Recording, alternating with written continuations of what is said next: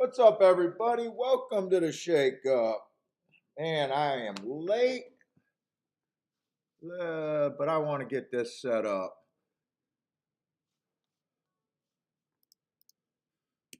Just doing Gulfstream today.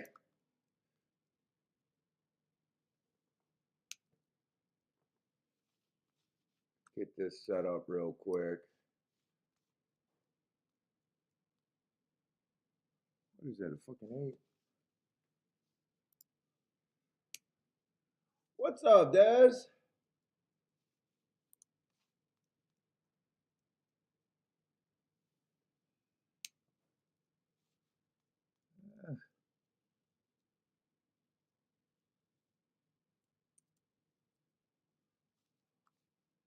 Relaxing music. How's it going, man?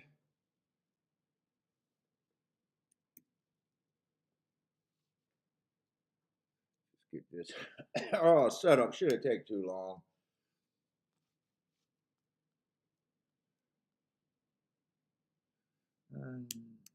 Well, we got 11 races today, I think I heard.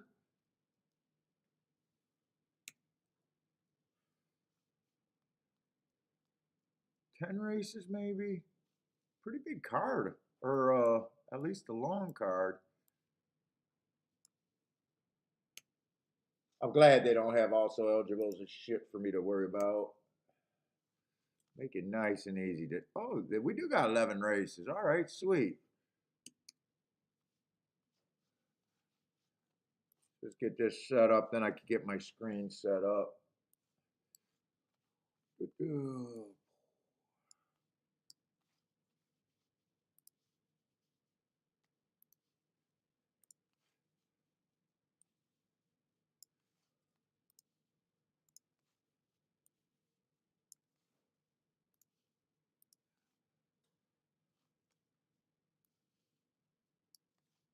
Yeah, that was a nice card yesterday over there at Pegasus.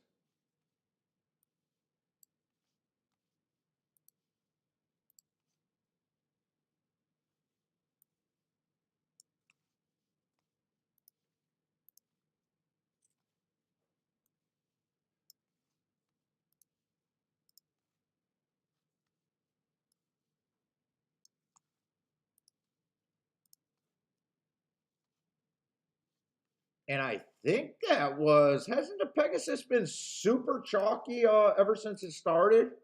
If I'm not mistaken, Pegasus has not been a great race. Unless you like ponies and you got a rooting interest. I mean, I think Pegasus has been pretty fucking chalky.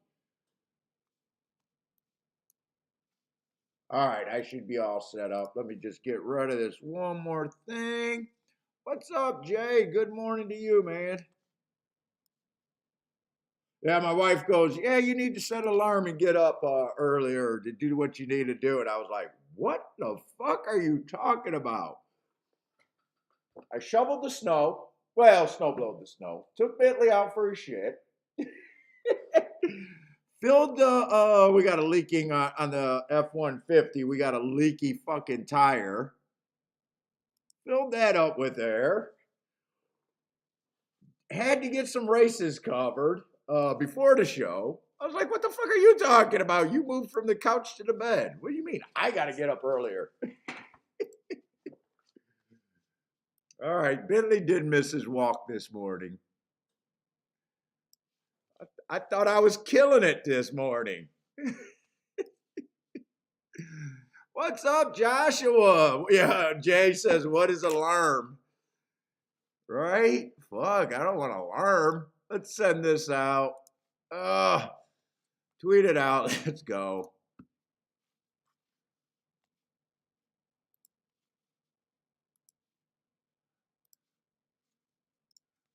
And let's pop out the check, get everything all set up. Let's see, I'm okay here. Let me just get the program and everything centered, and we're all set up. Race 1. Rando, what's up, man? Let's see. Hey, Paul, what's up? I watched you for a number of years. You have kept the same. Yeah. Well, why would dude, it's absolutely so funny. I don't know what adds more. What is the word? Authenticity? Than me never changing and still hitting.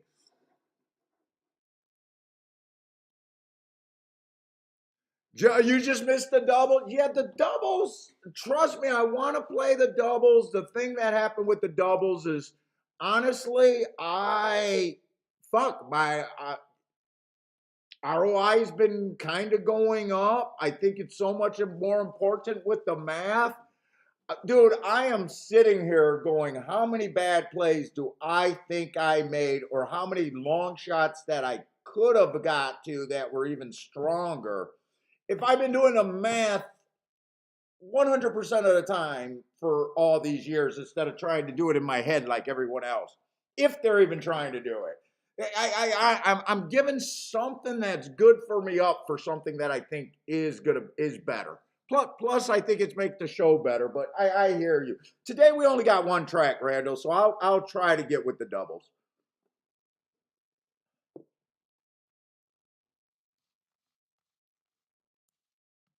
I honestly, if I thought that my play is suffering since trying to do the odds board in the majority of the race. There's no way I could fuck around with the side project just to fucking do a show. I honestly think it's that important. And in fact, I do not understand why touts, I do not understand why, if anyone in the industry is watching, go, hey, we can automatically make our talking heads look better just by putting the percentage. That way they can always come back and say, well, I kind of gave it to you, or see, this is where my head was at. But the industry and the tout life is not the smartest group of people. I believe it's such a better way of telling people where you are that it's not even funny.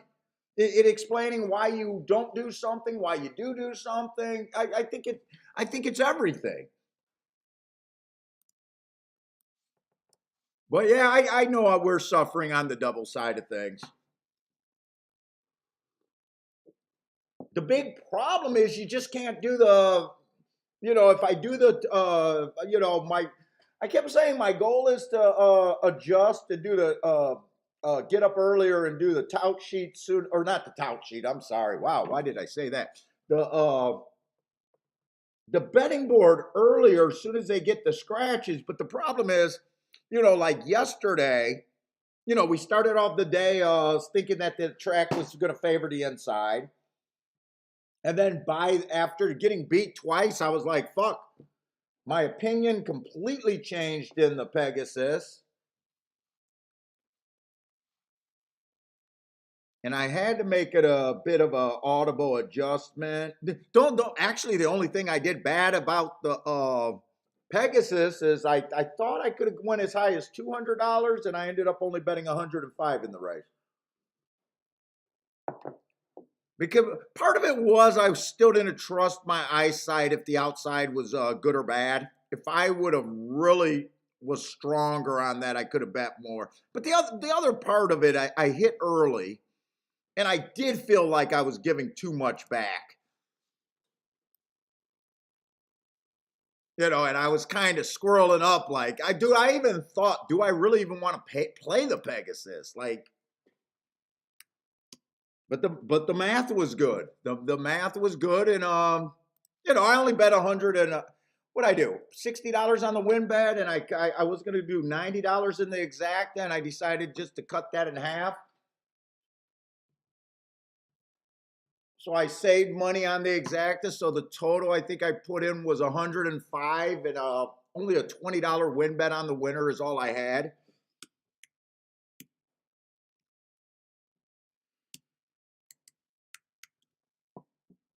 Nothing but a fairly simple math play.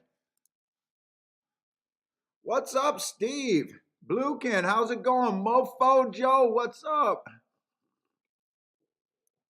All right, I got to get situated. Let's see, we got 12 minutes. If I don't dick around too much, maybe I can have focus for the first race.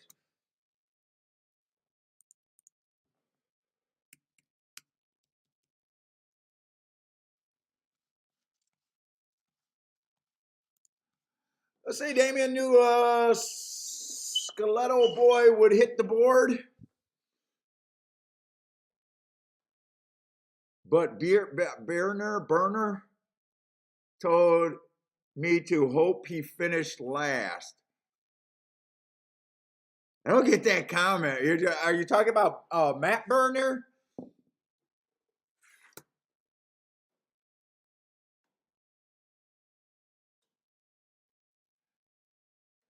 Let's see, Steve. Look at Steve. Did you check out the show yesterday? I think that's a new last name.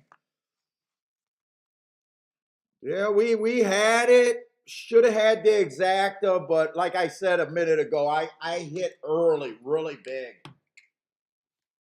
And you know, I didn't do nothing special. I hit. I don't promise, but I know long term every year I'm at least going to hit 20% of my bets. That's all I claim. Not 20. I'm sorry, not 20% of my bets. 20% of the races that I play, because I put a lot of times I put a lot of bets in. So I expect to lose 80% of the races. You know.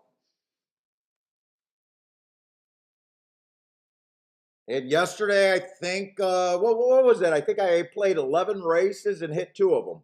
Hit the Pegasus and hit a backdoor exacta. What was it? 9-2 or 7-2 on a 28-1 shot. No, nothing too special. Oh, Matt Bariner talked you off of a 40. Dude, just remember, whenever you think of him, he's well spoken. He can answer the questions early. But they snatched him up because he was the youngest winner of a tournament very early in his year. He's basically a hot chick hire. He wasn't a guy, he was a real estate agent or whatever. He wasn't a guy making his living betting races. He was a fucking handicapper that joined a fucking tournament, and they started to do a show, horse players, and they said, oh my God, we got John Conti, the old pro. We got Humers, the West Coast star, who's a little this. We got the New York boy. Oh, you know what? This young kid, he's the youngest guy that ever won a tournament. Okay. He parlayed a day into a horse racing career. Come on, guys. Let's call it what it is. Let's call it what it is.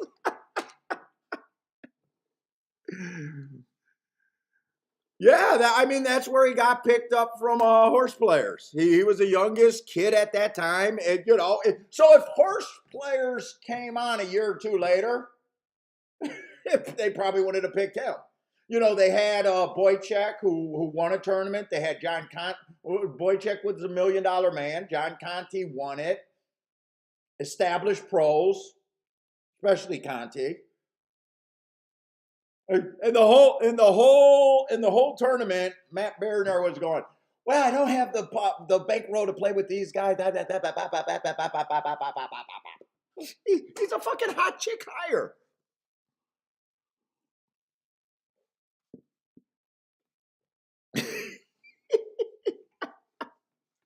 I like him. I'll listen to him. I went to bed listening to an interview with him last night on Howard's broadcast. He gives the right answers. He gives the right answers about playing all that stuff, and then you see his tickets, and his tickets are brutally bad. He says that you got to go out on the ledge, then you see him on FanDuel, and he's giving out ABC tickets that are afraid to lose. Yeah, what was it? The other day he tweeted out, I'd rather my 15-1 shot not run at all when I bet him than run a strong second. There is no way someone that's good at wagering, that's good at betting, that understands horse racing, there is so many ways to pick a hole in that comment. It's unbelievable.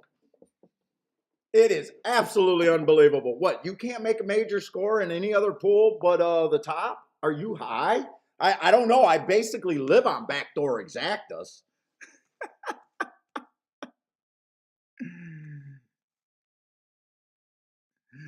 Dude, we were talking about that last night. I said, how bad was it for NBC or ABC to even think that that was a good idea to do the Breeders' Cup, to settle on one player, put all their eggs in one basket, announce to the world he had 7,500 and then watch him turn 7,500 into 1,200. I mean, I'm not ripping on that. We all do it. But how dumb is the network to think that that was a good idea? Where what they should have did was had a guy on the ground on the tournament day and deep into the tournament just interview people that were already at $100,000. Why would they? Dude, it's so stupid, horse racing. I can't even understand. It was, they put all their eggs in his basket. And all I can think is, why are they showing supposedly an expert that turned 7,500? I mean, I get it. But to your average fan, they're like, well, he's an expert, and look at how fast he turned 7,500 into 1,200.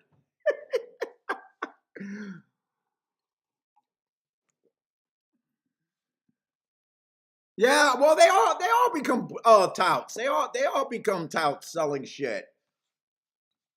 Yeah, well, the poker guys did it too. I mean, poker guys, you see them win $1 million, all of a sudden they got a patch on their shirt.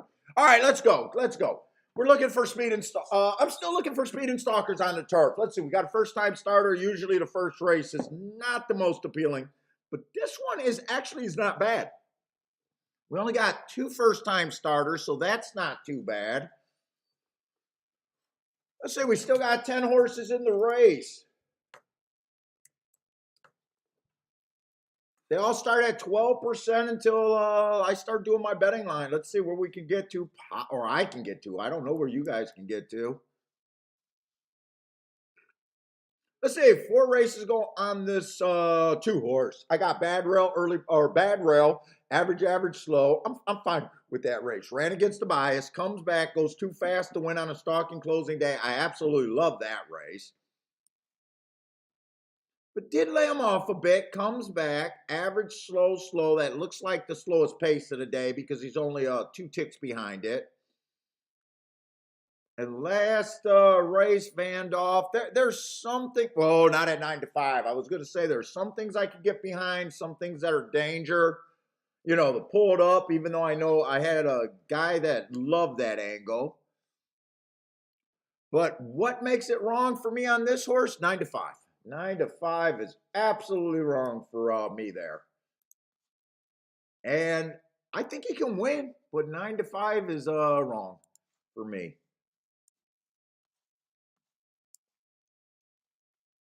Let's see, 3's out, 4, early pressing day. Ran against the bias there. First time out, don't really care. Probably not a sprinter. I can forgive that race. Comes back to 3 races ago, had a bad rail. Oh, he still went fast early before getting tired badly. But if I'm right about the bad rail, that's a decent race. And I think I am because he runs a top speed figure after that. Stalking closing day. Okay. Average, slow. And then last race, early pressing day, ran against the buy. I don't know. There's a little bit. Well, 30 to 1. 30 to 1 makes him more okay. Definitely a long shot in my head. But even if I think he has a 5% chance, I can still get to him at 30 to 1. You're getting overpaid. That's the name of the game. Not picking winners. Let's see. 5's a first-time starter. I do nothing with first-timers. I ignore them. 6 has nothing that I like or dislike. He just made it around the track safely twice. That's all he's done in my book.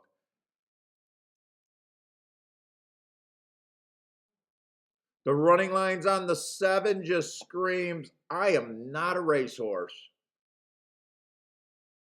Did run against the bias in his first race, speed favoring track, but Jesus Christ, that's so ugly.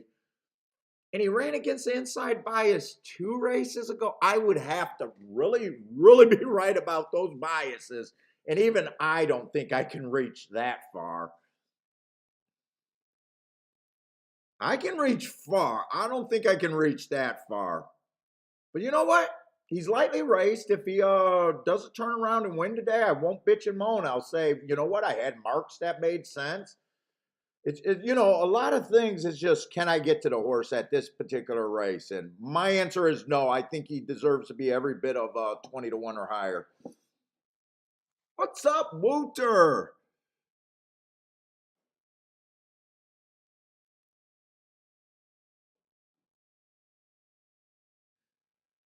I got little excuses or running style excuses on the 8 in every race.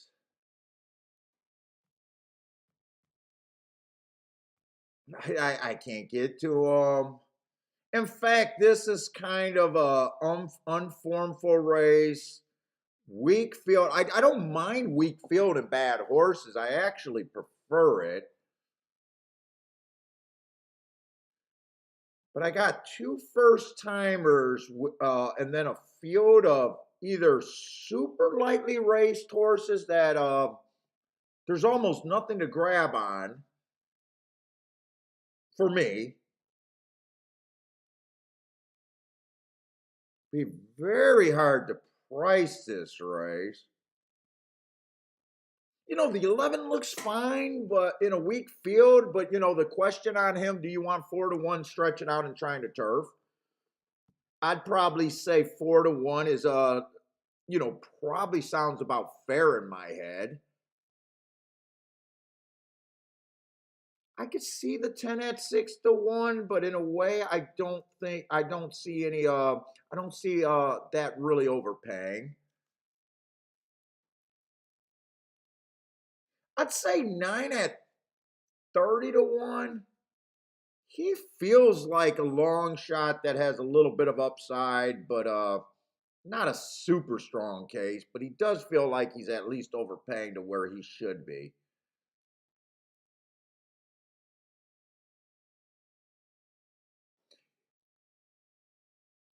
I mean, coming back. Oh, did I just sound like a? Did I just neigh there or something? Did I just sound like a horse? I mean, coming back, I think I gotta say that, you know, actually I agree with the 2 that should be not even money, should be the favorite. This race is just not for me. What's up, Marco Lou? How's it going, man? What is a pick 3 horse? I do not know what a pick 3 horse would be. What is a pick 3 horse? Is there certain horses that do better in a pick 3? Is that what you're asking? Or are you asking just what is a pick 3 in horse racing? What's up, Lloyd? How's it going, man? I say, in fact, if I know is taking a shot with the 10. Jay's going in the double with the 2 4 10. Let's see if I does the double make some sense.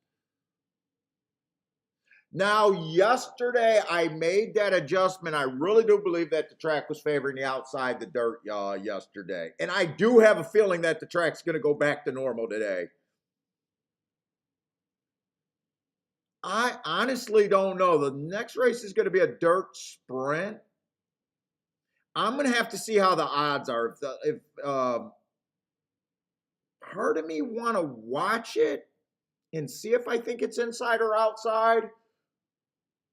But I'm probably going to let whatever I think I can get to and how good it is for me as a bettor to really decide what I'm going to do there.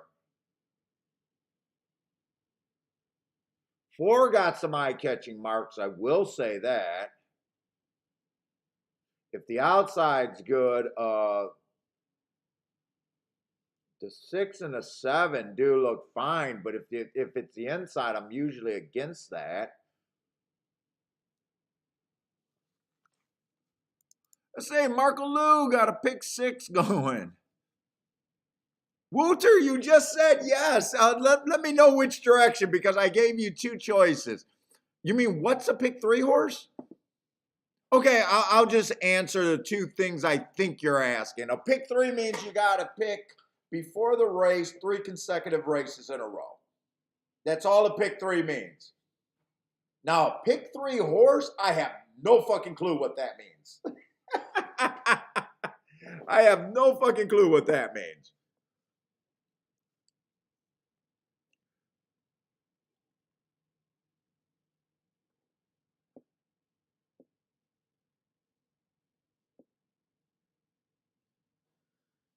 You know, I didn't it'd be hard for me. What are you talking about? Just king off of this first race? Is the math good for doubles? That I don't know.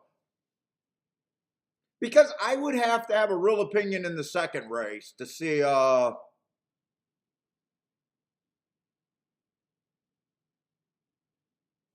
Let's see. Wooter's pick three is 2 with the 7 with the 1. 2 with the 7 with the 1. So you're keying off of the favorite. Not a problem. But what do you got in the next 2 legs?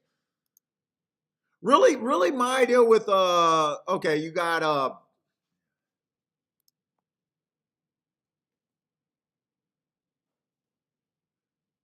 271, good luck. I got like theories on how to play pick threes, what you need to do with pick threes. Buy Stocks wants to do more double too. What's up? The championship dog. What's up? Absolutely no. Championship dog. What's up, man? Is there any reason I use Brisnet over the racing form? Yes and no. For years, I learned on the racing form and I paid for the racing form for years.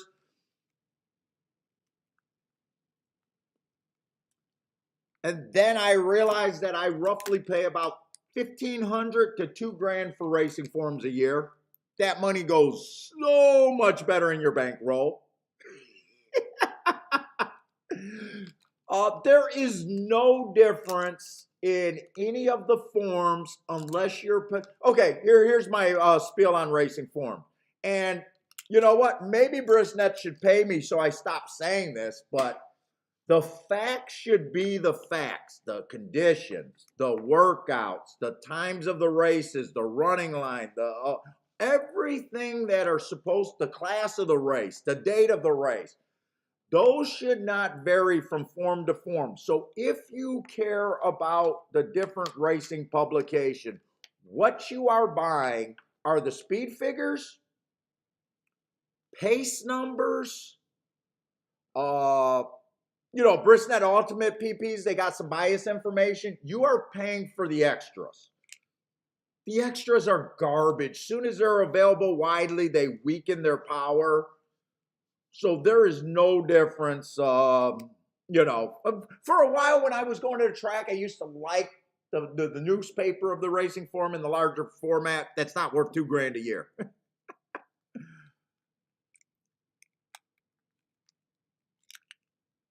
Let's see. This race ended up being a nice price. Is that both the first-time starters? Yeah, both the first-time starters. I ignore first-timers. There's no way I could have got to that.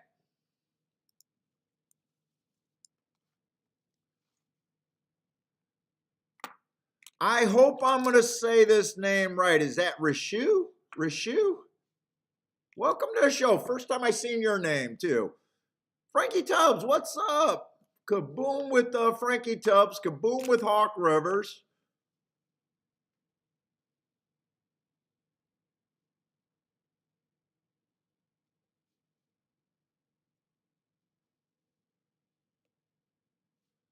Yeah, Wouter, about the pick three. So I got some ideas of how to play it. But it's pretty simple. It's just the extended double. So, in a double, you got to make sure about your payouts. Double is just 2 winners in a row and consecutive races. You know that. So the more in line you are with the public, let's just say you started with the first choice. You got very few spots to go in a double after that, or exacta. If you're betting that A, You got very few choices you can get to. The window actually gets narrow because it's almost like, if you know poker theory, you know how they got the poker cards rated and all that fucking shit. It's almost the same thing. Like, let's just say we got a six horse field. A, and this is them first, second, and third choice. A, B, C, D, E, and F, right? I mean, it's just logic. If you're trying to beat everyone, the more in line you are with your key horse, the more narrow what you can do in the second leg or the exacta leg is. I mean, if you're a bad player, you'll think that, God damn it, why can't I make a D? You know, a bad player would just take whatever they give you. I mean, fucking, you hit an AA, you should go to AA. You know, the payout is probably crap. You know, my theory is if you're keying off this, it actually limits what you can do in the next legs. It actually limits what's good. You know, every once in a while you could get an AC that's paying okay. That might be acceptable. But if you're going game theory and you know that you're going to hit less races and you need to get to bigger scores, so when you're keying off of short price horses, the game theory is you got to get outside the box in the other leg or the outside the box underneath, right? That's pretty simple. The harder part is, which I try to do, I try to get to the crazy horses. So let's just say we're right outside the box and we're starting with a D horse, you know, fourth choice, not too crazy. But the theory of that actually makes it to now you got a handicap. The first way when you're king off a short price horse, you almost don't even got to handicap the other leg. You know where you got to be. Well, you know, if I get a double and I win two races, well, I don't want to cash a double that I could have, you know, a $12 doubles. Well, you can find $12 horses. Why would you, you know? But when you key off of big shots, now all of a sudden everything's open and now you got a handicap underneath in the leg, or, you know, you can even use alls if you're, well, not a D. Let's just say you're keying off a Z. Now, everything is open. Everything they say is wrong to do, everything is open. Alls are okay. So actually knowing what you king off and just understanding what you need to do that's good for a better makes you know, playing a pick three is a little bit more complicated than a double. Pick four is a little bit more complicated than a pick three, but you're just carrying it over. So in a, like here's the theory. If you're keying off a D and an E, in your third leg, you know, you got a little bit of fat, you got more fat, you know, everything is in play here. You can do anything you want. If you're right about here, you can even use an all, right? If your ticket looks like this, AA all, now you're paying for fucking trash. You know, you're paying for that A. You know where you got to go. You know, big favorite, dude, you better be in ZXY land. If you want to give yourself a chance to get ahead of the game.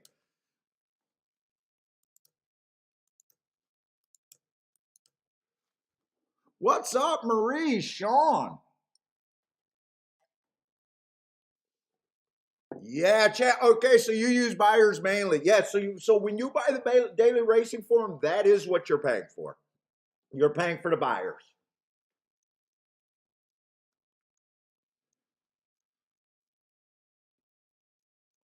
Now I paid for the racing form because I like the bigger print per year, but Jesus Christ, when you find out how much you're spending a year on the daily racing form, and I'm paying a I could technically I can get all my forms for free, but because I pay $1 to get the data just so I can run it through the generator so I can get my times adjusted, so that because that saves me work.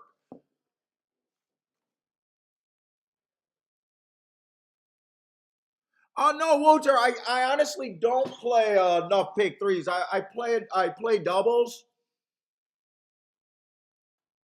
mainly because it looks like I do a lot of handicapping before a show. All I'm doing is looking up my data and marking my form. I don't have any planned plays.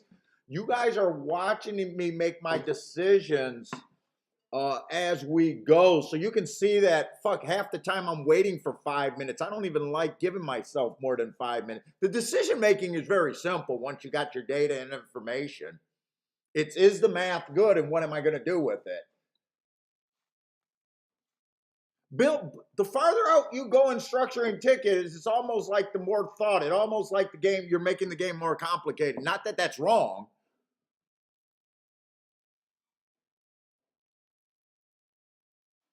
Oh, Jan, hopefully you have a better day today.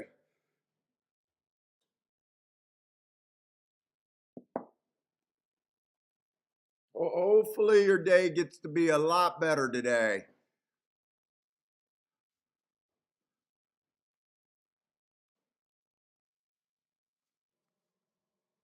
Yeah, I would start with doubles because you can make real scores in double. Well, you can make scores everywhere, but they're simpler. And then when you wrap your head around what you're supposed to do,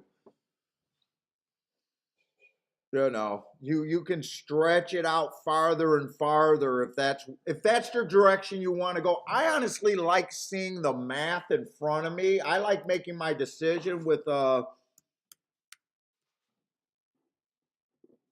because I'm not a type of guy that likes horses. I believe in making good bets or the best bets that I think I could. When you watch a show, you'll see how I break down the races. I use my handicapping to give as much as guys like to. So the reason we win at or the reason we lose at horse racing is plain and simple. We overestimate horses' chances that we like, and we underestimate horses severely of horses that we don't like. It's not based in reality. It's just it is what it is. Uh, we got a very uneducated public, which is nice, but they're tougher than what they have been.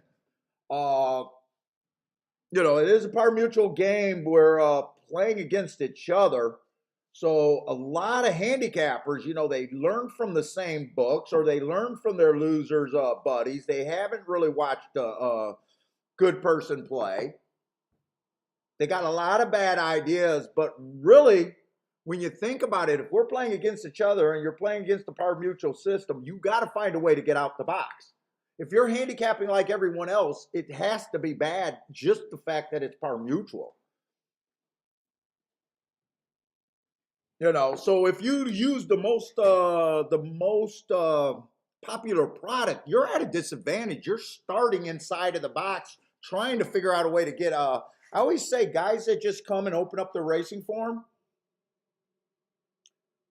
their goal is to just. They're actually acting out of pure conceit, acting like they can just open up the racing form. They deserve to win and they're going to look at the same information as their counterparts and outplay them. It's very like conceited. But if you know how to bet, you can get around in a fine spot. Charles, what's up, Charles? Depeek. Hopefully I'm saying that name right. What's up, man?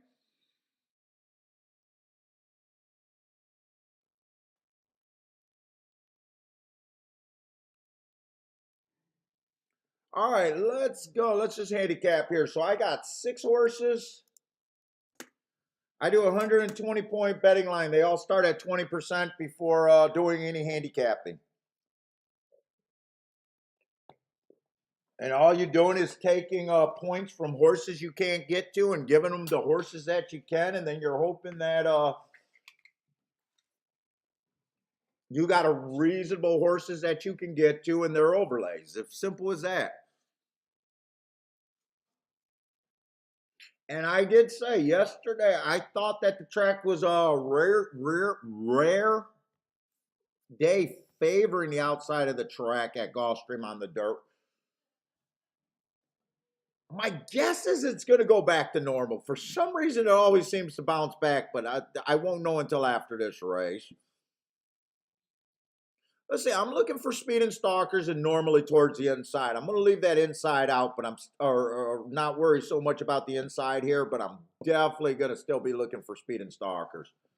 Let's see. The one at the best, he's a stalker. Sometimes he's too far back. 4 races ago, little lower level, early pressing day. That's actually a nice win. He ran against early pressing day. He was a little too far back and still won as a closer. It was at Parks, but I'll say that's a pretty nice race. Not what I'm looking for there, but I got to acknowledge if it's a nice race. Stepped up a bit in class at Gulfstream. Let's see. Inside was good. Had the rail that day. Kind of a little slow. Average. Just kind of blah. He was 26-1. I was ready to say you almost expect if the rail was good for him to run a little bit better, but he was 26-1 and stepping up against probably the best horses he's seen. Let's see, 2 races ago I had that it was inside speed. He was on the outside and had no speed, so at least he ran against the bias there, and then he comes back. Runs on a good inside track. Chased the slowest pace of the day. I will give him credit. He made a nice, he kept coming. He kept coming that day. But I don't know if I think 4-1 is any value on him. A horse with probably very little speed.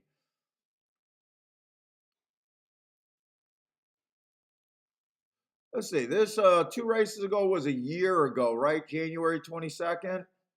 That was a year ago. So he's been off a year layoff. Doesn't make sense for me to go look up races off a year. All I can say is he came back. Oh, Jesus Christ. He didn't even come back. Wait a minute. February of 22. This horse is basically off a year. Yeah. 6-1. I can't get to a horse even at 6-1 off a year. You're taking a lot of faith on that the horse even comes back right. They didn't lay him off since February to get to this spot. That I can assure you.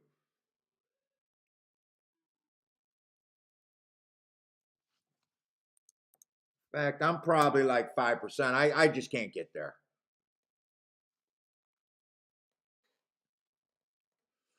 Say 3, ran on an inside day. 4 races ago, early pressing day. That's an okay race. A little slow, average, but got in position at the top of the stretch. That's an okay race. Comes back at a little higher level too. Comes back, again, an early pressing day on the slower side. Slow, average, slow. Okay. Gets better, needed the drop, comes back on the drop. That's an improved race. His speed figure went down, but I don't care about speed figures. I hate speed figures. I got the pace going 1 tick slower than the fastest winner, 1 tick slower than the fastest winner. So at least that's a sign of life. Last race, 1 race sample. Whoever said they like the speed figure, I got a real question to ask you. So whenever I see a 1 race sample, I like to note that because it tells me that I looked it up and I don't have any thoughts about biases that day. I can't rate if the times were fast or slow that day. So basically, I just like to know. But my question, if you like speed figures, how can you make a speed figure on a 1 race sample day? And even if you still can get that past that in your head,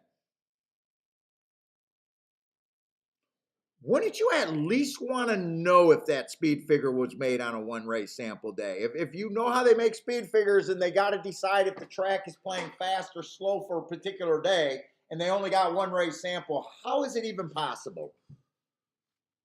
It does not make sense. But I always ask that question.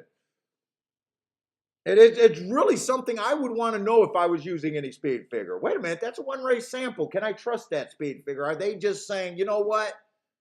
He usually grabs this, 77. Sounds right. I read the books. I know the theory and how they made them. I don't know how you get a variant on a one race day.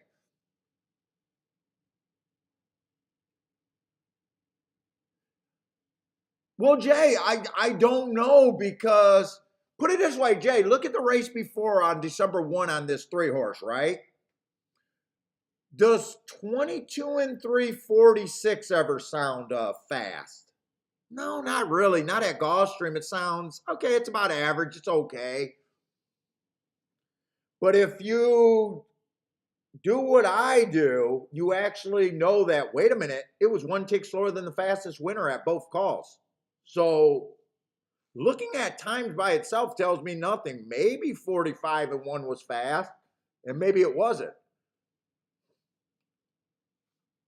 You know, if you're a part-time guy that I don't believe in, that's what a lot of guys are using in their head. Well, 45 and 1 is usually fast, so therefore it's fast. Yeah, maybe, maybe not. Dude, I've seen races where I'm shocked that a 47 on a sprint earned a heart that day. Those days happen where no one thinks that 47 is fast at almost any track in the country. But, when you chart times each day and do it all the time, it's really hard just to look at a raw time and be like, yeah, that was fast that day or that was slow that day.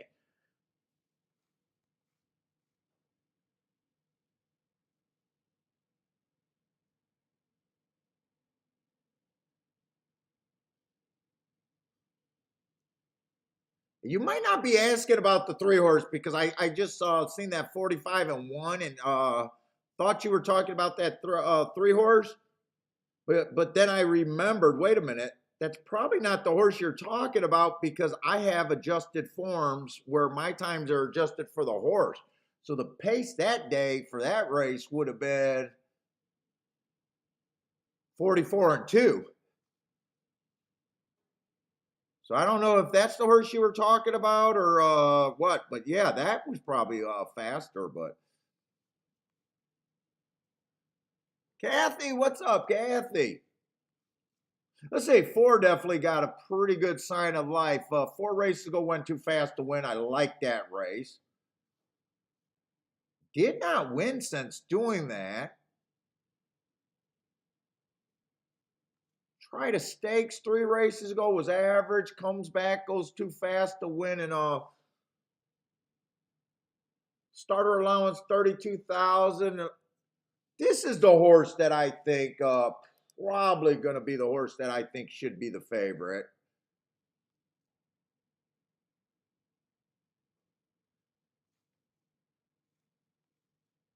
Five doesn't look bad. 2 races ago ran on speed favoring track. I like that race.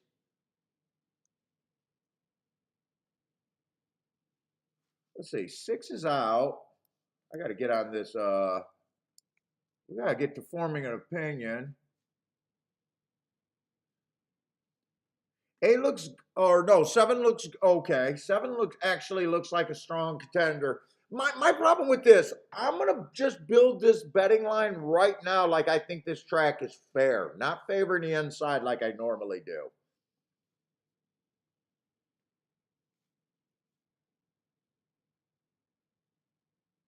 I'm a little worried about how they ran yesterday. Normally I do my betting line like I think there's a big advantage to the inside. Let's say a two's the closest thing to something I don't think I can get to at that price for the year layoff. I do think the 7 and the 4 should get the most points here.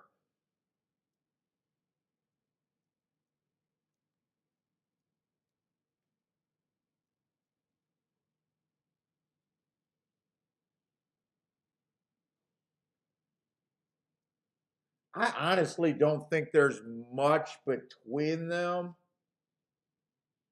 I do. I want to see how my math works out if I give them each a 40% chance, 3 to 2. I don't think my math's going to be good for me this race, by the way. that too aggressive on them? Do I really think I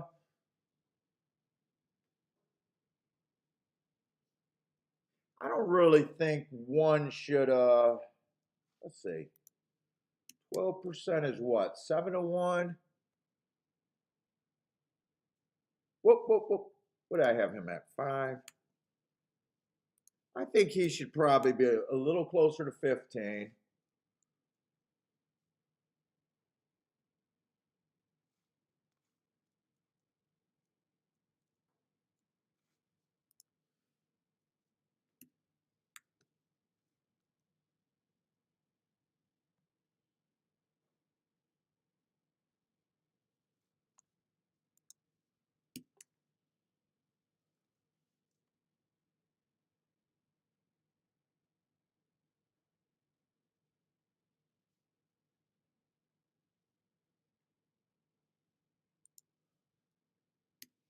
I think this is where I see my math at.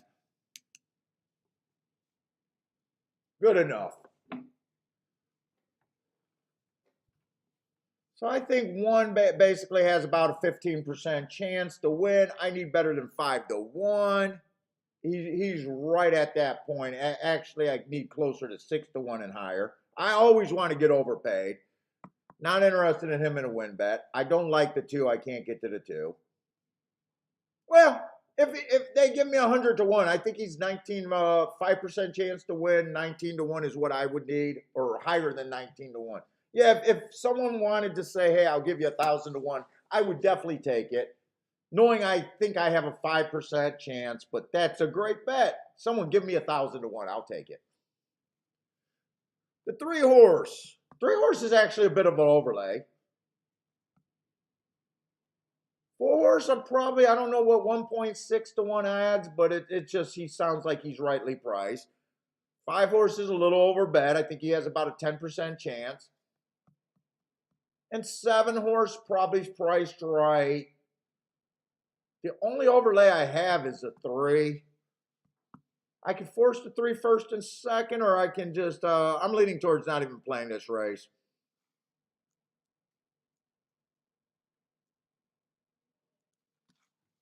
Let me check the exact, well, they're going in the gate. I don't think I got enough time. You know what? 7-3 is paying okay, and 4-3 is actually paying okay. I could have the directions I could have went. So that is just deciding if I really want to do it. I could have bet the 3.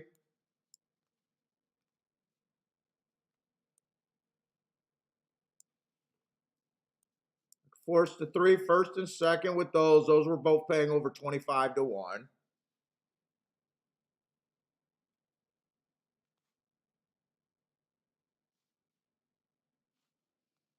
And I could even came back for a little bit and played these 2 for less. Those probably are all paying good enough. I'm doing no bet here. And if you guys are new to the channel, I will sit out as many bets as I feel I need to. If I don't have great plays, or I don't think it's worth it, or I will sit out. 2 got the lead. I couldn't have really believed that, but he did.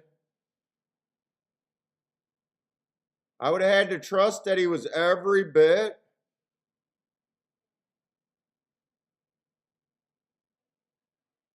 I'm actually hoping that the inside wins here and the outside looks like, I want this to actually look like Gulfstream, by the way.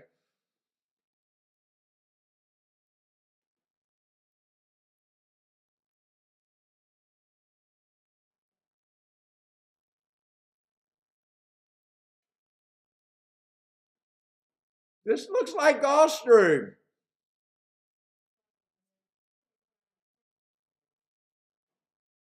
And that's nothing but a math bet. That's nothing but a math bet. That would have been a nice hit. That's just handicapping.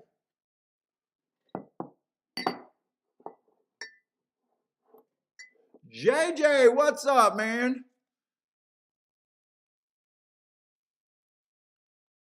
Joshua with the boom. Rex with the boom.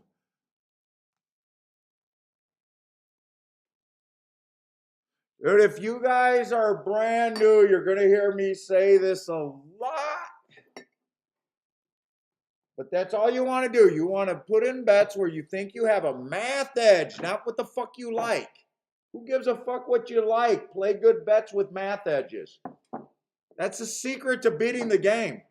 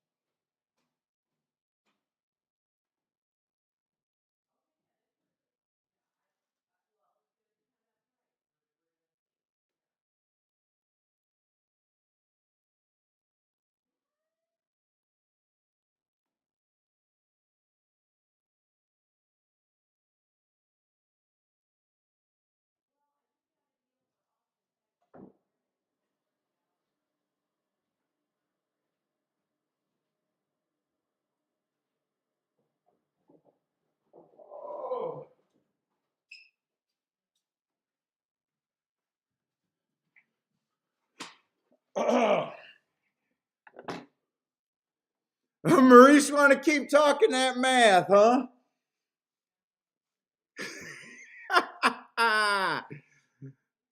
In is in the house. What's up, In? Yeah, we're going to keep talking that math. When you do math, you know where you can bet. It's dude, it's so simple to hit long shot. Dude, I was talking yesterday. So many people think I'm conceited because I hit so many long shots, and that's the way. And they say, oh, you can't keep picking long shots. Well, no, I don't really pick long shots. I do my math. I make decisions based on math. It's easy.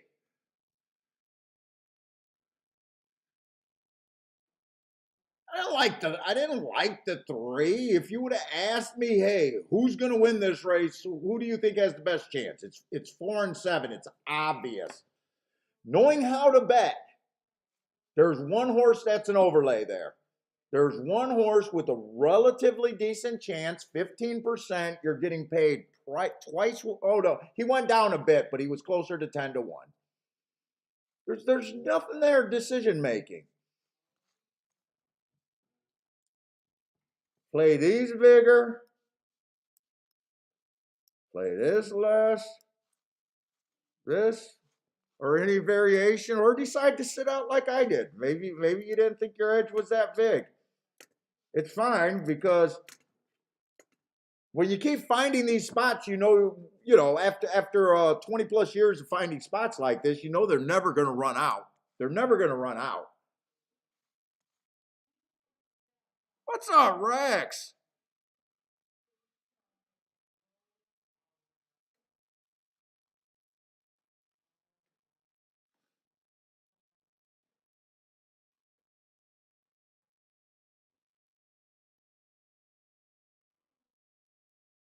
Kathy's here. What's up, Kathy? Who else is here? Anyone else slide in? Let's see, Rashu. USA horse racing tips, race 2, probably of winning.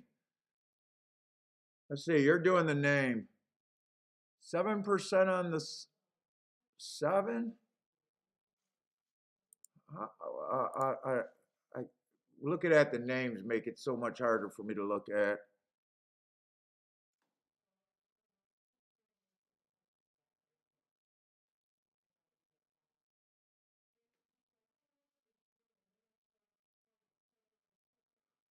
I don't know.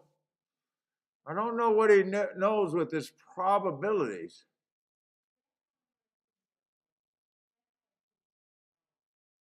That's almost 200% in those 3 horses. Probability of winning 7%, 83%, and 79% and 75%. What does that mean? I don't understand how that works.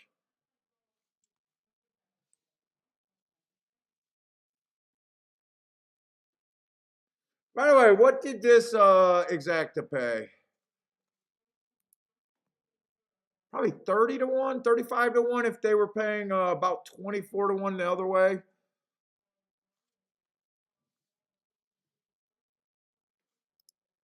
Cobra Kai fan. Is that the reboot of Karate Kid? I've never seen it. Let's say Three Horse would have stalked.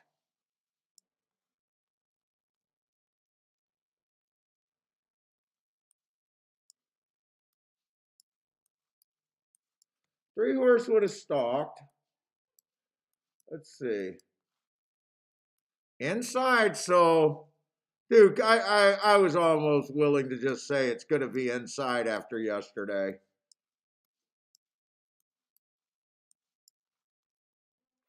What's up, Gregory Ross? What's up, man? Yeah, thank you very much. Gregory, you know it's what we do day in, day out. It's almost boring.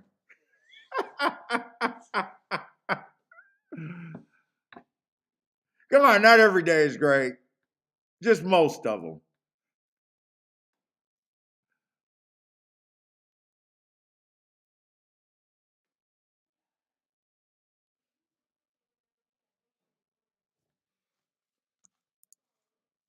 Oh, the exacta, really? The exacta paid 26 to 1 that way. Okay. Oh, it is the reboot of Karate Kid.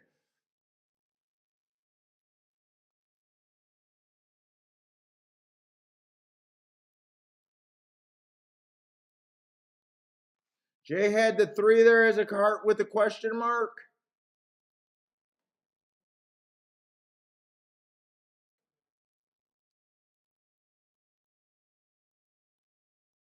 What race? What race was that? I didn't have him as a heart anywhere.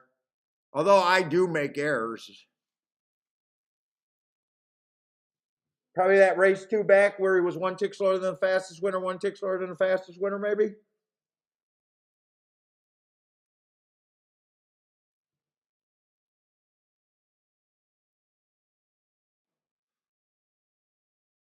Austin, you mean Friday as in payday?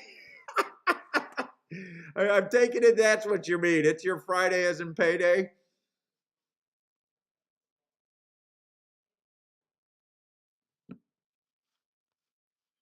All right, we'll look at race 3. Is there anything else to look at? I almost feel like I got too much time to look at shit, but I got a feeling people are going to want me to look at doubles. We got a turf route race. I at least want to have other tracks to look at. Who else is running?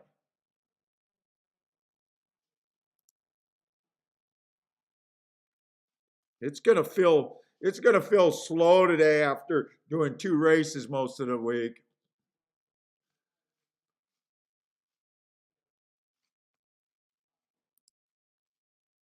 Maybe we can reach out and play other stuff. Or not other stuff. Maybe I can reach out and just get more done. Maybe try to do more betting lines in advance or something. Oh, that's what you mean. Yeah. Well, shit. Monday and Tuesday suck because that's all my data fucking notes are done. I got to do everything there. Why can I turn horse racing into a damn job? Just because I want to do YouTube shit. Dude, my Mondays are so bad. I start doing the data, then I download all the Gulfstream forms for the week because Gulfstream's been getting them up nice and early, and then I start marking.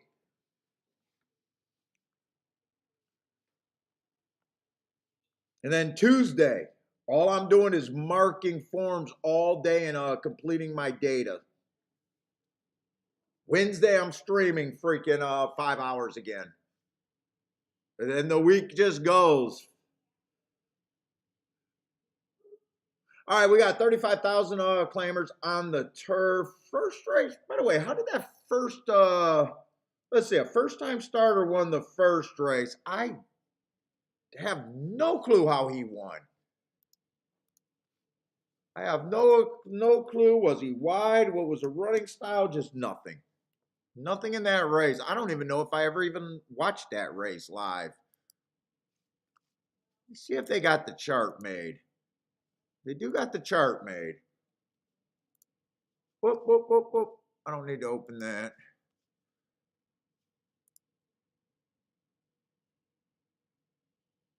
He closed. He came from 5 lengths out. And the 1 stalked. Okay, 11 had the lead. He still managed to finish 4th. So they came off the pace. By the way, I think yesterday on the turf, I was thinking that the outside of the turf was good. That might be worth looking at again today for the routes. Although now 5 actually had the 4 hole. We're still going to put the number 5. No, I'm going to put the number 4 won that race because he had the 4 hole. I guess I'll circle it. 1 did get second. They were both first timers, but I am going to keep an open mind thinking that maybe even hoping that the outside might be good because I really thought that yesterday.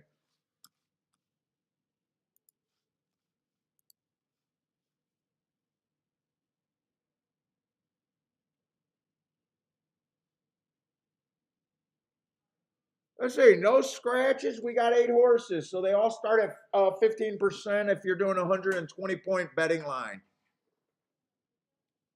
Let's see, one's coming off some very nice races. 4 races ago, bad rail stalking closing day. Wrong running style got an asterisk, and showed speed running against the bias. I do like that race. I feel like plus that race was at allowance 1x. That's normally better than a 35,100 race. 3 races ago, that was at a track that I don't keep track of. 2 races ago, I got bad rail. I didn't give him an asterisk because he started in the 4 hole or 5. Yeah, 4 hole. He did end up on the rail, but without me watching that replay, I would want to know how long he was on the rail. I did think the rail was bad, but you know, if you were 3-4 wide the entire race and the last 10 steps you were on the rail, I would have to watch that replay, and I don't care to. So if someone trusts me about my marks about that was a bad rail day, you might be interested in watching that replay possibly. But anyways, it was still a nice race. It was average, match strides with the fastest winner on the pace-wise. So it was a nice, fast pace that he ran on that day. And then last race went too fast to win. Hearts are my best marks, pace-wise.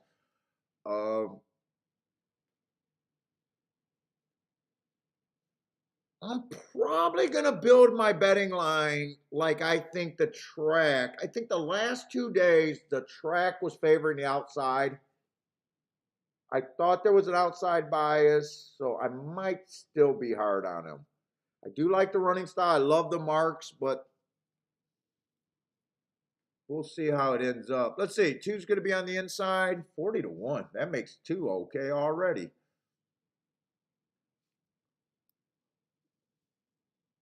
1-2 races ago on a stalking closing day, just kind of average match strides with the slowest winner average, and last race slow average. What is this $35,000 claimer?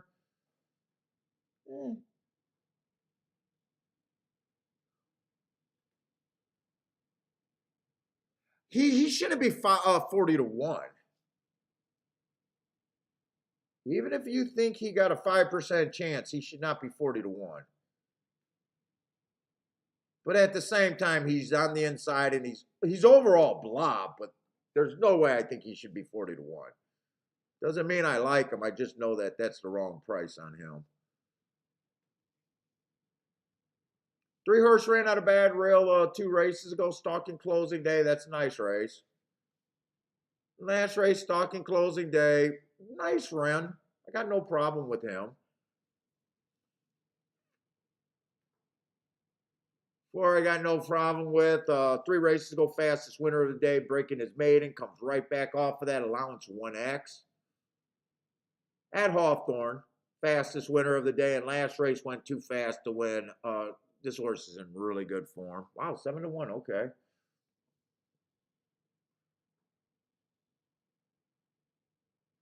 I don't have a big problem with the 5.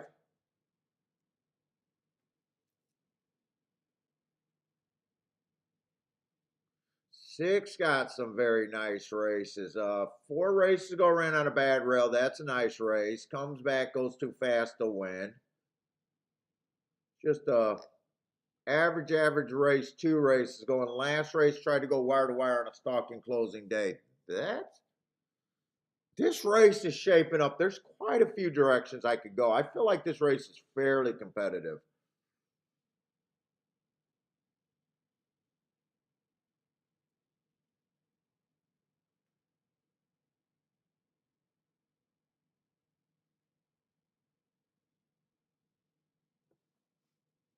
Seven, if the pace is fast enough, and I feel like there's enough pace. Reaching a little bit, he still should be a long shot.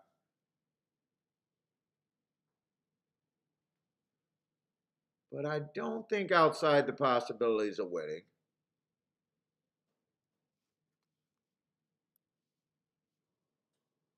8's dropping in class.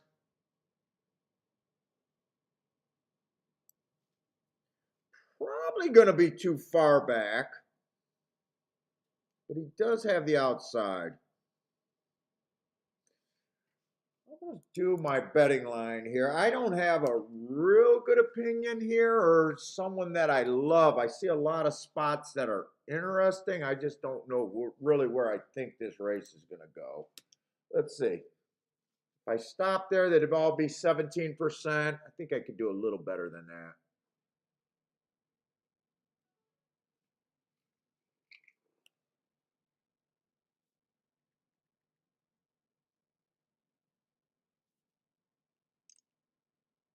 What the fuck was that?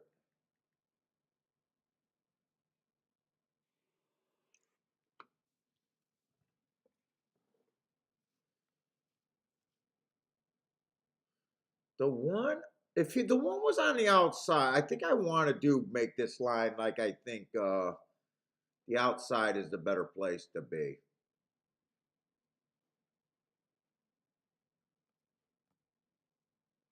I probably think he should be about 15%. I don't mind the 4% on the 2. Who's the easier horses for me to get rid of? 3, I think, is a player. Don't let my little butt die. 4, I think, is a player.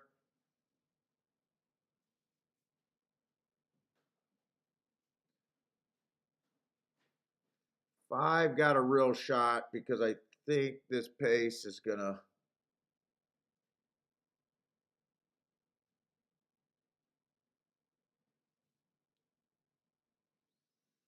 6 will get a nice trip on the outside.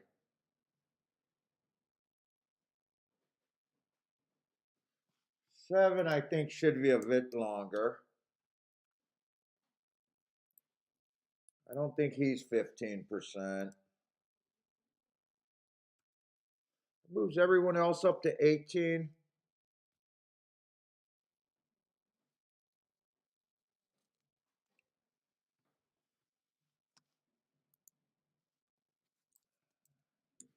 About 15.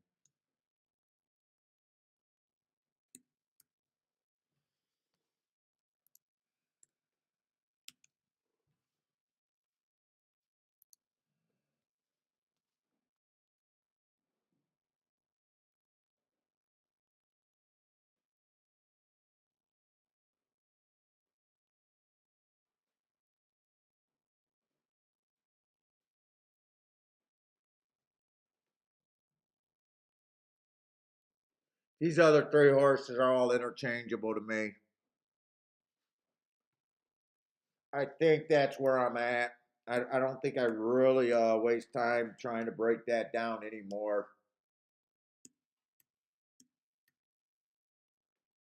120-point betting line. So I got a group of horses that I think have a better chance than a few other horses. Let's see, the 1 is priced exactly right in my opinion. 2 I'm not using. 3's just over bet. I think 3 has one of the better chances to win, 19% chance to win. I just think he's over bet. I think fair value is about 9-2 or higher. Will not have this horse on top unless I got some bombs to go with him. 4 horse? 4 horse is good for me as a batter. I'm getting 3 points over the price. Let's see, 5 horse. I'm going to say 5 is basically right where he should. He's not a big enough overlay. 6 is a big overlay. Those are the best horses for me for the win. 10 is priced right, and 8 is just overplayed here.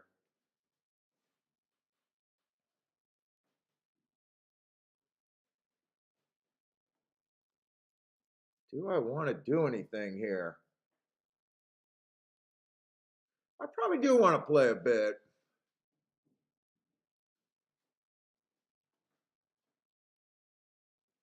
Let's see what I got.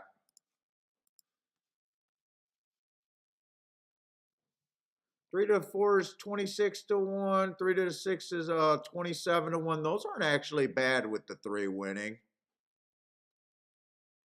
Them on top of the 3. I'm just making sure if I even want to use the 3. I'm thinking of the 4 and the 6 to win right off the bat. Actually, 4 is going down in price. I might not be it might just be the 6 actually.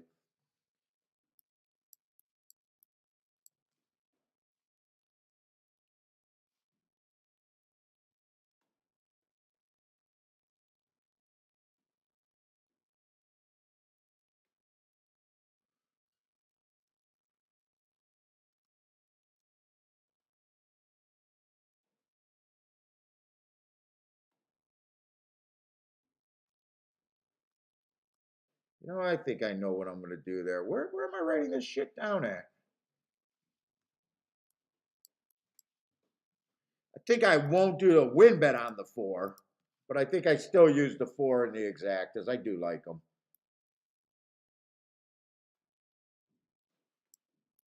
I want to go that wide.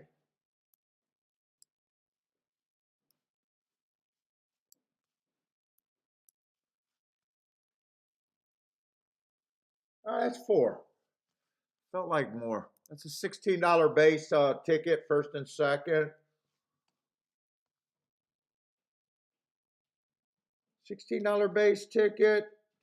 So the 3 actually is not that good if I do both of them. The 3's, I probably eliminate the 3. So if it comes in 4-3 or 6-3, those are 21. 6-3 I still want. 6-3 I want. 4-3 I don't want.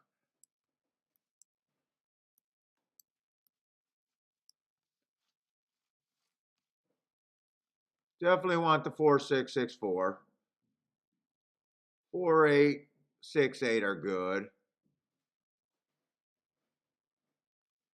And the 5's good. I think I play it like that.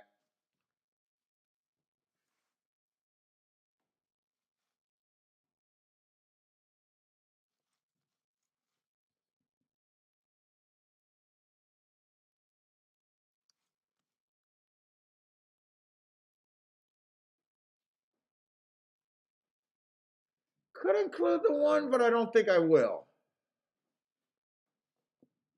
1 would be the only other horse that I think I can include there.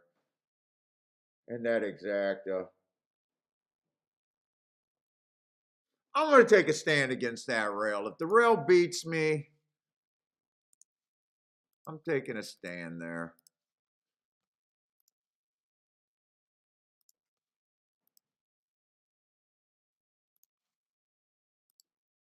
4 and 6 with the 4, 6, 5, 8.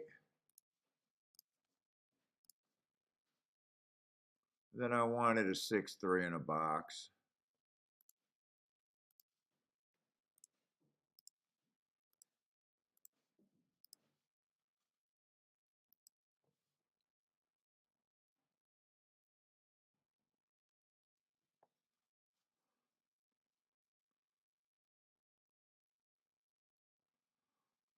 Justin, how's it going?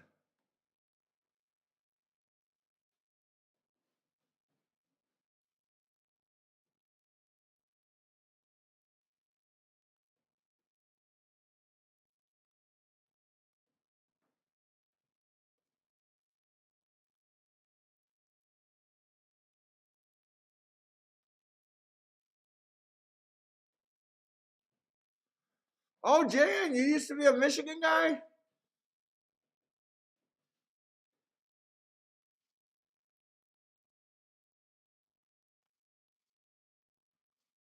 Oh, you used to go to DRC and Hazel.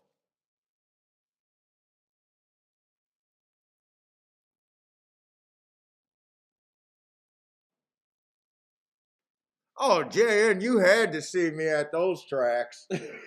Unless you just didn't go that much.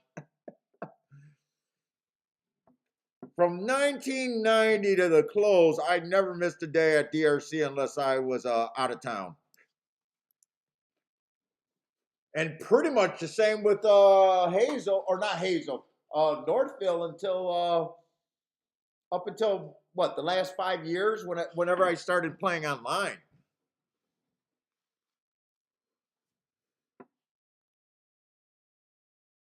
All right, they are off. I I'm hoping that I'm right about the tracks playing to the outside because I like the one, and fuck, I did not think he'd get the lead that easy. One's already making me nervous here.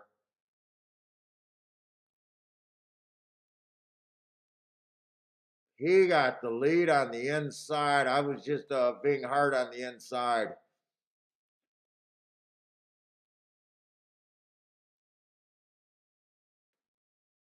And he got the lead easy without pressure. Only the 4 is really chasing. We'll see. I haven't said I could throw the 1 in on the combination and just cheaped out. Come on, keep this 4 going and bring this 6 a little bit. Nah, 4's done. I need the 6, and I'm not sure what the 6 has.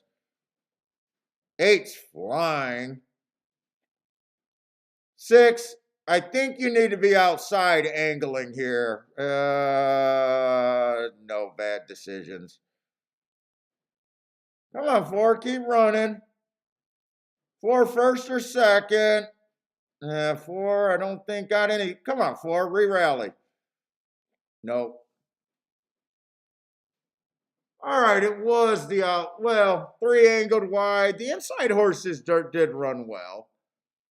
4 ran, 6 had nothing. But I don't know why 6 was on the inside.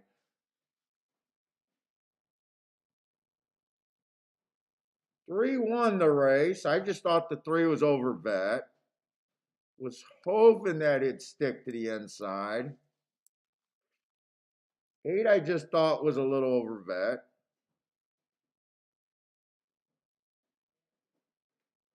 1 ran pretty good. We'll see. We'll see the other races if I keep thinking the inside or outside is bad. 2 ran pretty good on the inside. 4 ran a non-threatening kind of even race.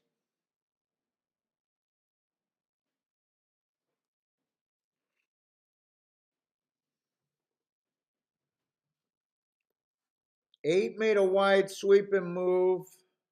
I thought he was going to be far back, and I was looking for stalkers closers, or I mean speed and stalkers.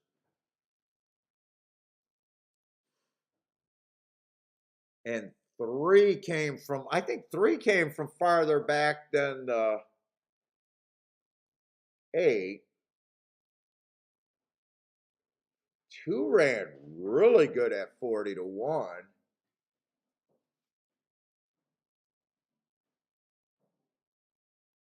Two ran really good at 40 to 1. Okay.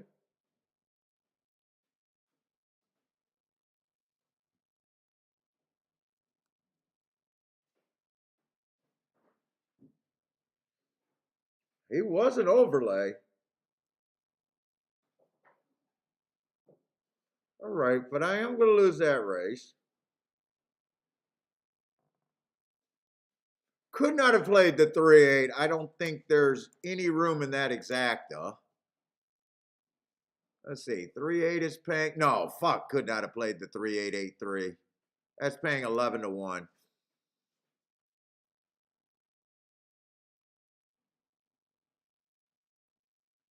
What's up, Frank? How's it going?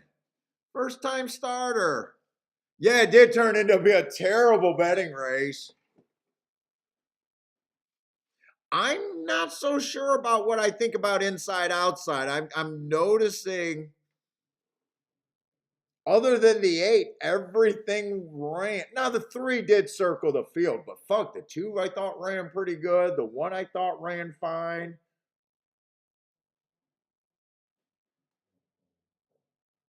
Let's see. Would my opinion have changed much if I was just handicapped the track like I'm looking for speed and stalkers? I definitely would have liked the 1. But I still think the 1's fair value was probably 5 to 1 either way. Thought he was the fastest horse early. He's stepping up in class. I think I still think his value was 5 to 1 in my head. 2 I thought was a long shot, but I thought his price should be 24 to 1. So like I would argue with anyone or myself, even if I used them at 40 to 1. I got no problem with the price that I had on him. Would I have liked the 3 anymore? I thought the track was favoring fair. Three ended up being in my top group of contenders, and he would have stayed in my top group of contenders.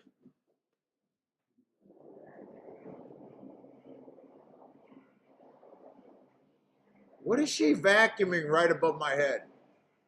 Can you guys hear that?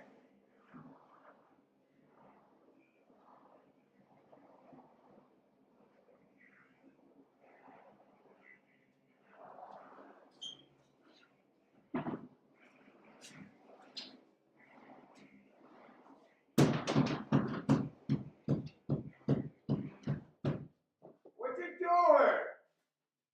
Sounds like a goddamn tank on my head. What the fuck is she doing?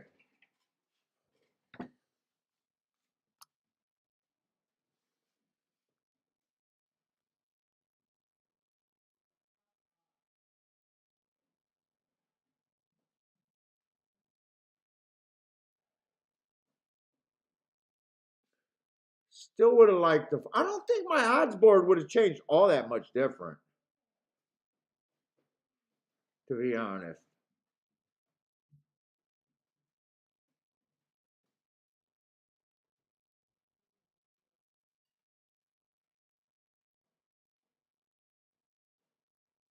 Dude, I gotta go regulate because I can't take back talk. You fucking kidding? You got something to say? You say it to me. I don't fucking play. You know that.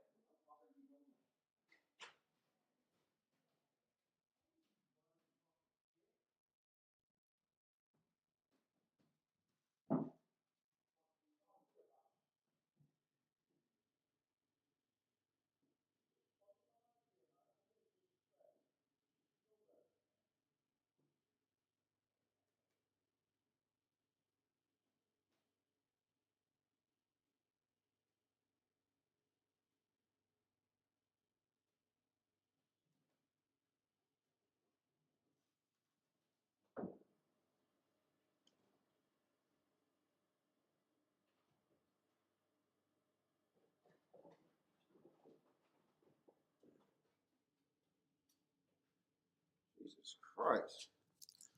Oh.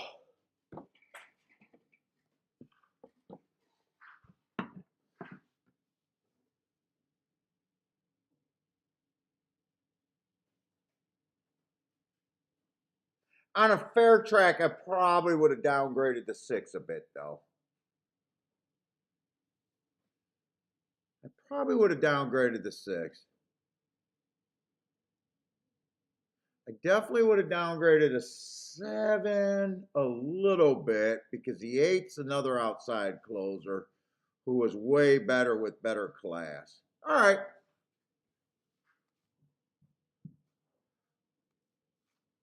All right, that's just a race where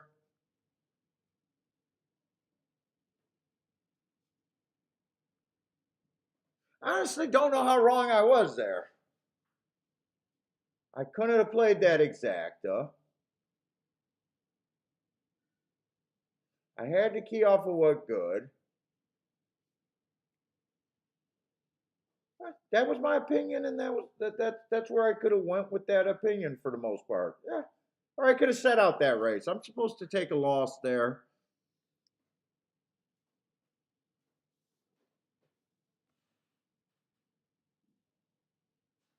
Let's see. It looks like the 3-horse stalked.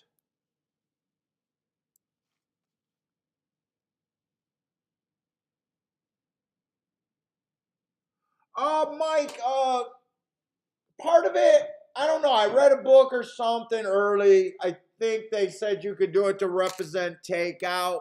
There was a time that I did it for 100%, and 100% just felt too tight.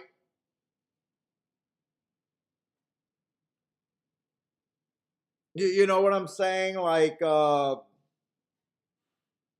you can go either way. It's not right or wrong. It was 100% was too tight for me, and I think I read somewhere that it also represents takeout.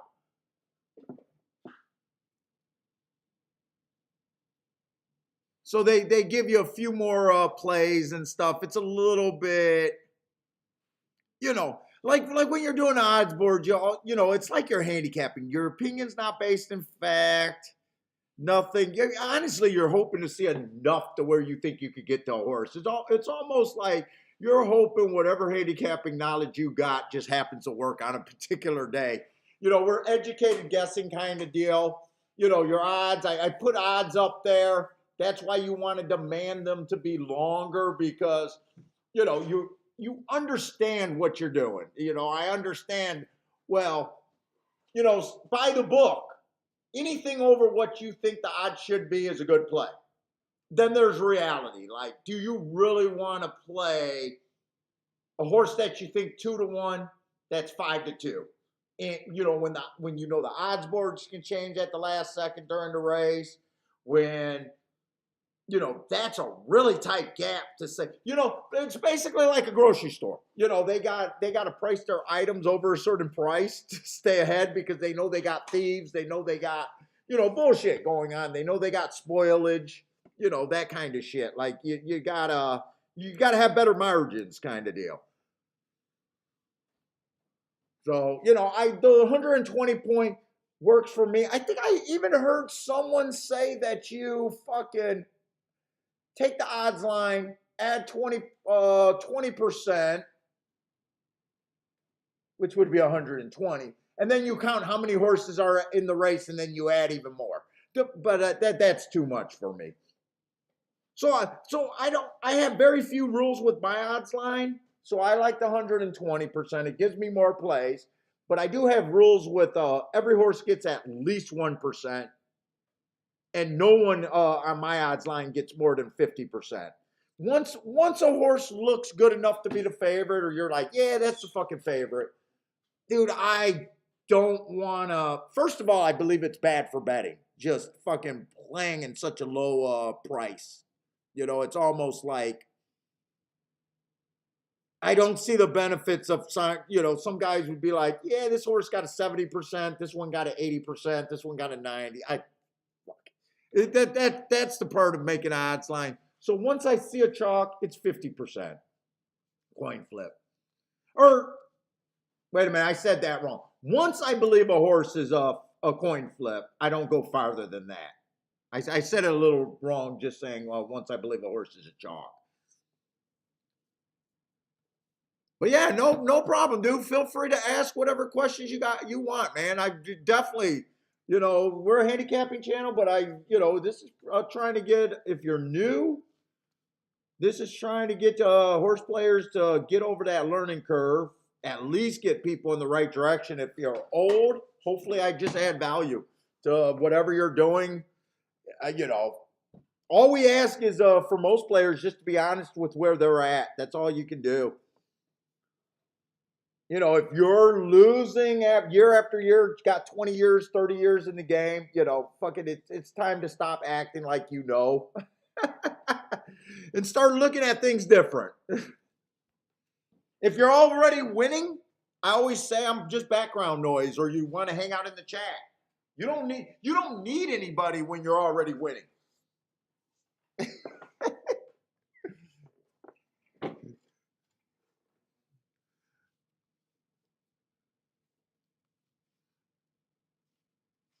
Well, yes, if you guys are new, feel free. Throw up your picks. Ask questions. We'll try to address them.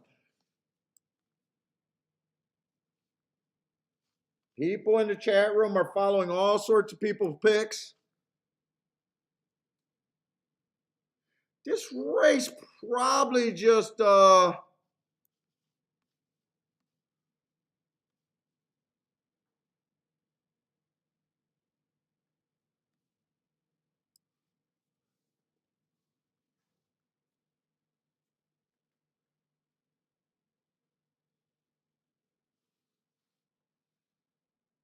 Jan's not afraid to admit it. I don't. I always try to call up guys when they're with me personally that says, "Hey, Paul, I'm a really good handicapper and bad better." And I never let that comment slide when I'm in person. No, you're not. No, you're not. You're just bad. Oh, how can you say that, man? I got a really good view of the races or not. Dude, you use your handicapping to get the winning scenario. You got to see the angles, And if you're able to price it, that's part of the game. You cannot be one and not the other. You're ignoring fucking math. You're just ignoring math, and that's crazy to do in a gambling game, because every gambling game is based on math. The books are taking money out of you based on math. Why aren't you beating the book based on math? Let's see. This race is just not for me by definition. If you guys are new to the show, I don't do anything with first-time starters. The more first-time starters we got in a race, the worse it is for me. Very hard to price things that are like workouts, trainers, jockeys, cum shots. It's so hard to price those things. Yes, I did say cum shots. Elaine, what's up? We won the big race, Elaine. Stop it.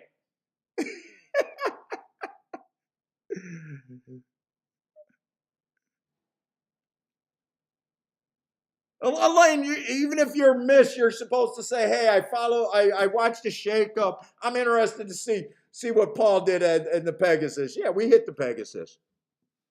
It's not a problem.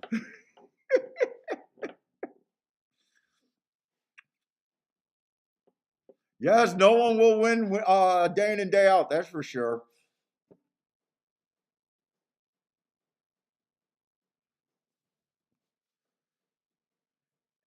This is a dirt race. The inside was good in that first race or the second race.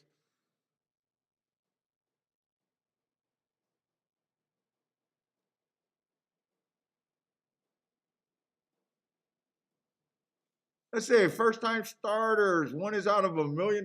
Earning mare, homebred. Both sisters produce.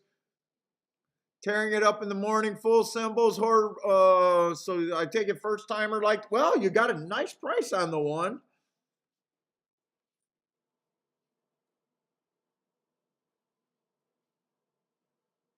Yeah, I never went down learning the breeding route. I just don't know how guys can price it. I'm not saying it's garbage handicapping.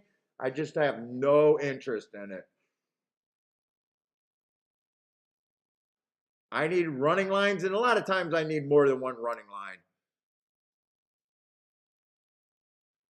I do feel like they're making a bit of a mistake on the 6, though. 6 ran a nice race first race out. I just don't know if the math is good.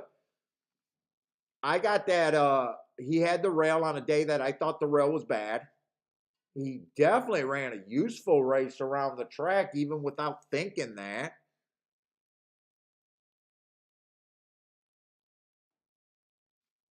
Let's see, the 4 is out, not the 6. Feels like there's a little value at that price, but then, the inside's usually good at Gulfstream. We did see the 3 horse just win at a nice price.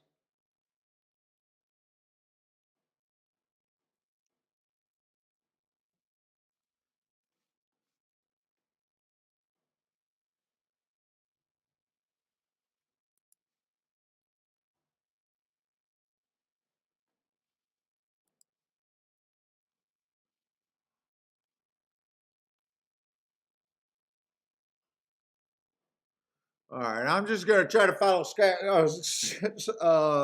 chat right now because I honestly don't have much to go in this race. Let's see. Charles says, Muddy Tracks, I'm going to watch the first few races, see what biases Nathan.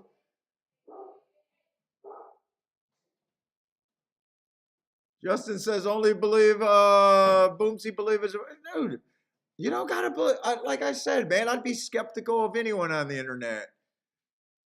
What was that beef yesterday? I didn't even go back and watch that beef. You guys were all beefing about booming polices and all that shit, worrying about what other people are doing. I could not follow it all.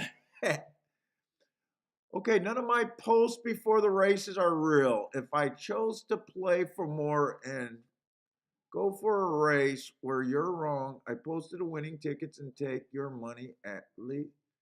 Wait a minute, is part of the beef still going on still?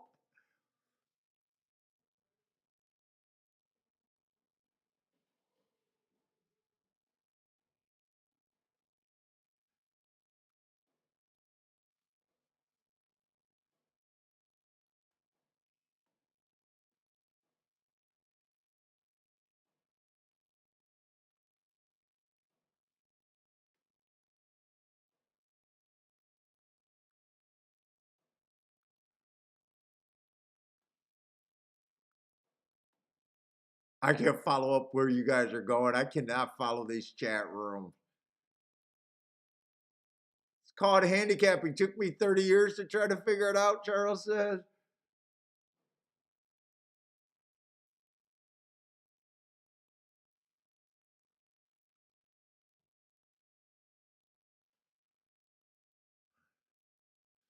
What's up, Gas? Where's the beef? I know, right?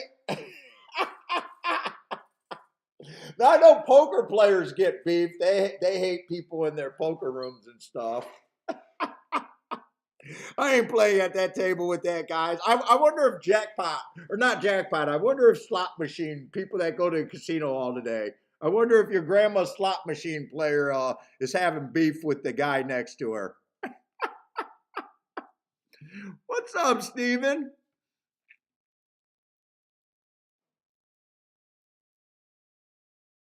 Dude, if guys choose not to post their tickets, that's fine. Believe or not believe, that's fine.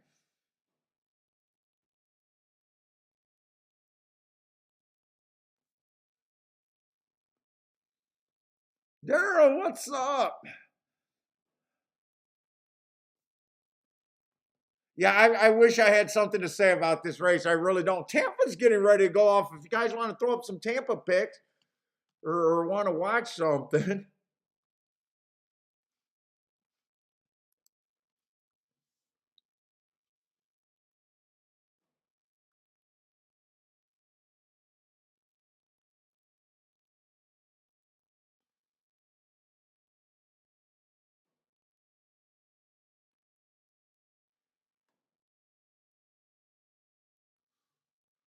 Let's see who else is in here. I'm trying to figure out.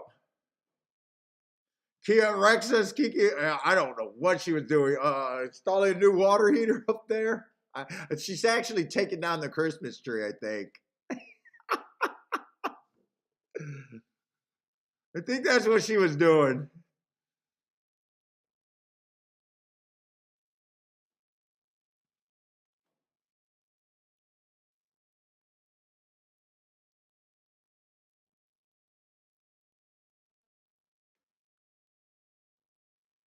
What is this? Rick says, Evan has problem. I don't give a fuck what you and him think. Oh my God. What the hell is going on?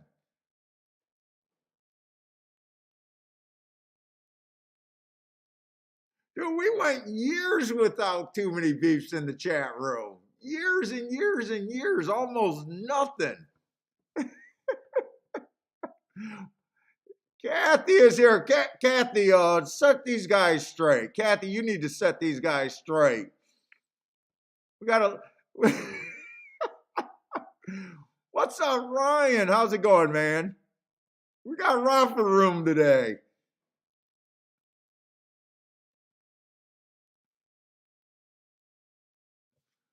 Let's watch some Tampa Bay. Let's get it together. Elaine. Oh, this is I just didn't have any energy to mark up anything else. That was a big show. Yesterday, as soon as I got off the stream, I had an eye strain. Basically, just wanted to go for a walk. We actually got Chick-fil-A. I hate chicken, but actually Chick-fil-A is not bad.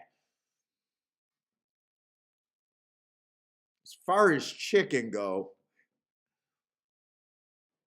And then I just came back and wanted to sleep, so I didn't want to mark up the extra track.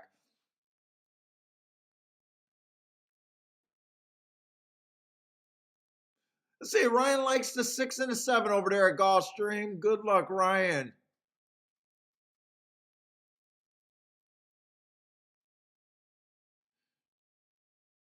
Justin, want to see Joshua on the show with me? Let's see. Gas kind of likes the 7 over there at Tampa. 13-1. All right. Kathy likes the 1-4-7. Oh, what? Kathy? Wow.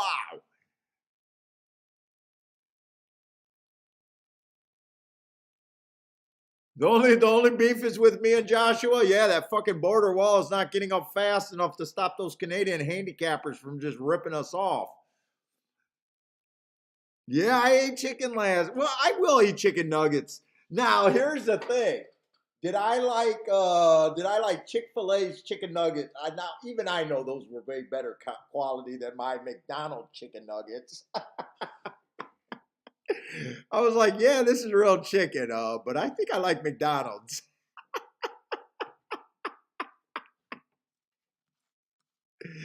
I like McDonald's chicken-like nuggets. Chickenish. Maybe they're chickenish.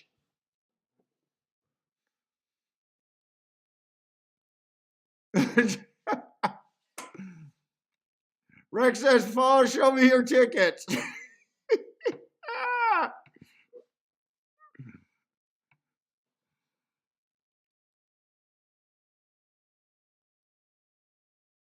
Well, Rex, you know what you got to do. You got to have a daughter that's hot enough for me to marry. Then I'll have to show you to convince you that I'm not a degen.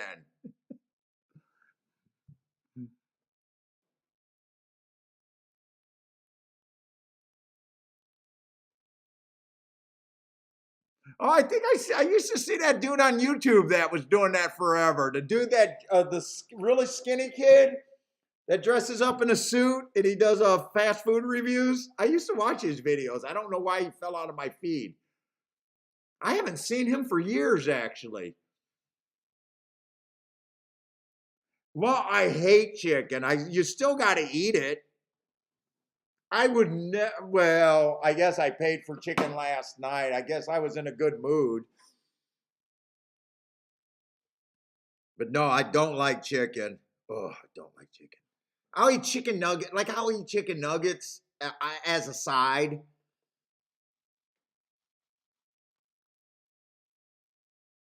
Like when we go to a restaurant, like You know, I'll always order steak or seafood. But there's, you know, there is times where, you know, something's good enough at a real restaurant where I'll eat the rest of my wife's leftovers. I, at the same time, I don't do leftovers either. Oh my God, we got a late scratch on the six over there.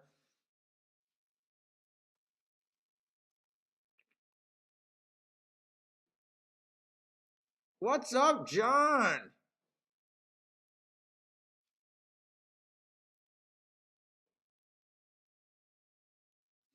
I think it would be a good idea to have a guest, then have a vote amongst the chat to see which guest they prefer. Just an idea. Dude, I'm open. I always say once I see your name in the chat room long enough, every once in a while, if you guys want to do a guest, I always say we've had people on. All you gotta do is email me. Now I won't put anyone on that just contacts me and they're not in the chat room. That's probably why I'm never invited to a lot of other shows all that much. You know how you see some of these shows and they're just circulating all the same horse racing people.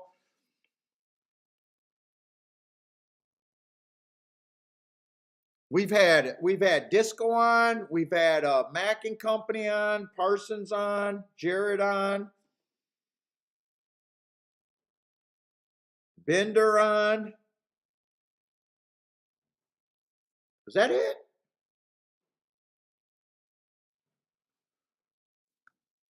The best was Jared.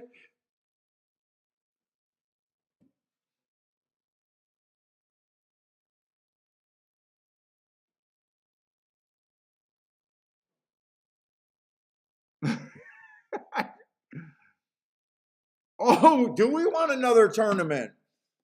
Oh my God, this is ridiculous. I got to go to Gulfstream. I thought we were going to watch Tampa Bay.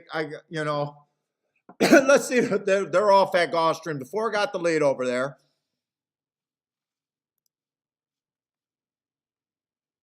Yeah, we should go back to the Sunday tournaments at least every maybe once a month. I keep forgetting to think about them, and not enough people been asking about them.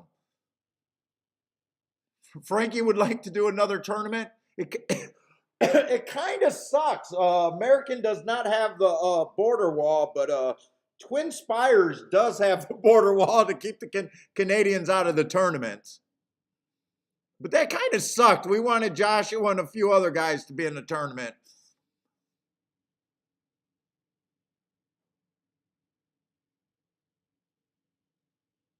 Let's see. Four looks like he's running away and hiding. You know what? This looks like it's back to Gulfstream. We've seen the three go 3-4 win the first race and another 4-3. Four's gonna be in the three hole. Not at the same time. This one is a really chalky result though. But that's basically a 1-2-3 finish. I mean, that just looks like Gulfstream. That is not what I seen at the track yesterday.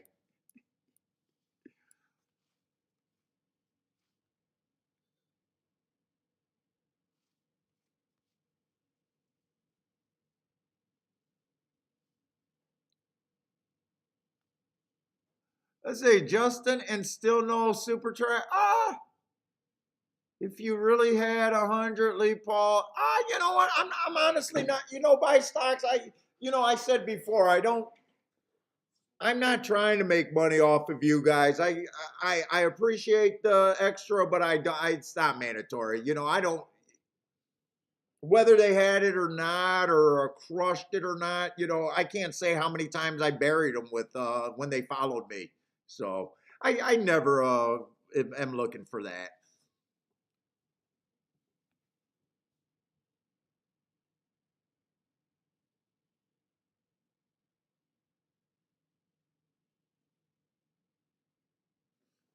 But four was a big favorite. I thought six was interesting,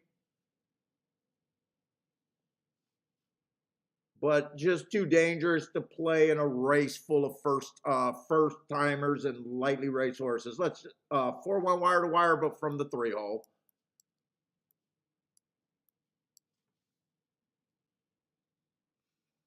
Rex, no, I don't because it's too hard for me. But I help people mark them when they buy the buyer's reports. I said so much, but I don't advertise your stuff. Got to read between the lines a little bit. I still do the buyer's reports, but I just don't talk about them or really advertise them. In fact, I'm waiting for the people that have been buying them forever to just stop buying them so I can quit them.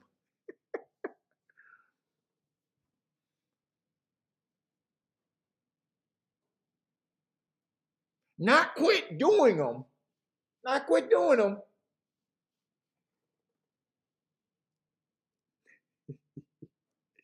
Read between the lines.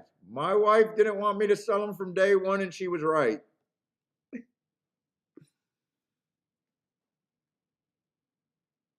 Let's say Frankie Tubbs won a tournament so we can see who the real top dog. That then would have to do a tournament every week and every day because not a single tournament proves anything. It just means you had a good day.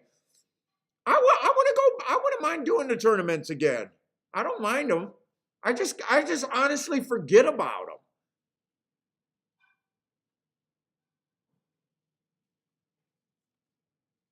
Marie said, "Well, no, it's not even that. Like some guys made a show around their product to sell their product. That's their goal. Dude, I did the show for 2 or 3 years, and people kept emailing me that they wanted to buy my notes. My show was never designed to sell a product. And then I just said, fuck it, I'm going to do it. Sold, and some people kept buying them, and some people dropped off like, everyone's going to do because they're not the answer. They're not the answer. They're enough to get you outside of the box and everything. They won't guarantee to make everyone a winner.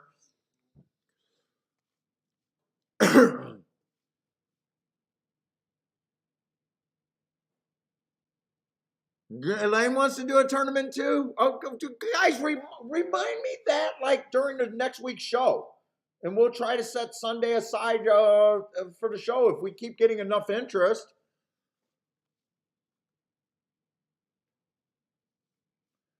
JN, and we go on what was it? Horse racing tourneys. They let us make our tourney. It's a win play show. We usually do it live during the show. So I don't tell you guys who I'm betting in the tournament. But if you're familiar with the win place tournament, so I handicap the races just like I do. I just don't tell you which is going to be my tournament play. Not that that matters. We've done it like 3 times. I haven't won it yet.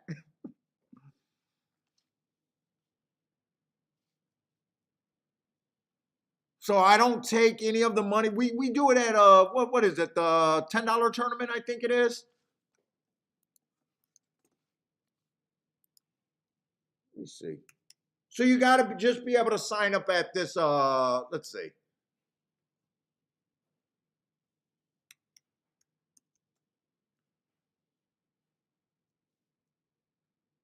What was it? Horse tourneys? Maybe it's horse tourneys. Yeah. Do you ever go to this website?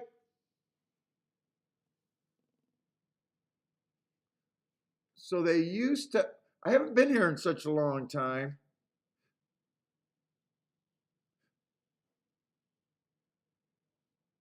In fact, I don't even see it right now. You know what? I think I got to sign in before I see it actually.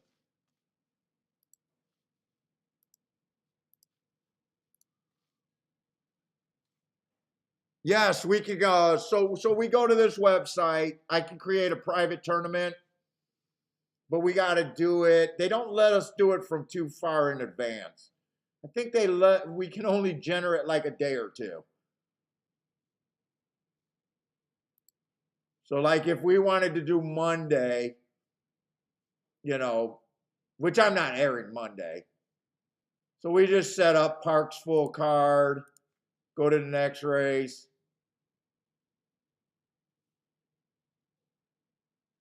Think we do the pool style, but a win and place tournament. Are you sure you want to cancel? Yes, we want to cancel. But they for some reason they don't let our Canadian people play it. So if you're Canadian, I'll give you a heads up. They won't allow you to play it, which kind of sucks because I think we'd have a few more play. I think usually we get about 20 people in it.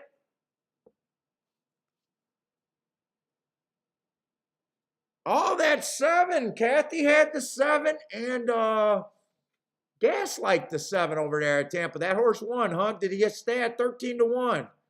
Went down a bit, but still paid 1980. Nice job.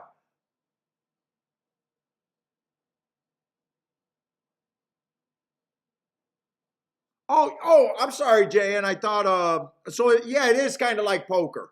So what they do is, like this race right here, win and place tournament.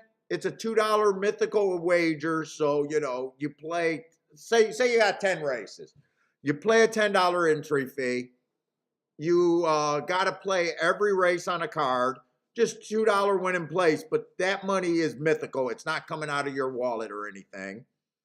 And basically, if the horse wins, you get the win and place money added together, and that's your points. If the horse just runs second, you get the place points. So if he wins, you get win and place added together. If he comes in second, and that's your points. They do have caps. So the win price is capped at like 20-1, and I think the place is capped at 10-1. So then after all of that, you go through all 10 races, and whoever has the most accumulated points win the tournament. Let's see, Gregory with a boom. Good call, gas from Steve. Kathy was also on that. So all the booms are now, but the thing with tournaments, it forces you to play one horse. And if you're around enough tournaments, especially live tournaments, you'll hear this saying all the time. I only played him because he was a tournament horse, because everybody knows the optimal way to play a win-place tournament. The optimal way to play a win-place tournament is to hit one or two cap horses. That's the optimal way. So you'll go to a live tournament and you'll hear guys say, you know what, I hit him only because it was a tournament. Meaning, I bet him in the tournament because I know the optimal way to win, but I didn't bet him with live money. So doesn't really mean anything.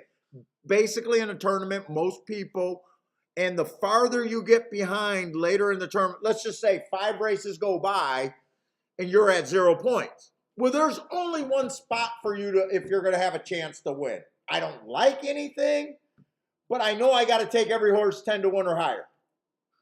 And maybe you'll get lucky and win the tournament. But, you could still be a loser betting in money. So it's fun. It's fun, but does it mean that, the person that hit the 20-1 is actually betting the 20-1? There's always that to be said.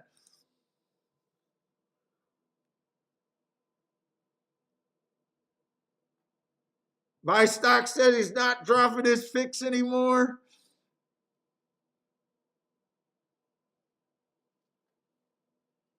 Yeah, it's just a fun little thing, and it's cheap. What's up, Tom? Tom, how's it going, man?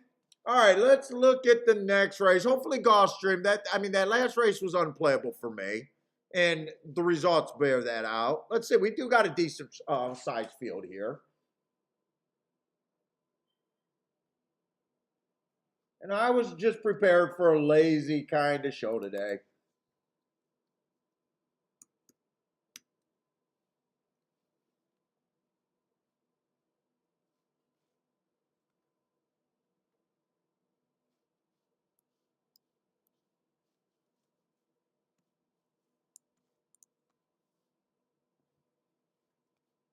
Let's say Marco Lou throwing up a pick 5. Good luck, Marco Lou.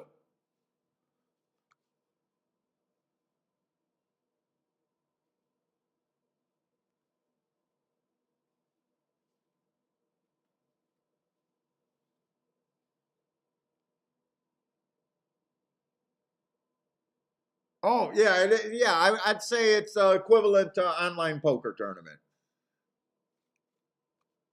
Joshua Coon, what's up, man?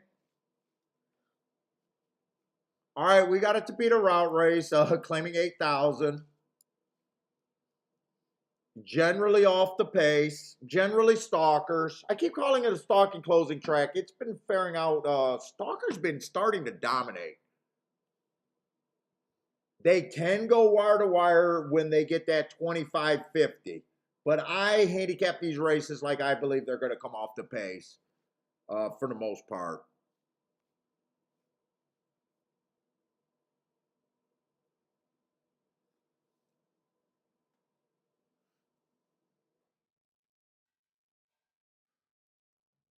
Let's say the one race or two races ago, inside stalking day, had the 4 hole. I gave him an asterisk. Match strides with the slowest winner. Just okay.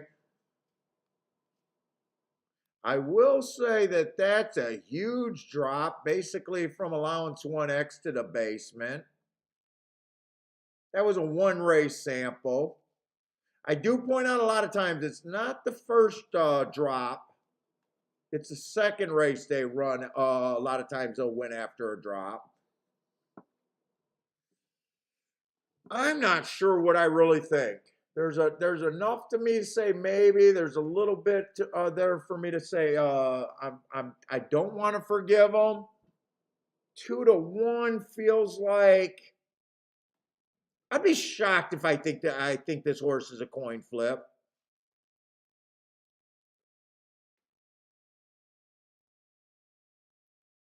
And really, my set position for the most part is trying to get around 2-1s.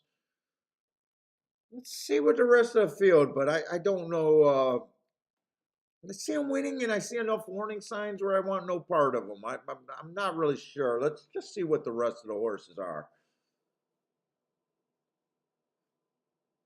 Let's see, 2 is out, 3 is going to be in the 2 hole, average, slow 4 races ago. Right running style there, comes back, 1 race sample, again, right running style at the basement.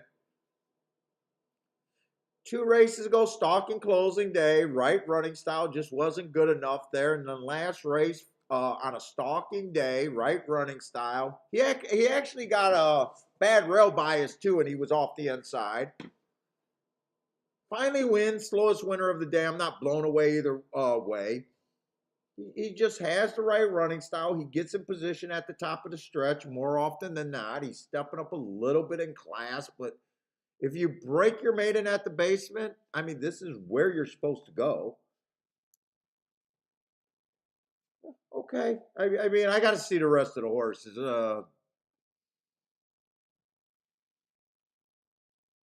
4, stalking closing day. Matt strides with the fastest winner, which he ended up being. Nice race right there. 16,000. He goes up higher to 20,000. 3 races ago, stalking closing day. Got in position at the top of the stretch. I got no problem with that run against better. Comes back, 1 race sample. I just hate 1 race samples because I don't have any extra story.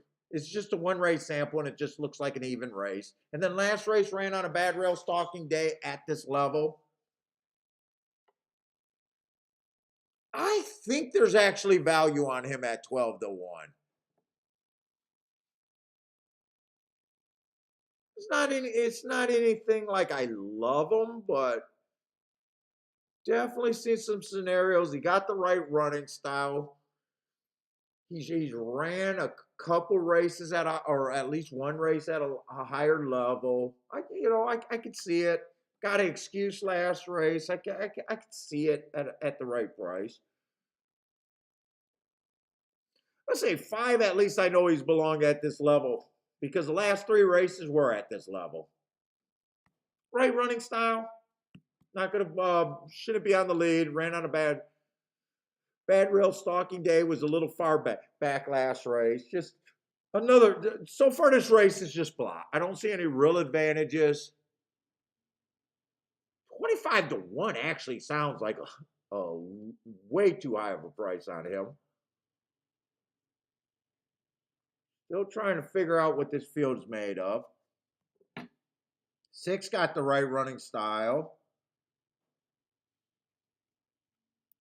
4 races ago was against probably better horses than this race has ever seen. He dropped in class, beat his maiden, 20,000. It was a bad rail day. He was nowhere near the rail. He was average, 1 tick slower than the fastest winner, 1 tick slower than the fastest winner. Nothing's wrong with that win. Runs against 35,000 non-winners of 2 life. Stalking day was a closer that day. I like the asterisk there. Just another annoying 1 race sample. I got no problem with him. All right, at least the 7 horse got some marks that I think are good. They might not be good enough to win, but at least he feels like I'm more than just blah. First race out, or 3 races ago, tried to go wire to wire on a stalking day. I understand what that is. I like that race. He was average, match strides with the slowest winner, running against the bias. I get it. It's at this level. I get it. There's a lot of horses dropping, but I understand what that is. Next race out. 1 tick slower than the fastest winner, went too fast to win, average, and he flatted out. I understand that running line. I got no problem with it. I love the heart. Went too fast to win, I get it. He didn't win. Comes back, bad rail, stalking day, right running style, was nowhere near the rail. Again, he went too fast to win. I'm interested. In a race that's pretty blah, at least this horse is giving me, like, I'm a runner. I can go too fast to win. If I get a pace, I'm in good form. And if I find the right field, I can see him winning some races. 8 horse is just annoying to me.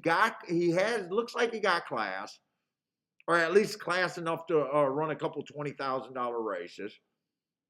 But I go back 4 races and 3 of them are 1 race samples, which is just fucking so annoying as a handicapper for me. Let's see. I don't think there's much wrong with him. I don't see where my edges really are here.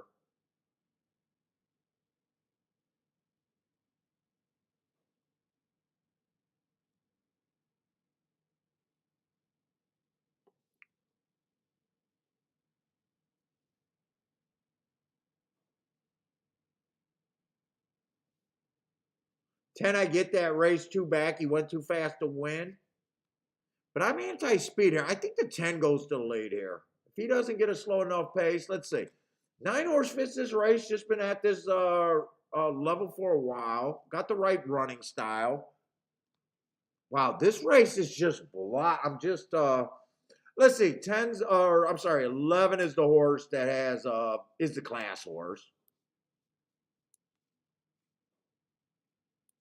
But I don't know if I trust Delaware. Laurel is at least a good track, but at Laurel, we know that closers are dominant at Laurel on the turf.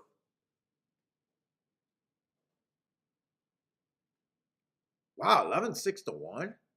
That's the first thing I said wow to about a price.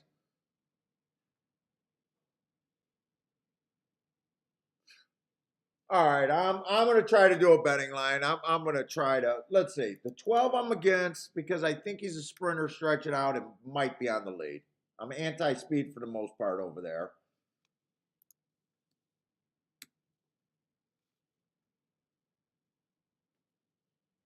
10 I think goes to the lead, and I'm anti just going to lead. If he rates, all bets are off. If they get that 25-50, all things change. But I'd like to see the 8 rate. God, 7 might go to lead.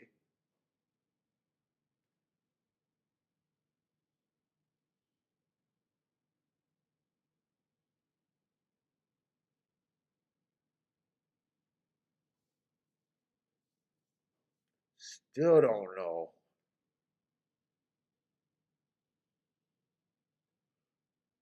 Let's see. There's a lot of closers here. I think I'm gonna be hard on any horse that I think are gonna be farther back than 5 lengths.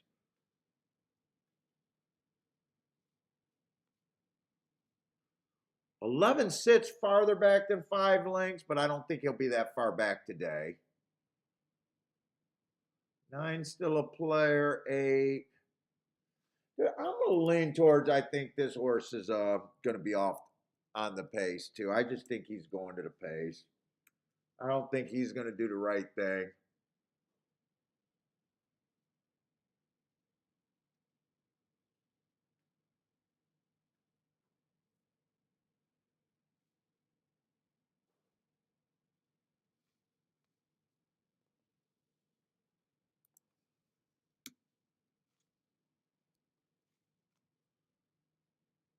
This is a tough race.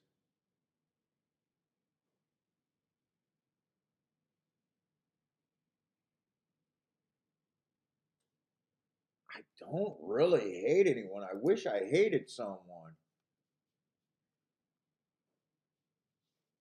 If I hated at least someone, I could have a good opinion, or it makes it so much easier to have an opinion.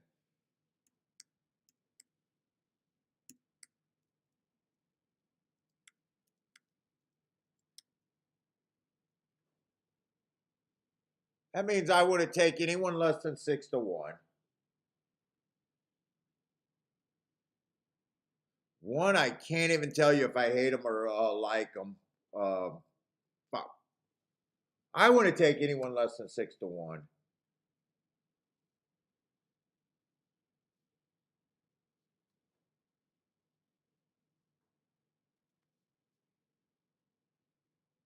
In fact, I probably need to be even way over 6-1. Part of me thinks 11 is the safe play.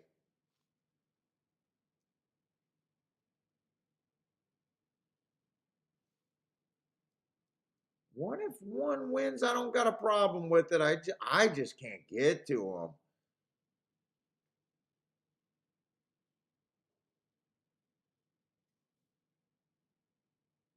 Let's see. I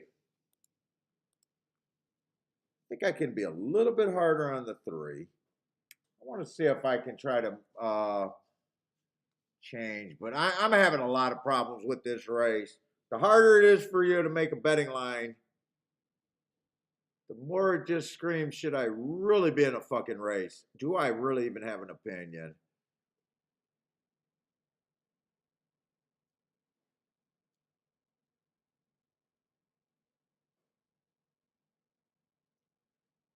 I think 8 should still be there.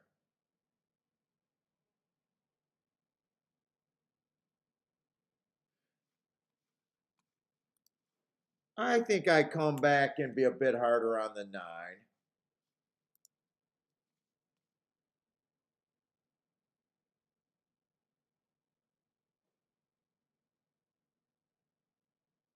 The horse, the ones that I'm going to be at 5, I'm just trying to be harder to get my math better.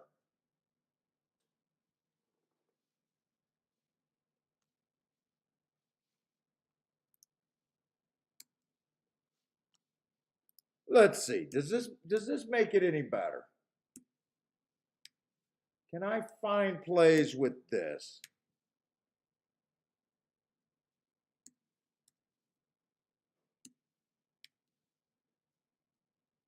So now that changed a little bit. I want to take anyone less than 9-2. One's over bet. 4 is an 4 is a legit option that I think I could get to. 6 is right on the money. I got to get overpaid. 8's only a half a point overlay. 11. You know what? I thought 11 was the safe side of that bet. I'm going to do a small win bet for me. I'm just going to take the 4 and the 11 to win. Just $20 on both of them. That's my kind of my minimum play bet. If I'm right about the math, I think I got a 36% chance to win that race. I got to get better than, let's just say 2-1. Between 2-1 and 3-2. Will my bet do that? So for every $4 I bet, If the 11 wins, I'll get $16 back for every $2. And if the 4 wins, I get $22 back as long as the odds do not change for every $2. Is that better than 2-1? 4 goes into 16. Always judge it off your worst outcome. 4, 8, 12, 16. It goes in there 4 times. I turn it into a 3-1 proposition. At the very least, I'm ahead of the math. At the very least.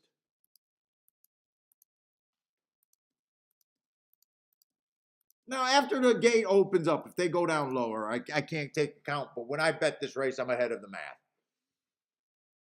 23-2 is generally way too fast to go wire to wire. I'll be shocked, but he does have a nice lead. Turns everyone into the right running style other than him. Even the horses that I was super hard on because I thought there was more horses that were going to be across the track on the lead, he turned everyone into the right running style but him.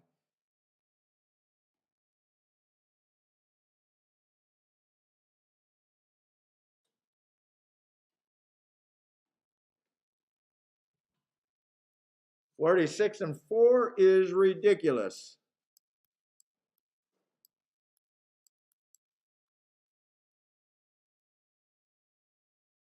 Come on, 4. You're my best outcome. 23-2. Come on, 4. Find room. I don't know. He's got to alter.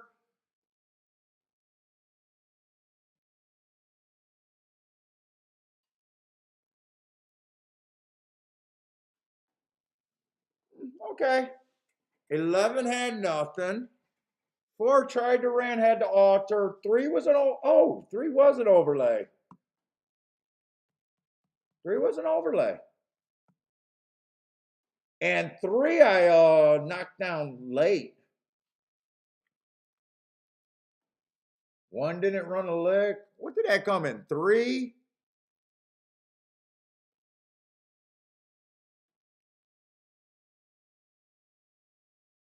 Three five or 3-6?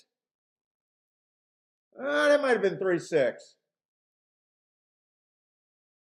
Dude, that's still hittable on math. 6 was bet right on the number, though. 3 was an overlay.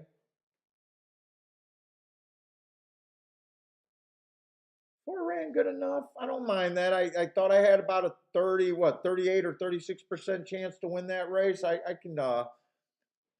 was ahead of the math, and I'm okay with that bet. Overestimated the 11. 4 at least ran.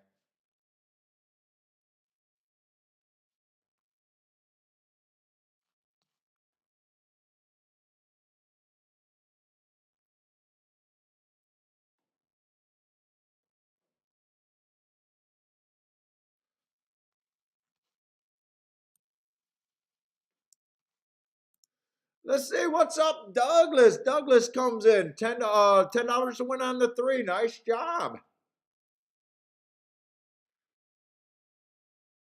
Oh, 5 held on for second. Who's the 5? I did not like the 5 because I thought 5 was going to be on the lead. But 5 did not get suckered in on that. Oh, no, I did not think 5 was going to be on the lead. I just did not care for the 5. Yeah, I straight up didn't care for the 5.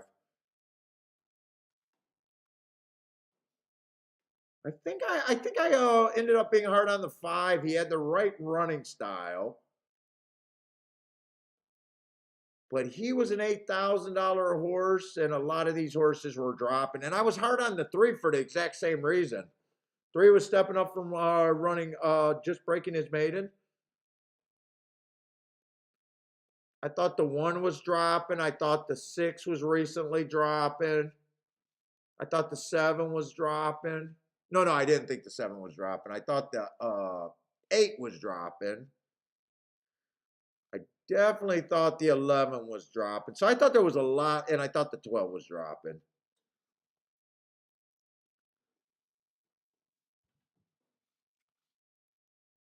Four got fourth, but honestly, I wish he was a little more threatening for the win. He wasn't. He got in a little bit of trouble, but not enough to where I say, oh, I think he would have won without it. Jay was on the four. Yeah, I was too. Didn't quite work out. At least he ran. I was on the 11 too. Also, the 11 didn't run at all. PDT, what's up, PDT? Mazoom Man, what's up?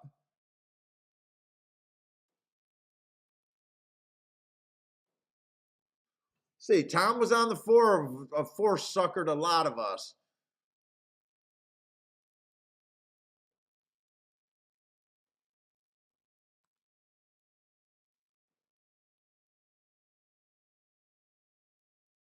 Very nice betting race. Fuck, I will never complain about that result as a handicapper.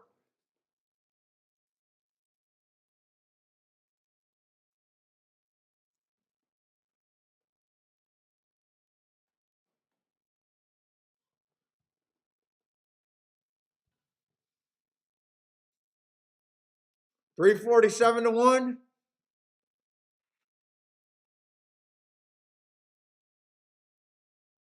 $10 exact to get you a third of the way to Rolex day right there.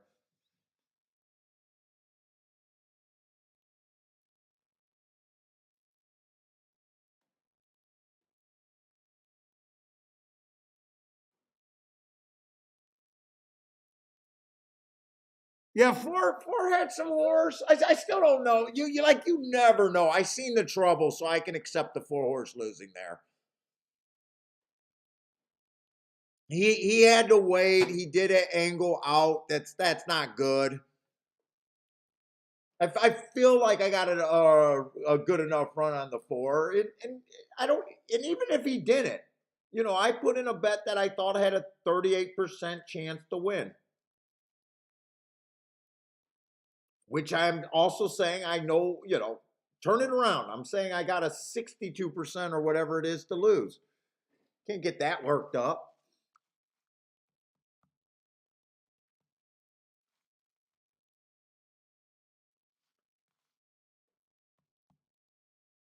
Now the five getting second, I'm like, well, there's no way that I could have hit that combination. But once I realized the three was the overlay, you could have went that way. But that's when I thought the six got second. Well, you could have went that way for a win also, but I could have seen a way to hit the exact. But that's what I thought the six got second because I had the six at 18%.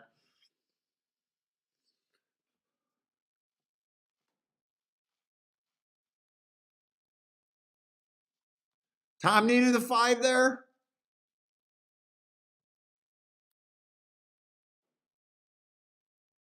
Yeah, four's about length and three quarters, maybe two lengths off from winning that race. So yeah, I don't mind that with the 10 to 1.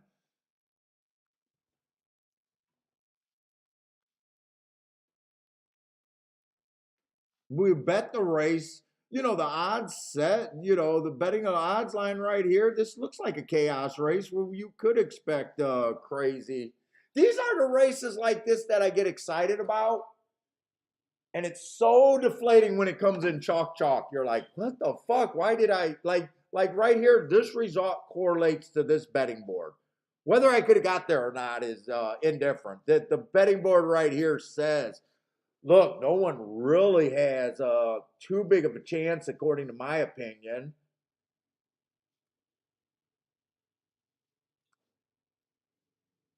Not too much would surprise. Let's see, the five probably winning would surprise me. The seven would surprise me. The 10 would surprise me, and the 12. 8% when everyone starts at the other thing, if you guys are new here, I always say the starting point of fair odds because someone might be watching it going, what is this clown talking about? He gave this three horse 10% or 8% chance. How hard was I on him when random was 10%? Not really.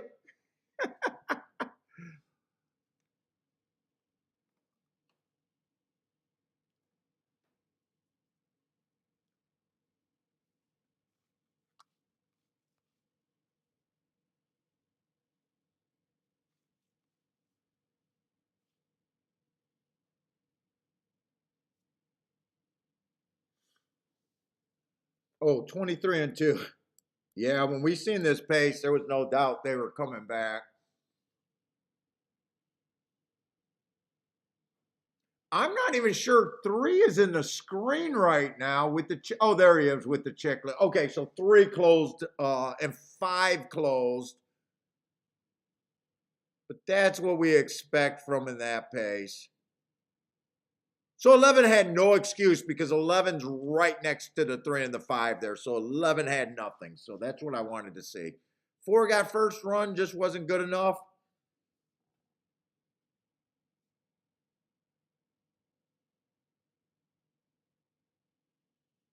Okay, I got everything. Let's see, that's a Tapeta race. The 3 won that race.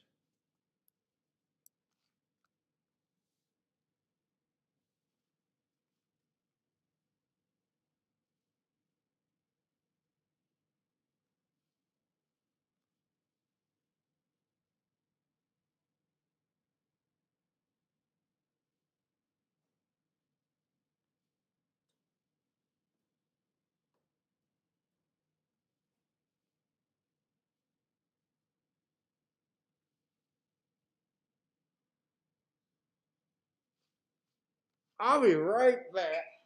I gotta go to the bathroom. I got a headache.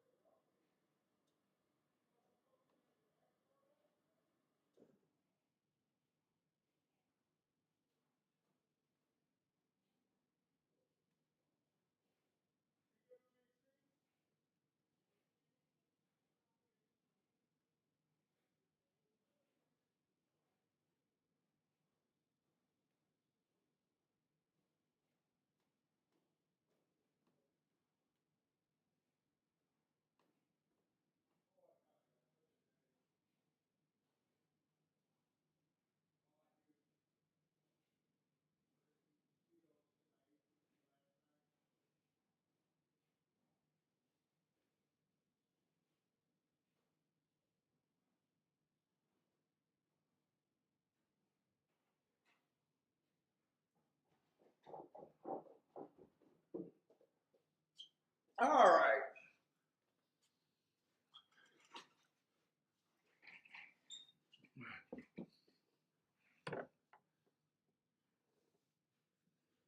Oh yeah, JN. Yes, you are correct. So let's say we got 25 minutes. So let me do the spill real quick. So I believe in track biases in our profile. I cannot prove them. And I actually make a little joke about it. I might just be a very, very good coincidence handicapper. So I do agree, and you do have a very fair point there.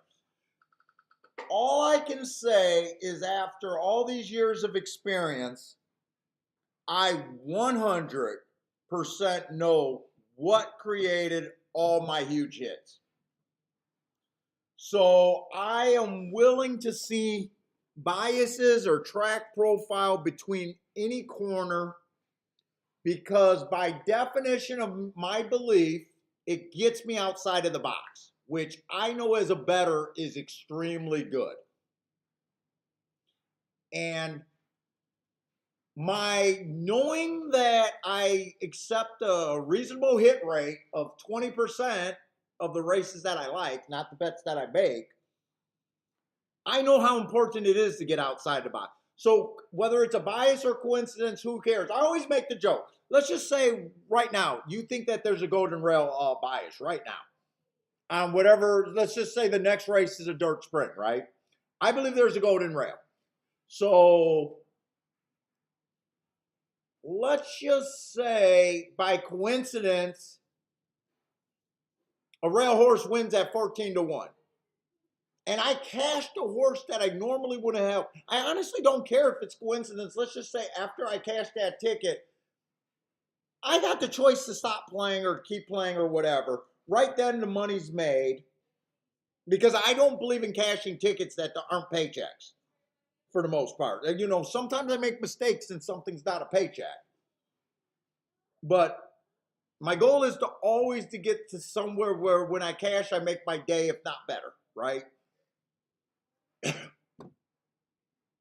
So once you got that money, let's just say all the next races at that distance and everything was all outside, and you end up getting that's your spot. That you know that almost on me, and failing. You know, like you got your money and you could have, but it's just years after years of believing that that's what got me on my big hits.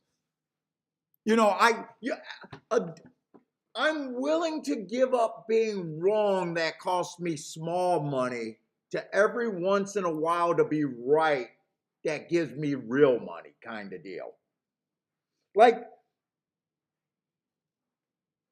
put it this way, as a horse player, I know most days I'm trading money. You know, I might go on a 5-day win streak, I might go on a couple-day losing streak, I might win one day, lose the next day, but it's all trading money. When you go back and look at the profit year in, year out, it's made, for me anyways, in 5 or 10 days. So important, the days that are big Rolex days or more are always way more important than being consistent. I'm lucky I'm also consistent, but you know, it's a steadfast belief on that. So I won't ever try to twist someone's arm and believe in bias because you're absolutely right. It could just be coincidence.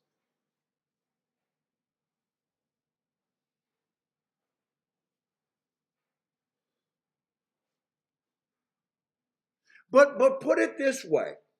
I also believe that when you're talking about handicapping principles and stuff, because every one of them work, like speed figures work, class drops work. You know, they'll put you on winners. Breeding, believing in breeding will put you on winners. Class figures will put you on winners. But whatever you're doing as a handicapper, you want to realize what are you're not like just picking what you do. You're also got to realize what everyone else is doing. So if everyone else is kind of in the same box, if your starting point keeps you too far in the box, it's really hard. Your only way to win once your starting point is in the box with everyone else is to just outbet everyone else. You got no other option. When you're outside the box, it's very liberating. When you're king off of 20-1s, every other, put it this way, yesterday we hit a 15-1, I hit a 28-1, that backdoor did exacta for me. I also ran second on a double with a 25-1 shot. I think I also ran third on a 25-1 shot, and I ran third on a 16-1 shot. All of them were played in the win. Well, not the double. It was a win. They were all played in either the win and place condition, right? I only hit 2 races out of 11. But because I'm outside the box, you know, I overcome takeout. I overcome the 9 losing bets. It was, you know, where, you know, someone else might have hit 3 2-1 winners in the same 10 races, or maybe it's even 4 and they might not have been a winner.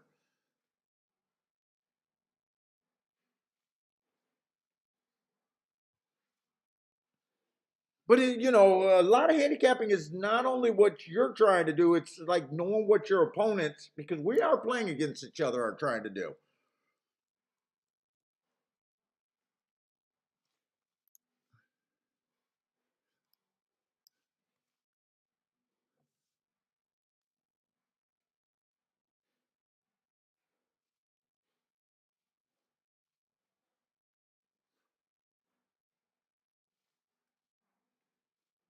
What's up, Mazumi? What are you laughing out loud with me? Am I losing you guys today?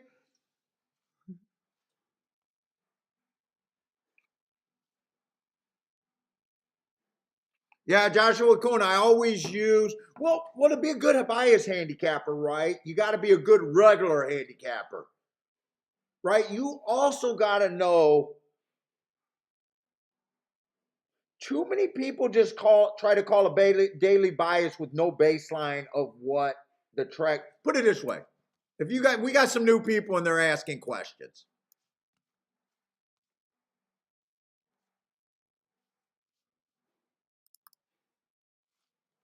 Look at this is my running style photo, or folder. Look at all of these tracks that I keep. You don't see me doing all of these tracks. I keep track of Woodbine. They're not running. Turfway, Thistle Downs, Tampa, Saratoga, Pimlico, Oaklawn. Not all these tracks are running, but look at how many profiles I got to make to find a few that I can play. New York, Mahoney Valley, Monmouth, Laurel, Louisiana Down, Lone Star Park, Laurel again. I keep track of everything to find few little edges. Gulfstream, Fair. I got everything. You know. I back everything up with numbers. From a back, you know, you got to have a baseline starting if you go there. Just going to a track and watching a few horses, you might guess right and you might guess wrong.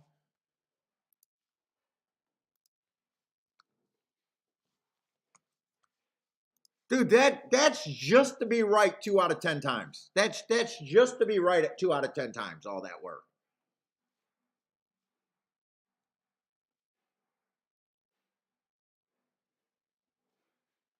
Think of.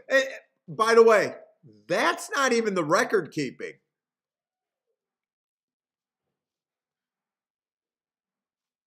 You want to talk about record keeping?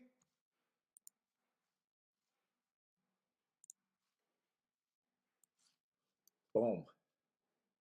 Delta Downs, Evangeline, Golden Gate, Houston. Go to the horse racing photo. Here's the daily records that I make that profile from. Aqueduct. January 12th, 13th, 14th, every day. The folder starts to look like this. And I purge every year. That's just to be right 2 out of 10 times at a bigger price than my competitors. Whoop, that's not. That's just in the wrong spot. Think about it. You talk about small margins. What do they build casino with? A 3% edge? They can build entire casinos. You guys never heard me talk about. Well, we just started doing Golden Gate. To be fair, we just started doing Golden Gate. I don't even have time to put my shit in the folder that they belong in. And that's just to be right 2 out of 10 times. Oh, Paul, you just throwing 10 to 1s on up, and eventually you'll get like, okay, if that's what you want to believe.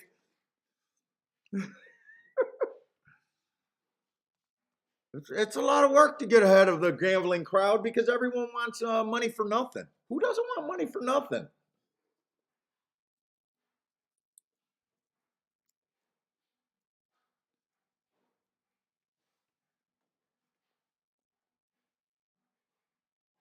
And then all that record keeping's not even that's not good enough because then the betting decision still comes down to, well, do I like it? Can I play it? And if the math is good. And if the math is bad, you gotta scratch it no matter what.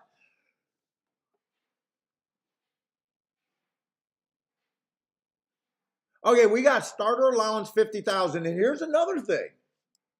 These $50,000 races are not all the same. There are starter allowance 50,000. I keep my old forms because a lot of times you got questioned about how tough a field was. But if that example come up, I find it really useful in starter allowances. Let's see. Right now, the one's just stepping up, broke his maiden. Let's see. I'm going to scrap that thought about thinking inside or outside on the turf. Yesterday I thought it was favoring outside. The day before I thought it was favoring outside. Today was kind of inside. I didn't hate the betting line. I just don't know. I don't want to be bouncing around everywhere. I've been doing good before I've been thinking about inside, outside, just thinking speed and stalkers, to be honest. Let's see, one stepping up. Looks like a stalker. 4 races ago, early pressing day, average 1 tick slower than the fastest winner average. I got in position at the top of the stretch. I got no problem with that. 3 races ago, not the fastest pace, not the best looking figures, but or marks. I'm sorry, but he did get in position at the top of the stretch. Still ran second. Hard to say that's that bad. 2 races ago, stalking closing day, fast, average. Got in position at the top of the stretch, and he finally broke his maiden at maiden 40, stepping up against winners for the first time. Match strides with the slowest winner, which he was, average in the pace. Okay, stepping up though. 2 kind of did the same thing. Stepping up, broke his maiden at the same maiden, claiming 40. Both of them looks like they're stalkers.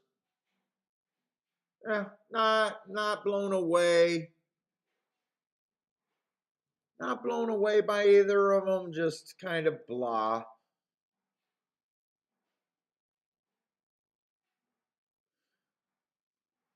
Let's see, the 3 horse, 2 races ago, early pressing day.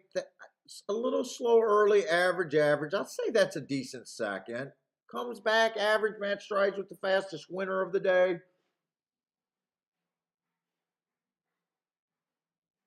14 to 1. I feel like there's a little value at 14 to 1 on him.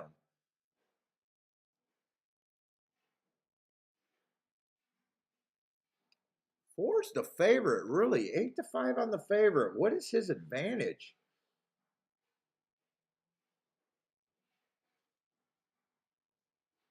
He broke his maiden at maiden special weight. He went to allowance 1X. That's a nice looking race at least. He tried a stakes. Okay, got in position.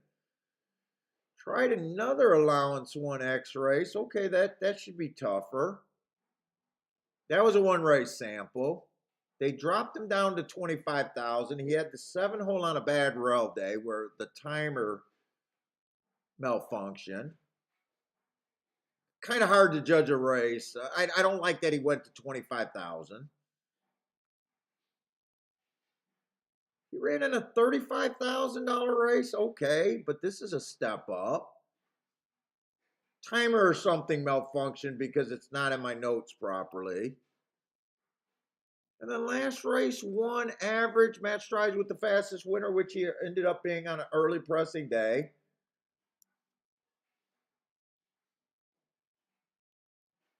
Let's see. The 3 horse. Okay, I knew I liked the 3 a bit.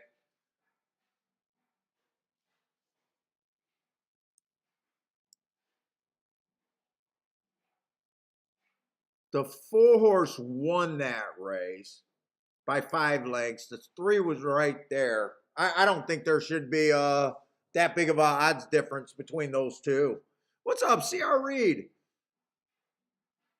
You know what? I did not look at the. I'm not a big rail guy, but I have been watching that a little bit more this year. CR Reed's talking about the rail. I don't have a theory. I know they say when it's farther out that it's supposed to help speed. What is it today, by the way?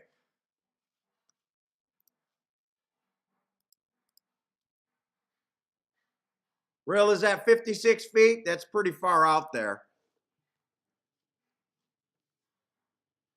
By the way, this is not looking like that strong of a 50,000. Everyone's stepping up.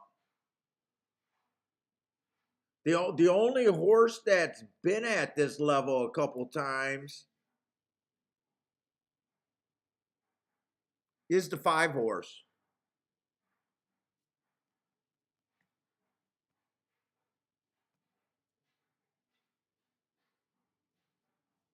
And he's recently off a year layoff, so I can't even count that he's still a horse that that's a nice race, but that was in 2001.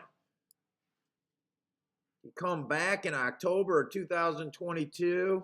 I guess that wasn't that long ago, sprinting. So he did show speed at allowance 1X. But so far, this is shaping up just to be like a claiming 20,000, really.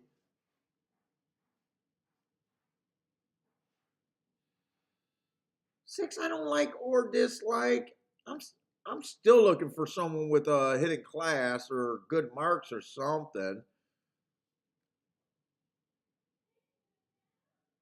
These one race samples, sometimes we just get a stretch where I get a lot of horses coming out of one race sample. Let's see, I'd say the 7 feels a little cheap for me with front speed.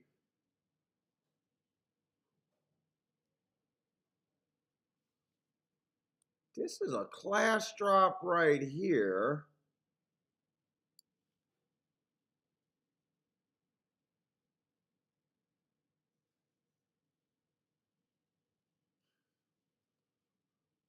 This horse might have a little bit of class right here. Who's the 9? 5-1. I'd be interested in looking up shit, I'm not gonna have that. No, I should have that form, right? January. No, that's a year. Wait a minute. He was off from January 13 of 22. Oh, that's a year layoff right there, right? January, yeah, January to December of 22. I always get confused with dates at this time of the year. That's a long fucking layoff right there. He did come back to run pretty nice though. Stocking closing day, he did run with the bias.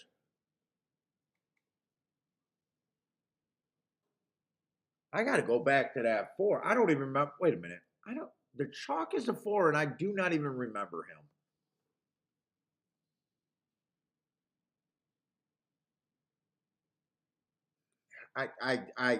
I'm working around him. I am definitely working around him.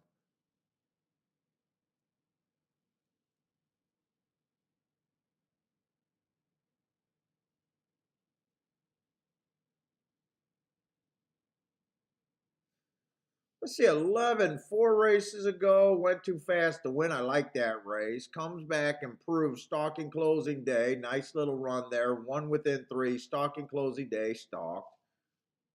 Tried 50,000, ran against the inside day at Woodbine. He had the 9 hole. That's a nice race.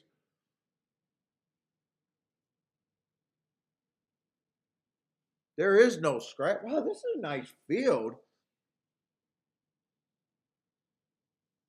This is a nice field, but I just don't think it came up. I think it came up competitive, but on the cheaper side right now.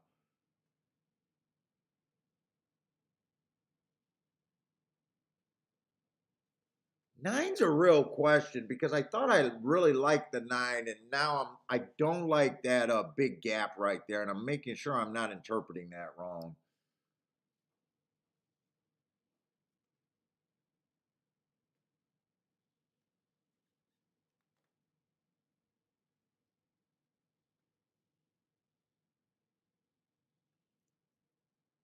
Let's see. I'm just gonna start.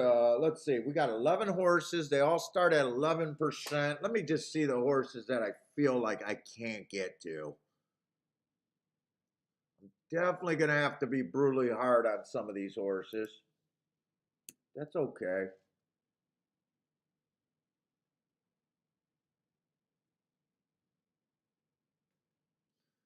Does feel like there's a bit of speed in this race. In fact, I might even want to look at the pace a little bit here more than I usually do.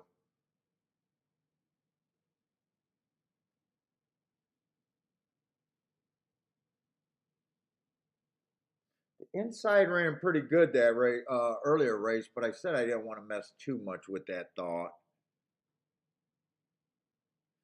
I went from thinking outside yesterday to like, ooh, the inside ran good, and I don't want to be bouncing back and forth. That's the worst thing you can do.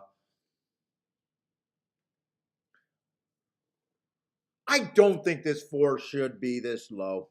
I really don't think the 4 should be that low. He can win, but I don't think he should be that low.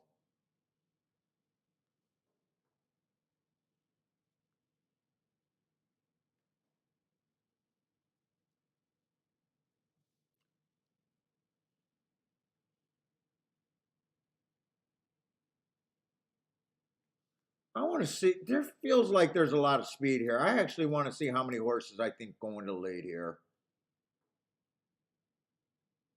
11 May.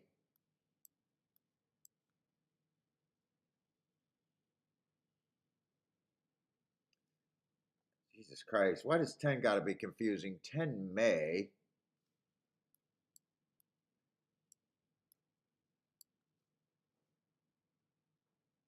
9. If 9 is smart, he would rate.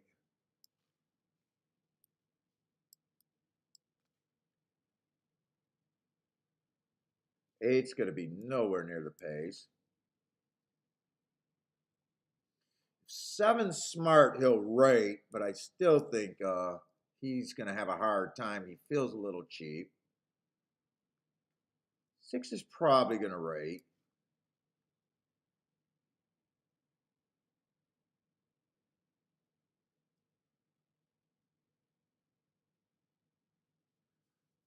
Five, I think, goes to the lead here, doesn't he? 5 goes to the lead if he's right.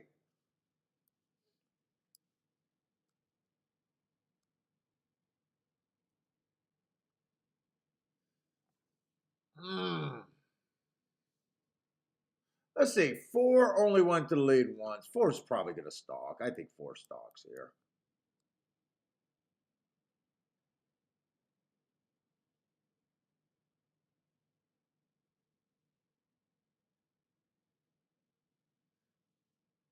Five should stalk. Or wait. 3 should stalk. Or at least I want him to stalk.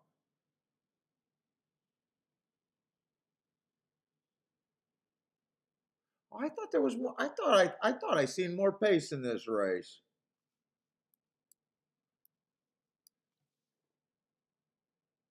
I really thought I seen more pace.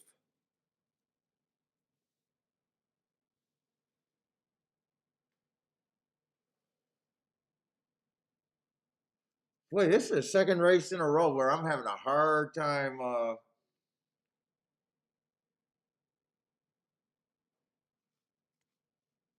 Kind of a hard time deciding where I want to be at. I do think there's value on the 3. I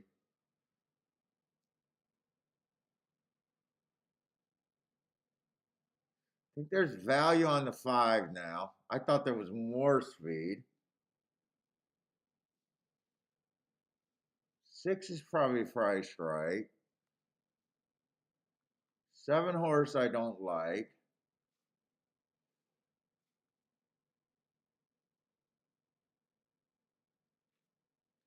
8 I think is going to be too far back. I got to get moving along. 9, I still like 9, except I don't like that big gap.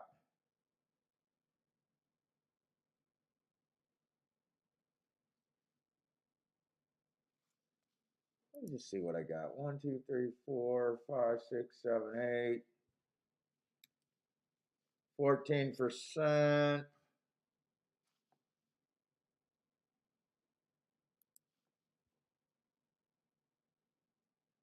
Dude, I do not think these 2 horses are hopeless.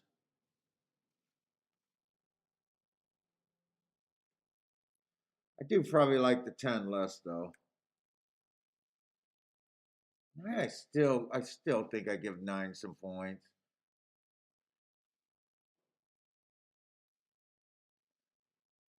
6 horse I still think is a flare. 5 I still think is a flare. 4 I still think is a flare. 3.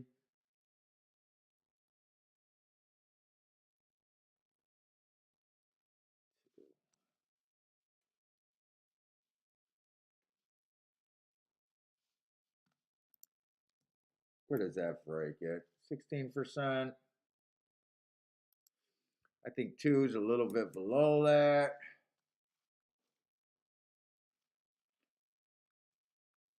I think 3's below that, but 3's one of the horses that I'm trying to get to, and so is the 5.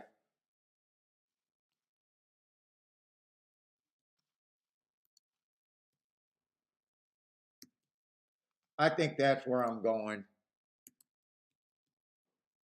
I would not be on anyone lower than.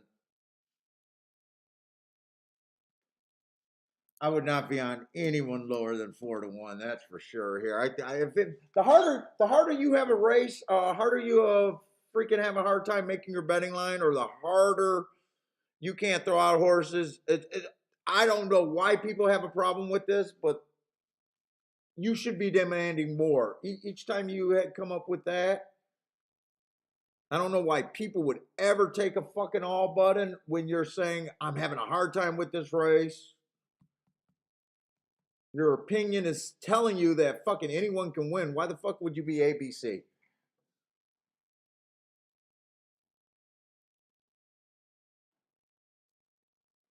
3, I think I'm getting great value on. 4, I think, or 5, I think I'm getting great value on. 6 is an overlay. 9 is properly bet. I think I try to make some tickets here. Probably can't go that crazy. Let's see. The best shit I can get to. 11, 5, 3. 6 is not so good, but okay. 4, I still think I has a chance. 9, I still got a chance. So I'm admitting I got 6 contenders here.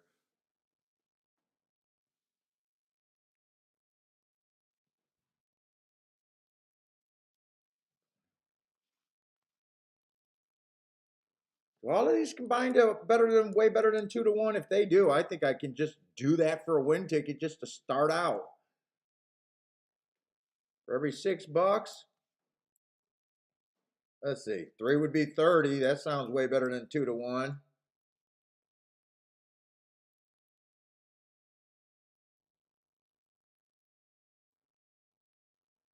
5's better than that. 3, 5, 11. And 11's the best. Yeah, I could bet all 3 of those to win if I wanted to. That's probably going to be my starting point. Well, that is. I'm putting it in.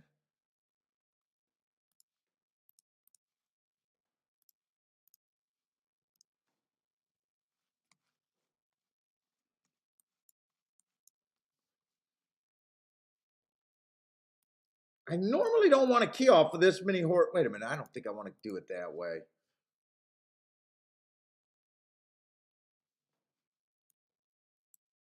I like the 3 and the 5 the best of that group.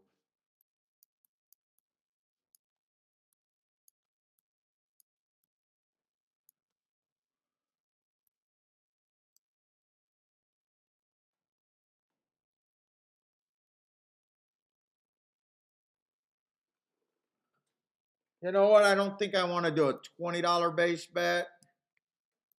I think I pick one or the other. I'm going with the 3.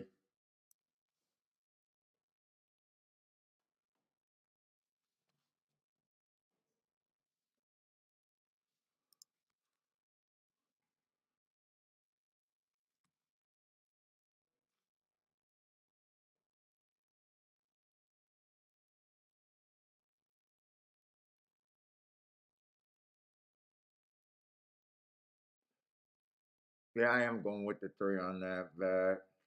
I'm doing this in my smaller.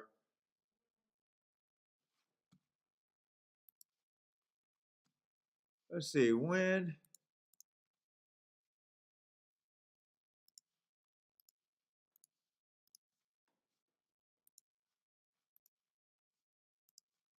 Oh, there's a big. Is it a payout? It must be a payout day today, huh?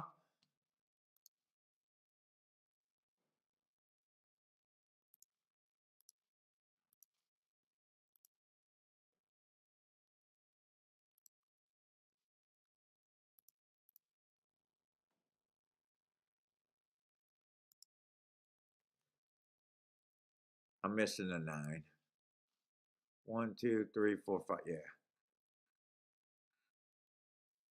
1, 2, 3, 4, 5, 6 minus the 3 there. I wanted to do 3 and 5. I didn't think that race was worth that much more.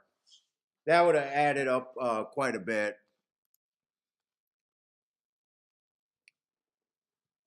Tough race though. I had a hard time with this race. Although my win bet's getting better.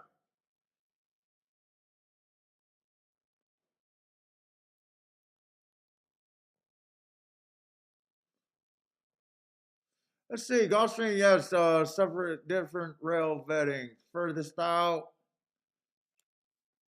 What's up, Hawk? Yeah, I'm not sure how far the furthest. I think it's like 5660 probably.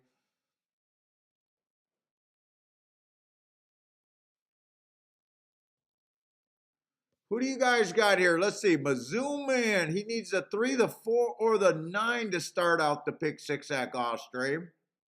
Let's get this 3 home. 8 is a huge overlay.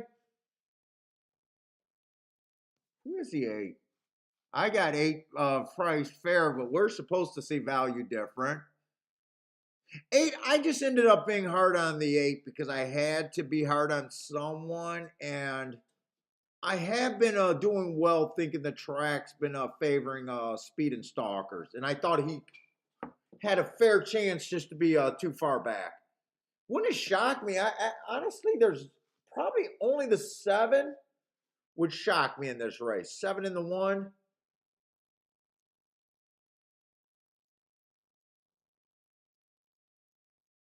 I had a really hard time with the betting line. So as soon as you have a hard time with that, it's automatically no. You know where you need to be if you're going to play.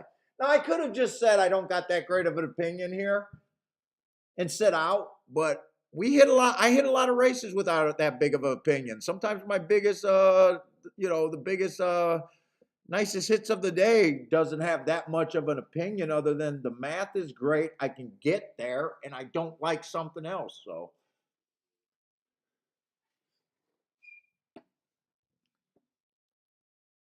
I'm hoping to have some easier races. By the way, what does a pick 6 looks like? Let's say we got a dirt route race, lightly raised horses. That's not the greatest race. Got another turf race, unless I get my head and decide how I really want to attack the dirt. This is probably the race that I got to hit today, since I haven't hit anything yet. The 7 furlongs on the dirt with some horses that ran before. And then another turf race in the 10th.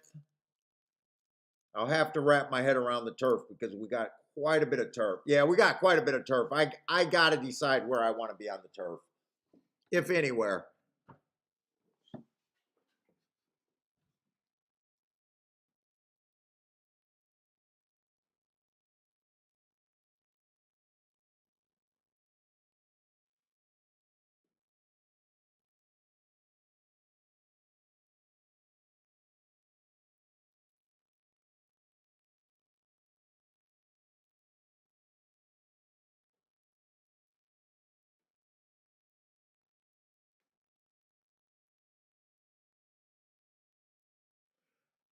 I didn't have a problem with the 4 being the favorite, but I did have a problem with him being even money. I thought maybe 5-2 if I wanted to break it down that far, but I just knew that unless I was doing something with really big odds, which I did, I wasn't going to use the 4. Like if I was using a 10-1, I probably wouldn't even use the 4 in my combination, but since everything was 15-1 on up, I was like, well,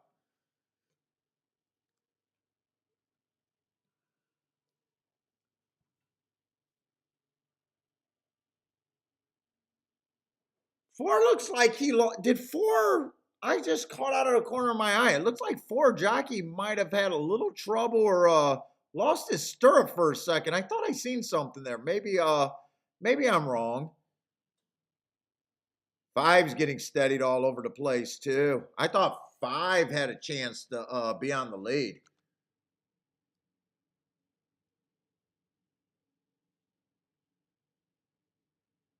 I was nowhere near the lead. They let the cheap horse goes to lead right all by himself. This makes me a little nervous right now. 24-1. That's probably enough to get me a little nervous. 24-1. Let's see. I want to just erase these.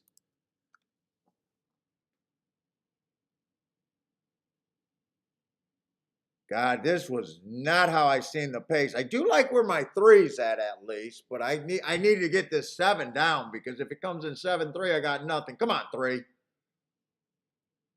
Come on, 3. You are my only hope. Fuck, 7's gone. 7's gone. Wire to wire winner. Okay.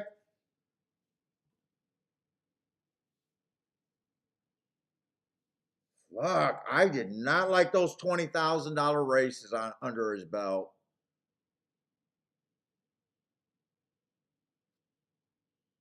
I thought the 5 was going to go to lead. I thought I did get back on off the 4 going to lead. Let me see. I even did the pace projection.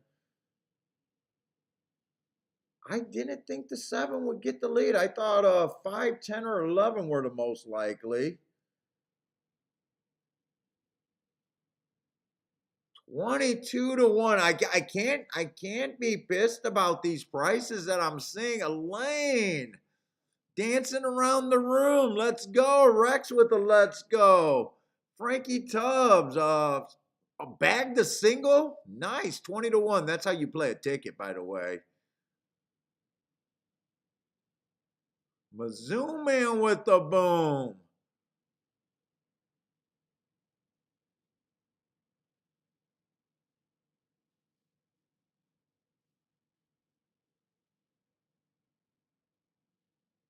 Mizzou Man. Exacta 7.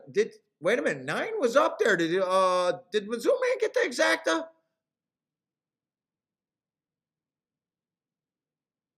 Mizzou Man got the exacta. Why couldn't this be the first fucking race of the day where I built my betting line like I thought the outside of the track was good? Them motherfuckers. This is all outside.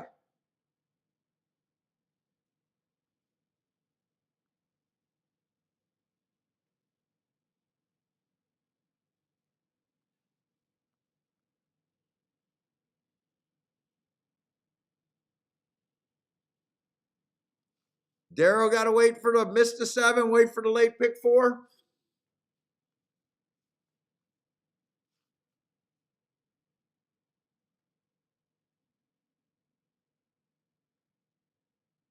Man, he has had the lead before.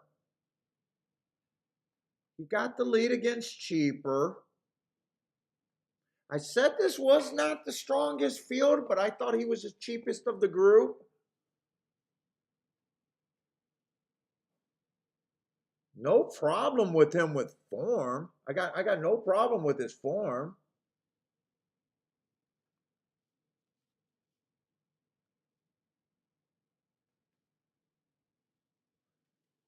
Little embarrassing that I was so hard on him. Wow. Nice race.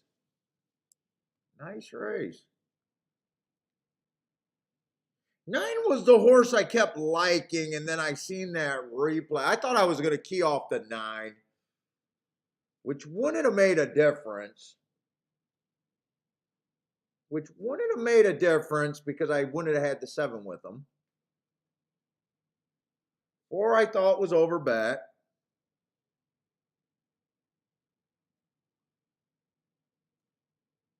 3 ran. 3 ran. Actually, without my bad opinion on the 7,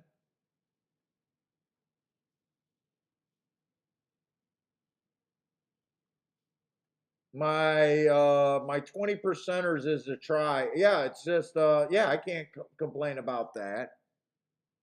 And then my 12 percenter, which is my next group, ran 4. So really, I just had a really bad opinion about the 7. Really bad.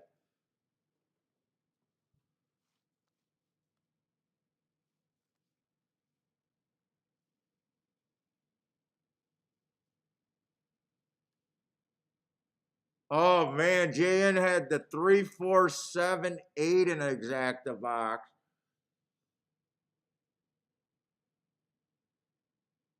3, 4, 7, 8. You had a lot of good shit right there.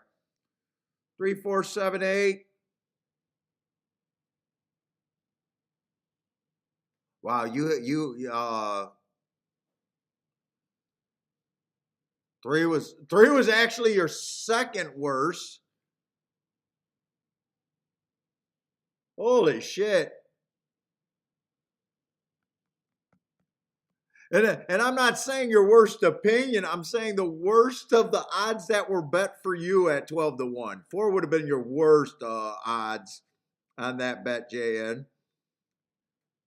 Yeah, that's a nice group right there.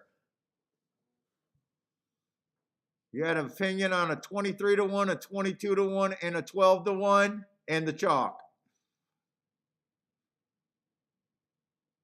Yeah, 9 kind of snapped you there, huh? 9 snapped you. Yeah, 4 was always chasing.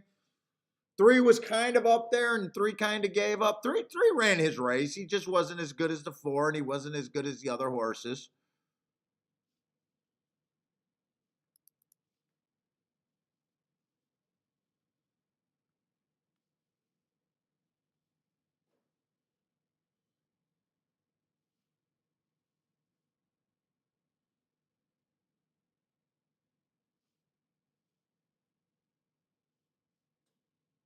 Frankie, how aggressive did you go after that pick 6? I see that you got you said the 7 was your single. How aggressive did you go after that?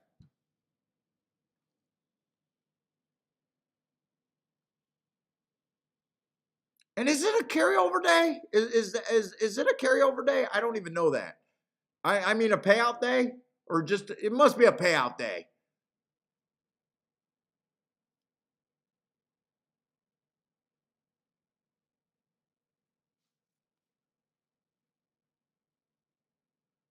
Yeah, like well, yeah. Well, yeah, definitely. The harder the race is, you definitely want to say that, JN.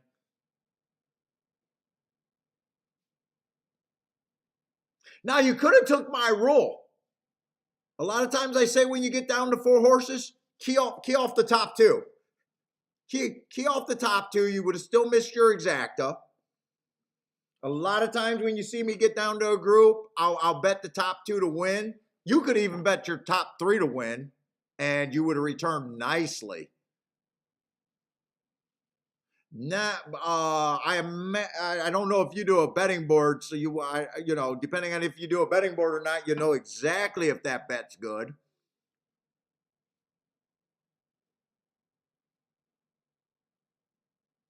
If you like the 3, the 7, or the 8, one of them better or not, when you king off of either the 25 or the 22-1, dude, you can even wheel them first and second with everything is not a bad place to go, and then re-hit some more. You had a bet right there where you had a lot of options to go at. And that's all you want to do. Find it. We'll make betting errors or don't go a different. Just like that race earlier with that 8-1. I could have bet it. It would have been a win. That's where I would have went, and I chose to sat out. But nice call on the 7. Four ran. It's not like the 4 didn't run. You look good, like you said, until the last 70 or 100 yards.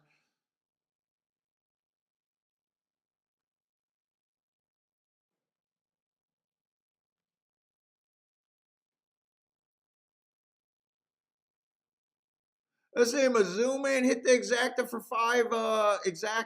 Exacta for money and try. Oh, and try for a buck. Still behind for the weekend. There's still weekend left.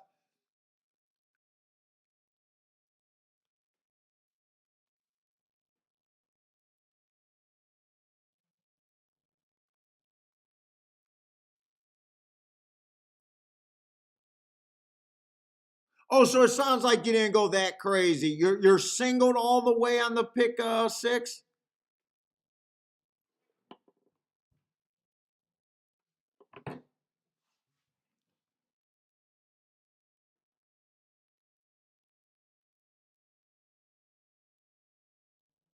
Oh, you're all singled. Well, good luck, man. That's why I asked how aggressive you. Dude, that video where I keyed off that 50-1, I thought about it was a mandatory payout pick six day. I made a fucking video and touted him on Discord, and I made the argument. And when it came down to game time, I ended up putting a 200 to win in place on him. I did have doubles going with him. I hit the exacta, and I only played a rare pick six, but I only fucking put I think $36 in the pick six, and did not hit it.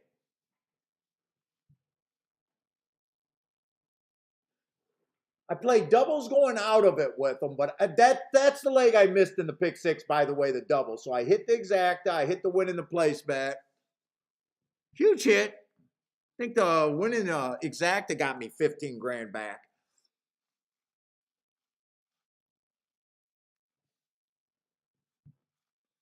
What's up, Douglas? Let's see Andre with the boom, exacta, and try. Dude, I really feel burnt out today. And still had one good spot for me today that I did not play. I really need to figure out my attitude on the turf right now, though, because we got a lot of turf races left.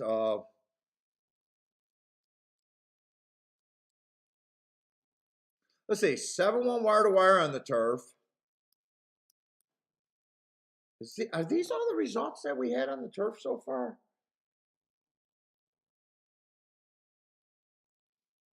Really? They ran 1, 2, 3 turf races already, huh?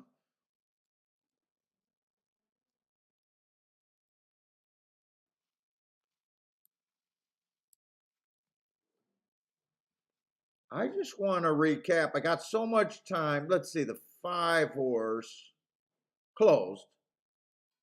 5-horse closed.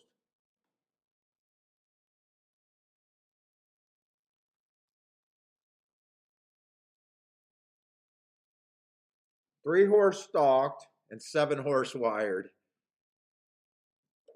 5 was a first-time starter. 3 was a contender. I just thought over bet.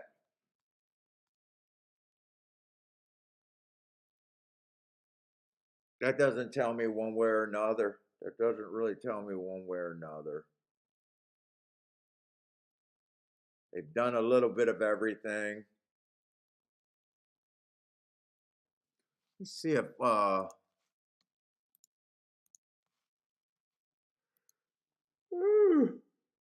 my goodness, it feels like a long streaming week already.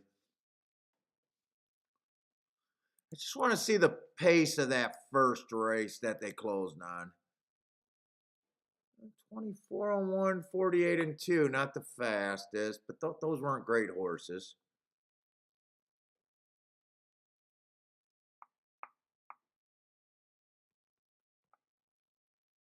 Roughly the same pace in the second race, or in the third race. What was the pace there? Did anyone see the pace, or did they show the replay already? They must have already showed the replay, right?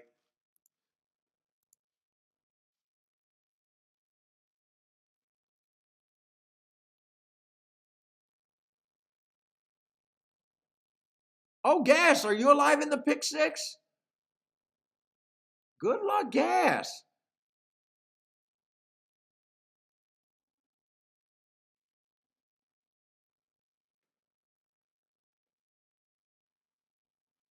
Love to see you take it down. Nice start.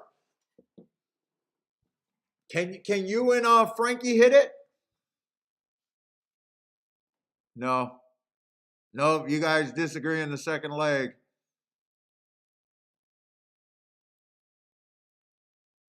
Third leg, you got a horse in common. Fourth leg, you got a horse in common. Oh my God, he's all sixes. Wait a minute. Guess you got, yeah, you guys got all the sixes in common. You guys just disagree on the second leg. Try, I'm breaking a nice try. 153 for $1 or for 50 cents. Either way, either one would be okay. I guess one's twice as good as the other. All right. What we got? Seventh race.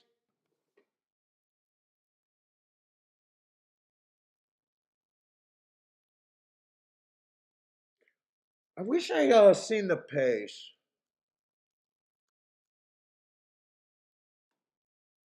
Let's see. I just want to relook at the race that just happened one more time. I'm really trying because I'm trying to find plays for later.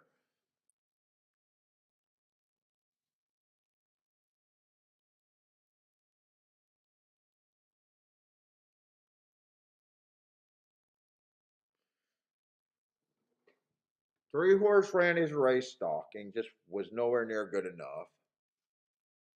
Four horse is a stalker, only had the lead once. He did the chasing. He just got tired late.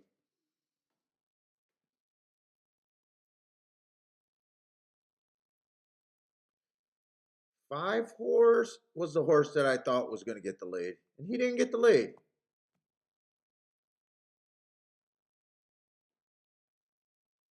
And he had warning signs all over him, by the way. Off a year.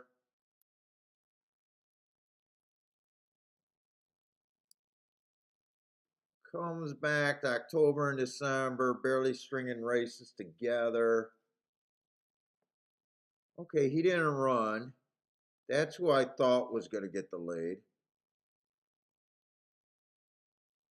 Six horse is off the pace.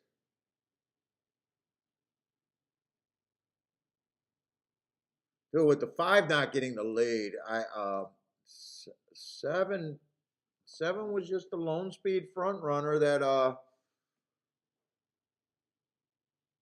eight was never going to challenge for the lead.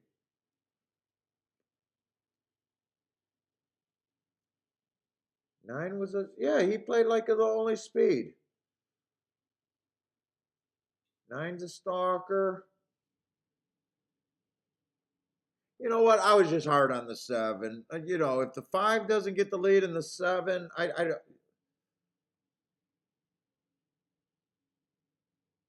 11 never challenged. So I understand how horses can get away. I got no problem with that horse winning. No problem at all. I just didn't get there and couldn't have got there.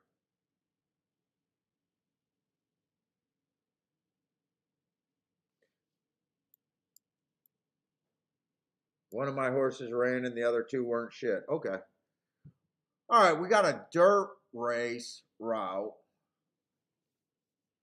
So far, I do think Gulfstream on the dirt is at least looking like how I expect dirt races to be ran there.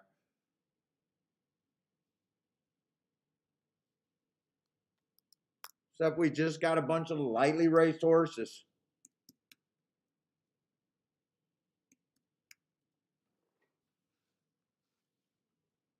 We got a 7-horse field, I think that ends up being.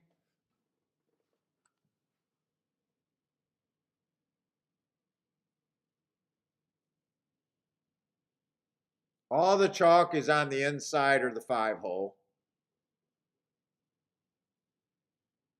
Let's say one. I got no problem with the one. Ran on a one race sample day. Looks like what I'm normally.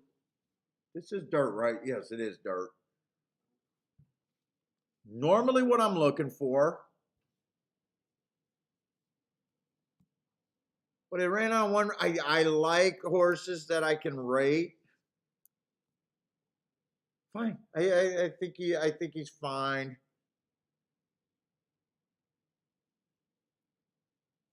Let's see. Two ran on a bad rail early pressing day. Was nowhere near the rail, but was nowhere near early presser. Got off a step slow. Okay, I can see it. Inside's usually good. I can see it. I just want to take. I don't know if I can take 2-1 or 3-1 by itself. 3 only ran one race. Okay. Looks good enough. Like he's what I'm looking for in general.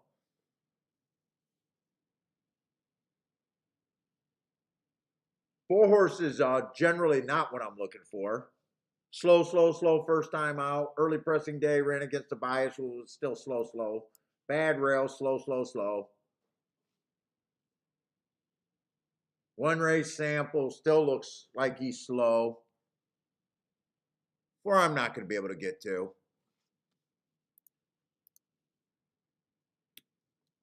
Not going to have too good of opinion that I can trust. Right now I'm thinking there's opportunities to bet right here. Can't say I love them, but I will play. I play all the time when I don't love shit. Let's see. I don't know what to make of this. The 5-horse taking a lot of action. Inside of the track was good last race. He had the inside. It was early pressing day. That I might have to watch a replay. He was pinched at the start.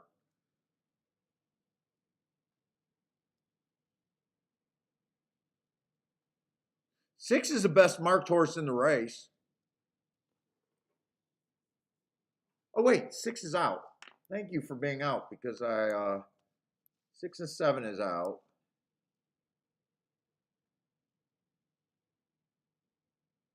8 and 9 is going to be on the outside. I think right here, I already know if I bet this race, I got to get the 1 to be first or second.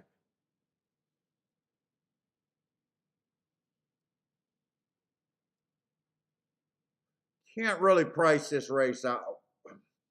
1 feels like,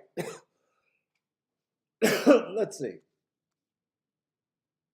1 at least feels like an overlay.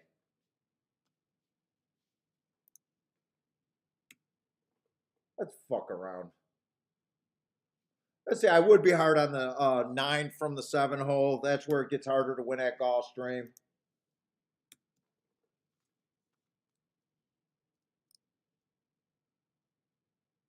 8 just doesn't have any speed. It just feels like someone from the inside should be faster.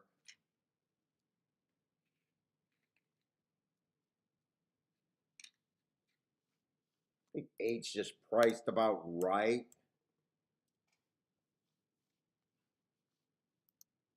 Any of these horses I can see winning. That still makes my original thought that 1's the best thing I can get to on the inside.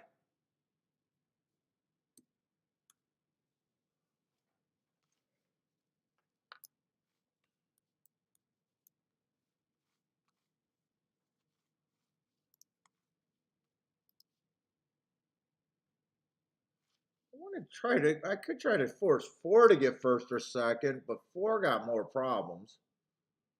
But this is a weak group. Did I see a world where this 4 gets second here?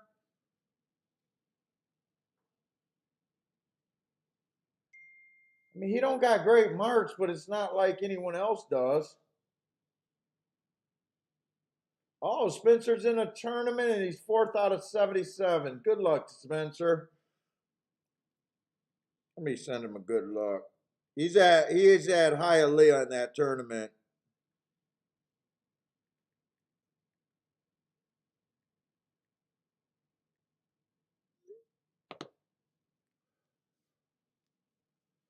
I think it's only a win, play, show, live money tournament.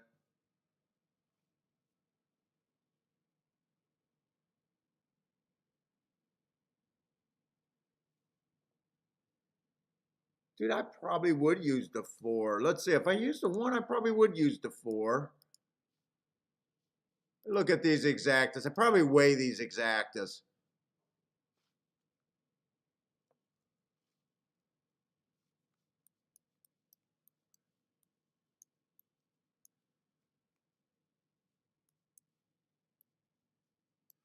Play 1 with the 2, 3, 5 for more. 1 with the 4, 8 for less. But I imagine that's the biggest hit no matter what.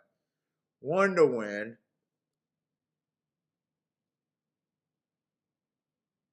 Can I get this 4 to win?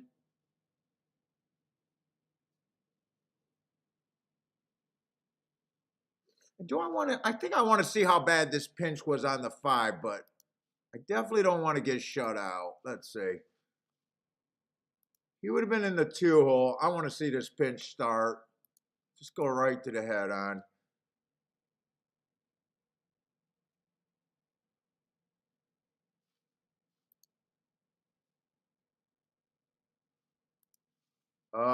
What's up with my player? He showed it to me and then why did he show it to me? Oh, there it is.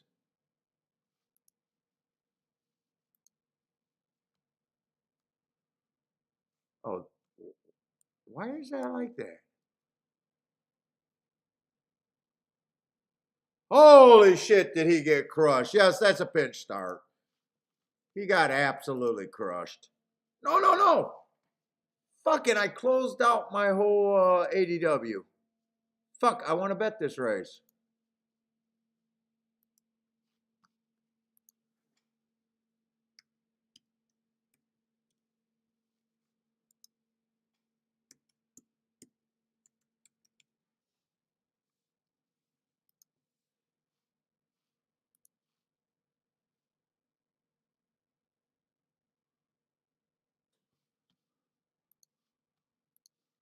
Let's see, I'm doing a 1 to win first.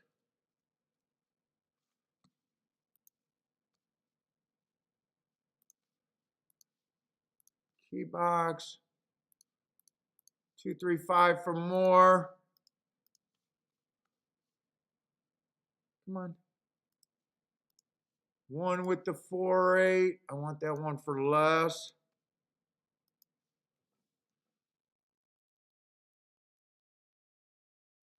I was just gonna bet that you know what? God, I really need to check these combinations. 1 with the 2, 1 with the 4. You know what? I'm gonna play a straight exacta. 1 with the 2, the 4, and the 8. I don't think there's much in this race.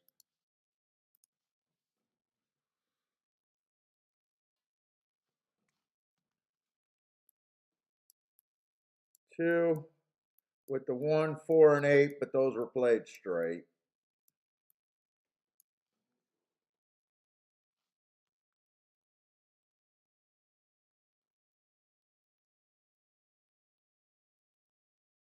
Fuck, 1 is all over the track. Just turn your, can you follow your head when you run on this 1?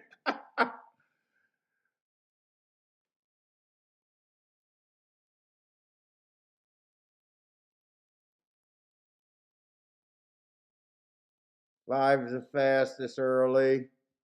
1's rating. Uh-oh. Is that like chapstick? This does not look good. Unless I get a 1-8. All right, 2-8. I think I need a 2-8. Oh, da, da, da, da.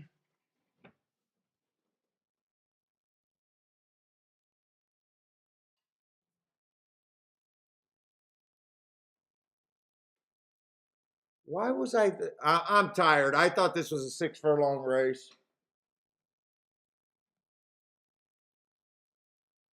I thought this was a 6 furlong race. I think 2's getting a terrible ride being forced to go that wide. 2's getting an absolute terrible ride. Can 8 get second? No, 8 just got closed off on the inside. I'm not sure if he had any horse.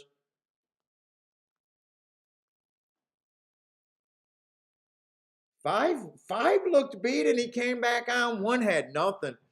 How does a sprinter can't get the lead going route? I can't bitch because they're so lightly raced that I just had to play something on the dirt. 5 was the winner. He did get the lead in the rail. He surrendered the lead and still rallied back. Nice gutsy little run right there.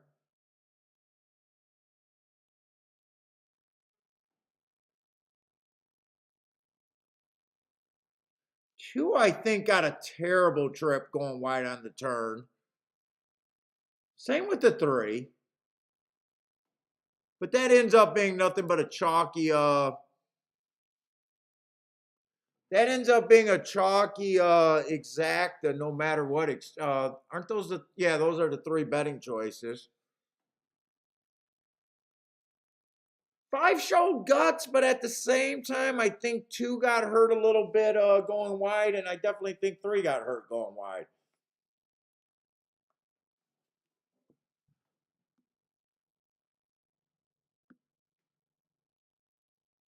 Let's see, Elaine needed the five. You got the five. I don't think you got to worry about this inquiry. I have no idea what the inquiry's on. I don't think it's on the winner.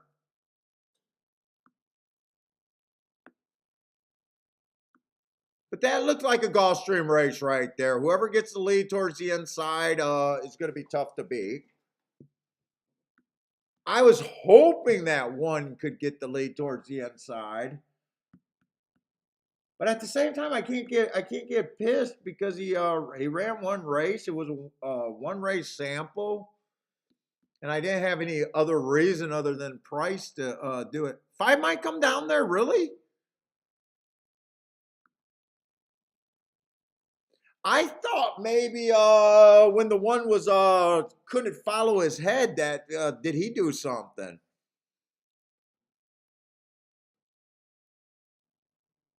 Well, Elaine, they're saying Elaine might have to stress this one out. Pace wasn't the fastest, 24 and 3, 49 and 2.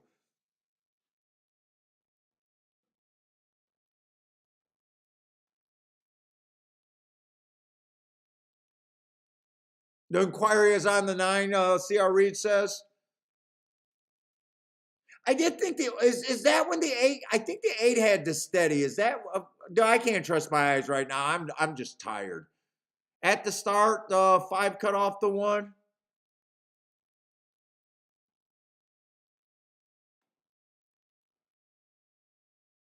They usually give you a few steps out of the gate, depending on where that was.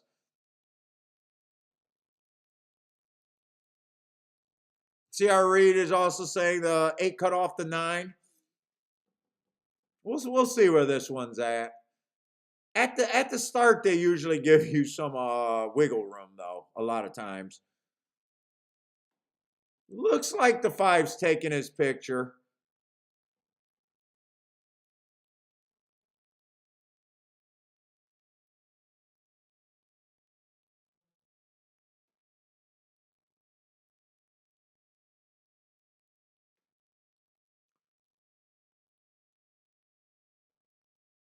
Yeah, CR Reed. I'm talking about the same thing you are. The JN is saying that the 5 cut someone off at the start. I think I seen what you're talking about deep in the stretch when I was kind of hoping that the 2 would get free and the 9 or the 8 was making a move. Kind of mid stretch, I thought I seen the 8 get a little bit of trouble, but I wasn't sure the horse.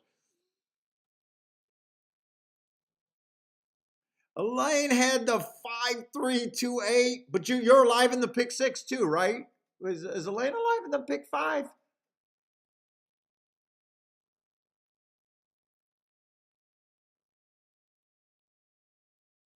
You had 5-2-3-8. Yeah, they left the 5 up. I'm thinking they're looking. Either way, they didn't see enough to take anything down. Whether it was whatever it was. They ain't gonna take down Irad.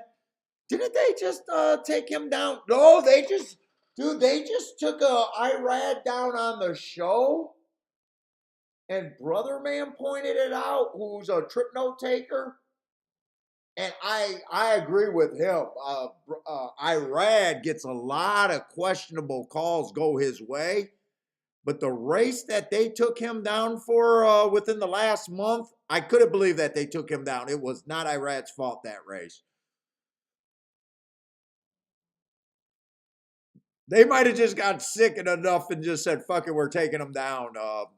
That we seen one not too bad ago. That was not Irad's fault. That was an Irad's fault, and it wasn't even his horse that caused the problem, and he got taken down. It was so bad. Okay, Elaine's alive. As Gas is probably alive with the 5, right? I think Gas threw up his ticket. Oh yeah, Gas is alive. Good luck, Elaine and Gas. I think Frankie Tubbs went out on his single ticket.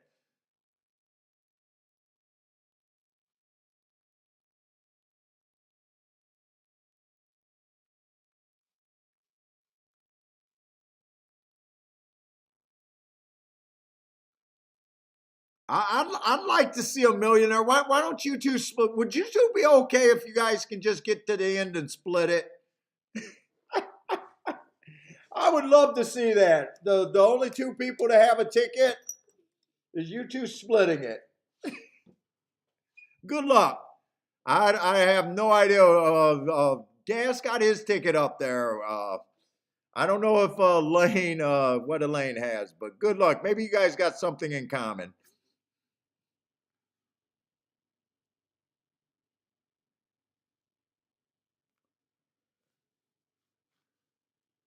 All right, I think I need to hit a dirt race, and we don't got that many. I do feel like the inside is where I want to be on the dirt.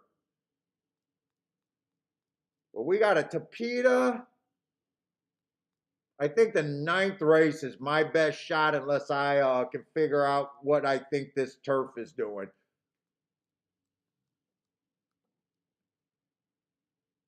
I almost feel like that's the race I have to hit. I don't have to hit it. If math is bad and I don't like anything, I don't have to hit it. I just feel like that's the race that I think I got the best grasp on, at least how the track's running.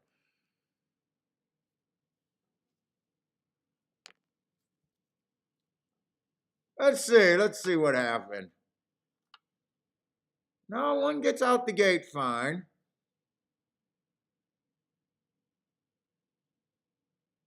Oh, right there, maybe a little bit. They might have looked at that. I probably wouldn't have cared that much about that. If one was a quicker horse, he should have got the lead.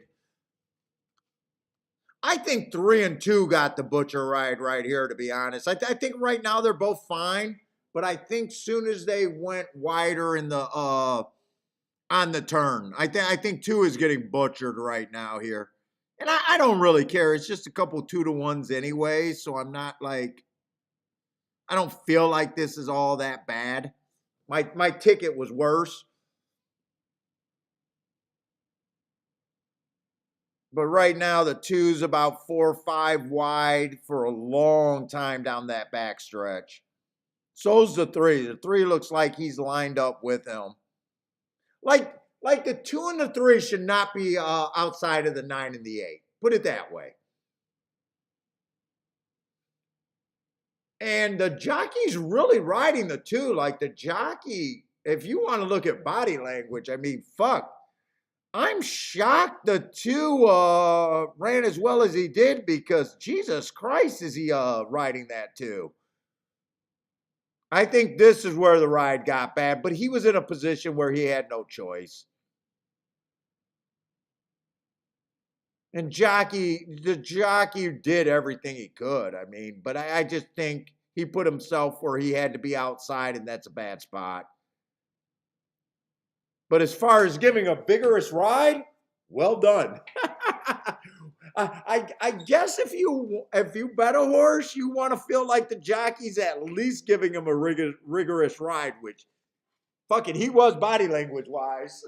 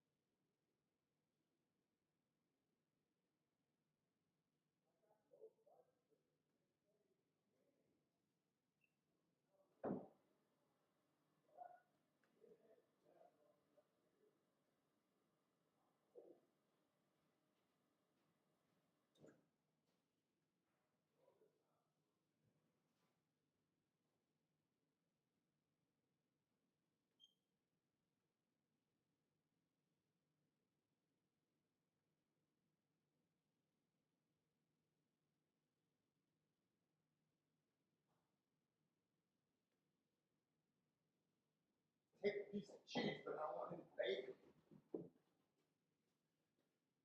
bacon. Ooh, I'm cold. All right. We do got a torpedo route.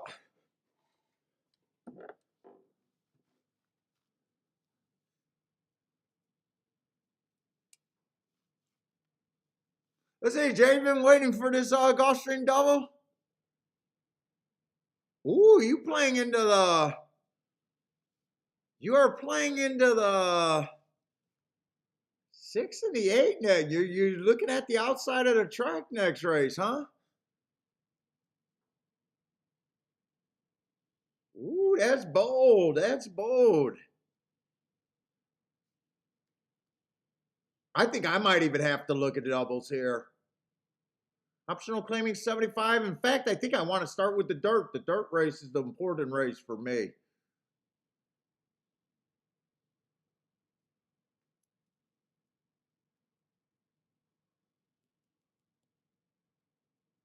Ooh, you like the 8, far outside. You need the track to be running like it did yesterday.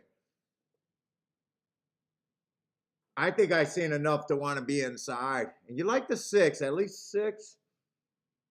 Very nice race first out. That's a sprint.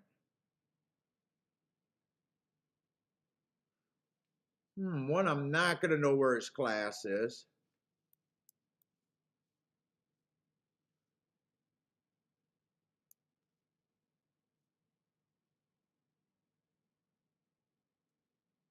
Daryl got a nice little budget today, but came off of a great win yesterday. Had the late pick. Still up for the weekend. Well done.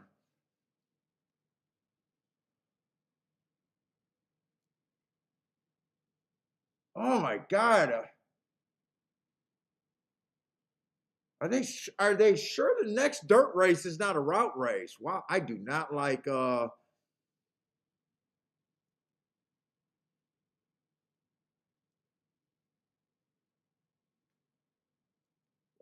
I don't like route to sprint, but there's so many routers in the next race. I think I just gotta look at that like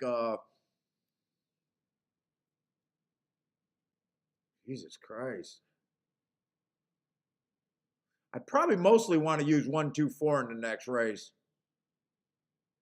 I don't think I'll be able to come up with. Let me see what they're supposed to bet those horses at.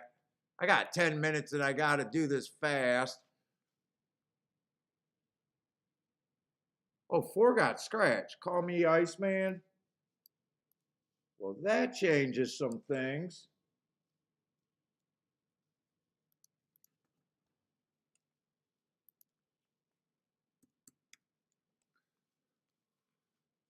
One's a maiden. Oh, both of them are maiden special weight stretching out. I think whoever gets the lead towards the inside is probably the fucking horse to beat there. Whoever gets position on the inside. Man, I don't like the idea of maiden special weights dropping out, stepping up.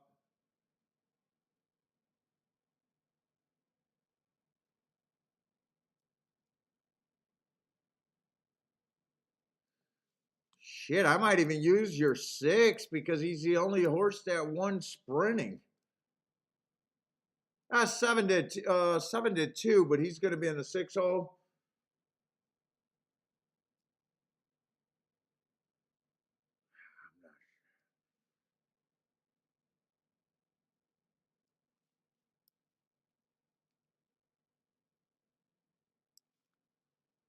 Whoop, whoop, whoop, whoop, whoop.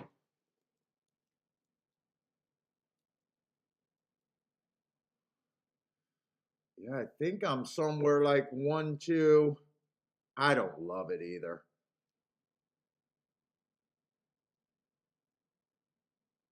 Whoever.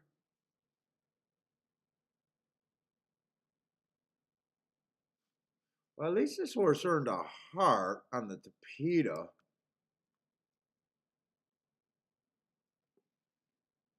I don't love it. I need an opinion in one of those 2 legs. I need an opinion in one of these 2 legs. All right, let me get to this race.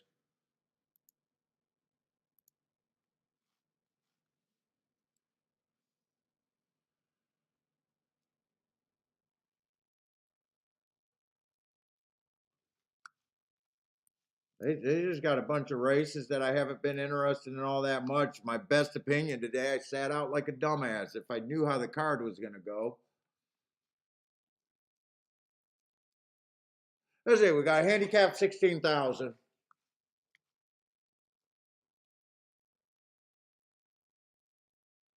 The 8 is the only one out. Still got 9 horses.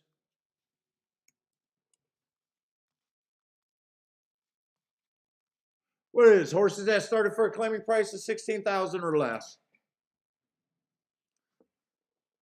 One is last 2 races qualify them, and they were at maiden claiming. This horse got 1 race that qualifies them. Been able to win against other horses. I don't know if I like his running style. If he rates, sure, but not. This horse only fits because of his maiden and a starter allowing 16 that is plays like a 32,000. This horse got to be the favorite. This horse fits the race perfect.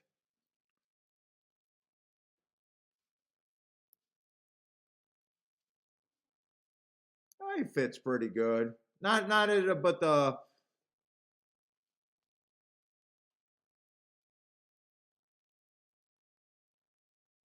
hey, 6 fits.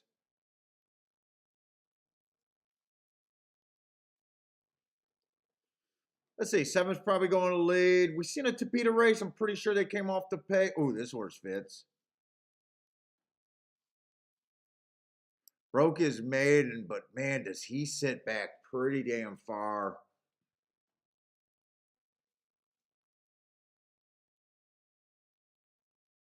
I got a feeling he's gonna be too far back. This horse is way too cheap. Way too cheap. I can't get there.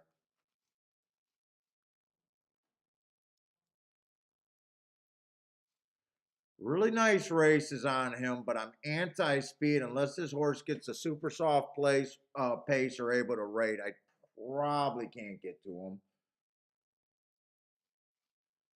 Get to him.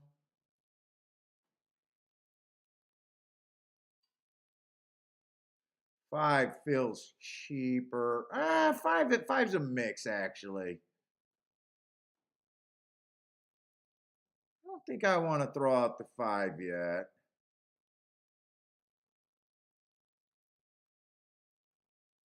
3 definitely fits.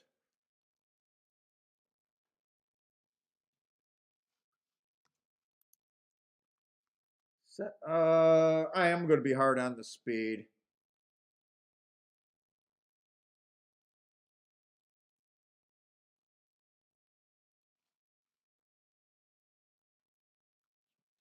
We'll be hard on the cheap horse too.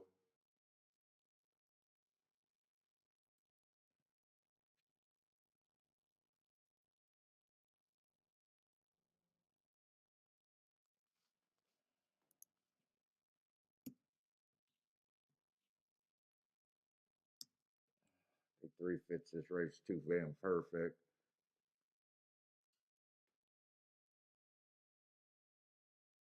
4 fits. 5 fits.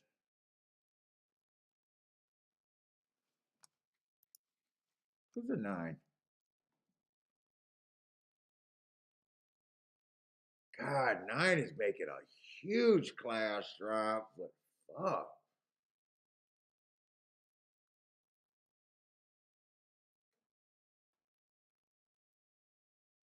That's an absolutely huge class drop with its lack of position is what concerns me.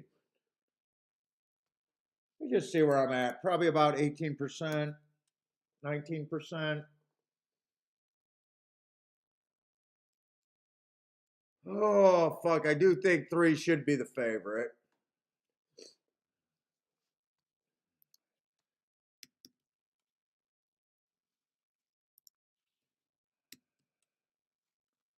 That lack of speed really concerns me. I gotta hurry up.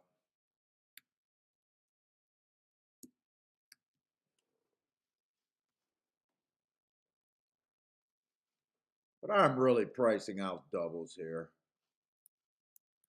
3, I think, is the most likely, but he's over bet. Let me check doubles. I think I want to play doubles here. Oh, 3 to 1 is huge. No, those are exactas.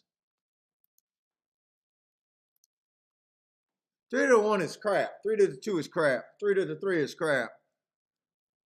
3 to the 6 is crap. No, I don't want to play doubles if I'm doing anything with the 3. Crap, crap, crap.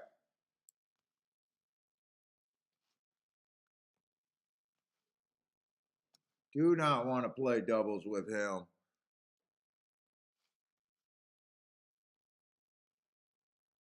Nine is good in the doubles.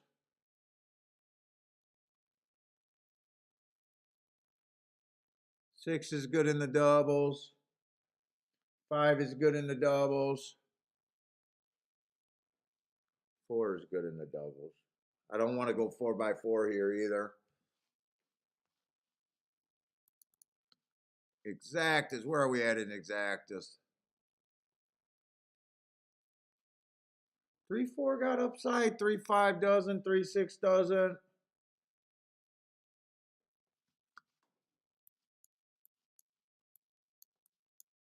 3 to the 4 and 9 does. Let me look at this race again.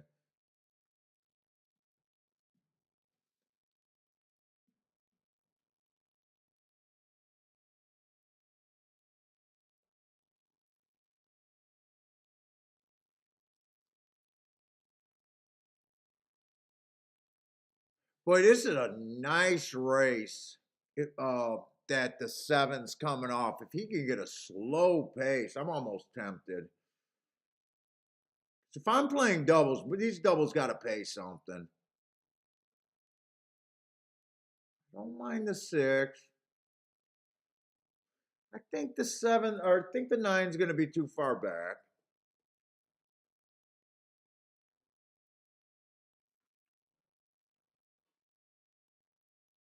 Four is the best thing I can get to as a better here.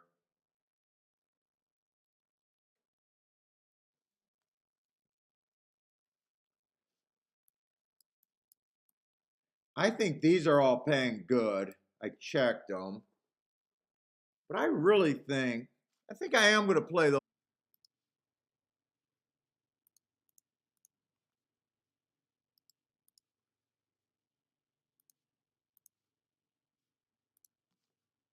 Put those doubles in. All right. But I think I am even doing a lot more here. 4 is the best thing I can get to in race.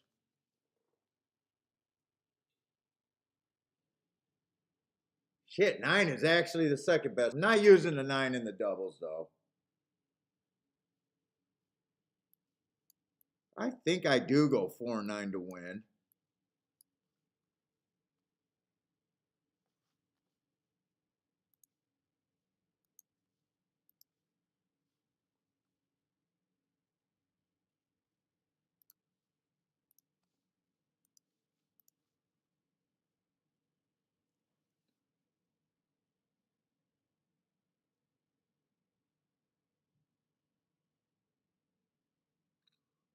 Yeah, ice strain.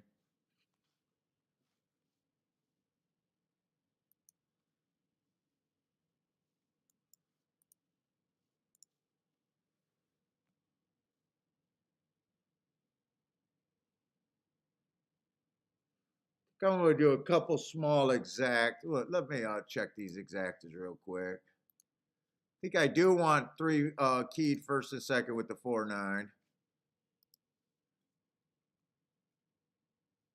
Yeah, 3 with the 4 is still good. 3 with the 9 still okay.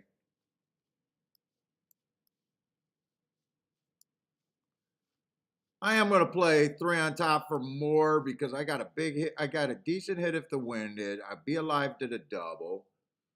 So I think I played a 3 more. Because I do feel like he should be the favorite. Those are the only exactas I could do with the 3. Do that straight, turn it around for less.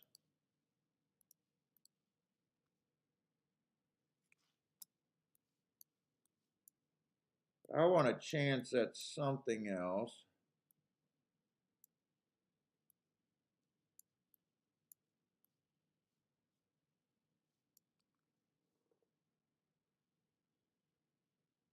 Oh man, my eye strain is just killing me. Back the key box here.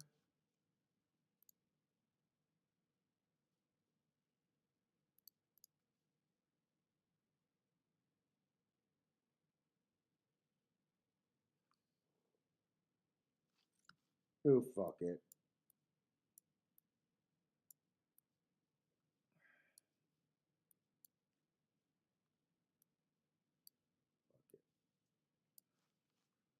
I think they're both worth playing.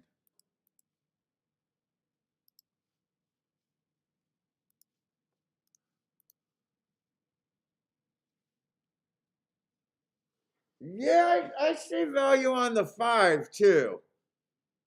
I got him at about 16%. He's a 2. My problem right here is I'm being greedy. I got him in the double, so I'll be happy if I hit the double. I played the doubles more than the exactas. But when it just came down to me betting to win, it was just which overlays did I think were the best. Just highest. Right now, I think 5's an overlay, and I could have went there. 6 is bet right on the line. 4 is just a huge overlay.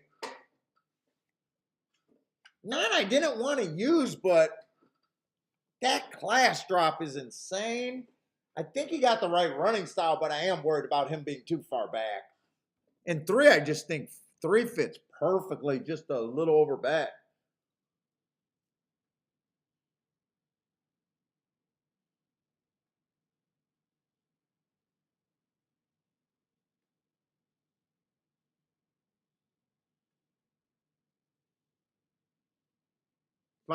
Steve thinks the 5 might be outclassed.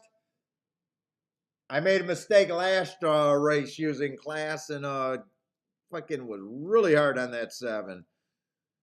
Handicap 16,000. All they did was run at a $16,000 race.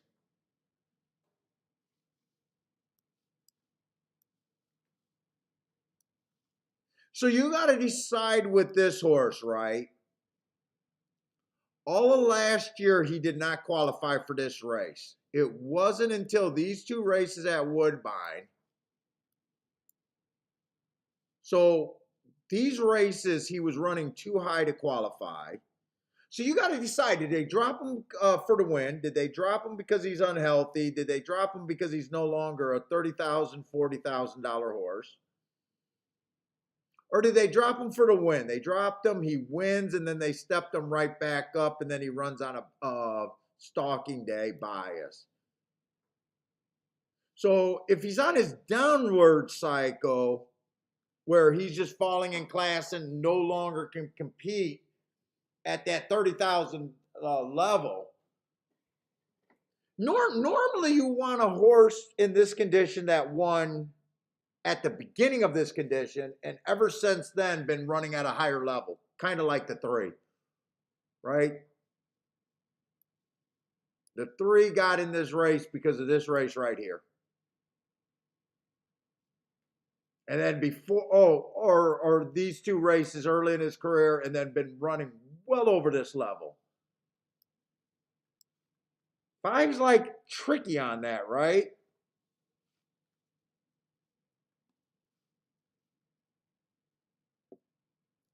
So, but a class is not a big, a class is like the 4th thing I usually look at. I'm not a big class guy.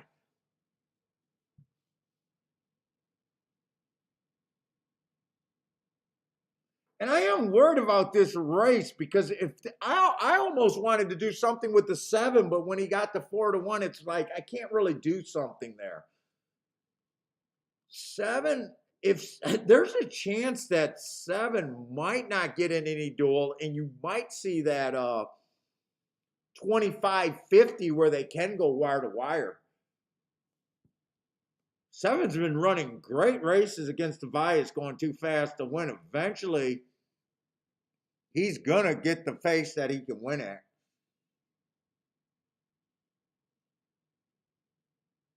That's a tough race. I wish I had an easy car right here.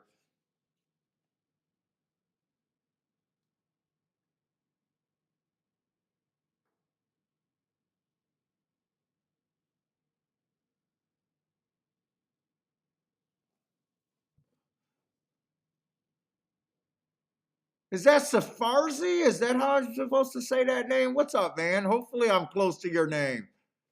This is what I did at Gulfstream. I'm all over the place. I'm playing like hand grenades there. I'm king off the 9 and the 4. Mostly. And then I got 4, 5, 6 in the doubles. I went a bunch of different ways. I'll probably do best if honestly 4, 5, 6 wins. Well, if 4 wins this race is the best that I could do. The next best I can do is probably the 5 and the 6 winning the race, and the 4 to 9 gets second.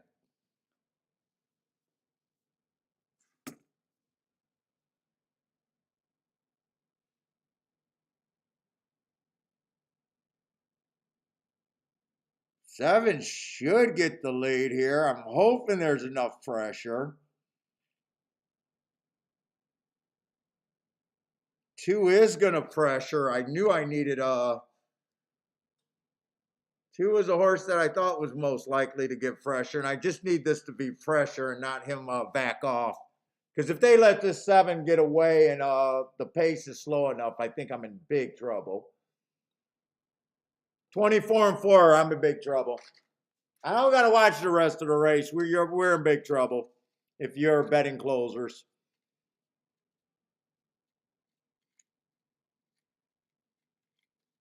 If they go 50, I'm going to think that I can tear up my virtual tickets.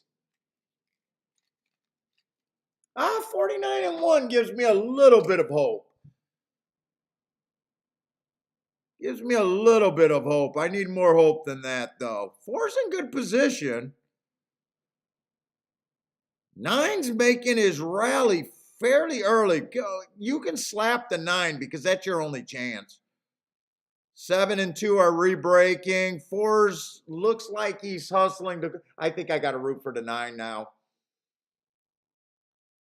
Nah, I think I'm fucked.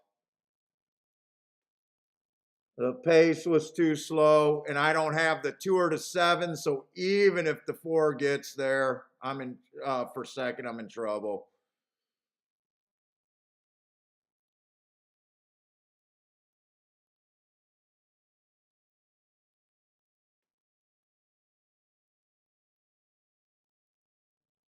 That's a pace race right there.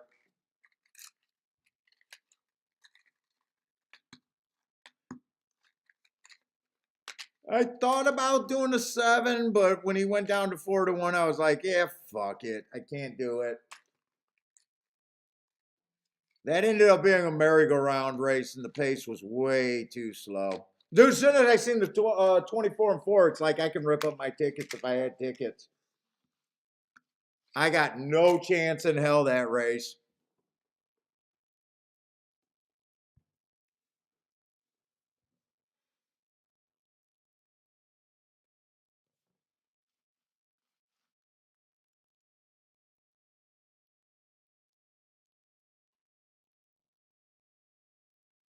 That ended up being brutal because that going that many directions definitely gonna be a hit today. That definitely puts me behind the 8 ball there on a day that I really didn't get that much action down. That was my biggest play of the day. Let's see, 1, 2, 3,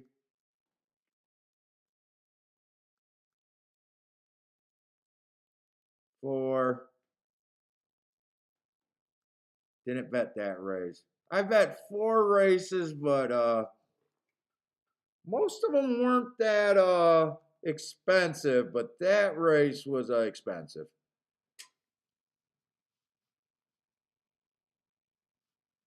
7 went wire to wire.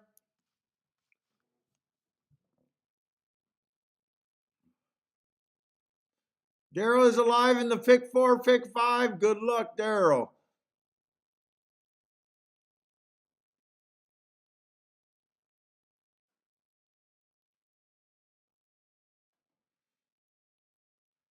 Oh, Mizzou man needed that 6 to run second to have a shot there. He did like the 7.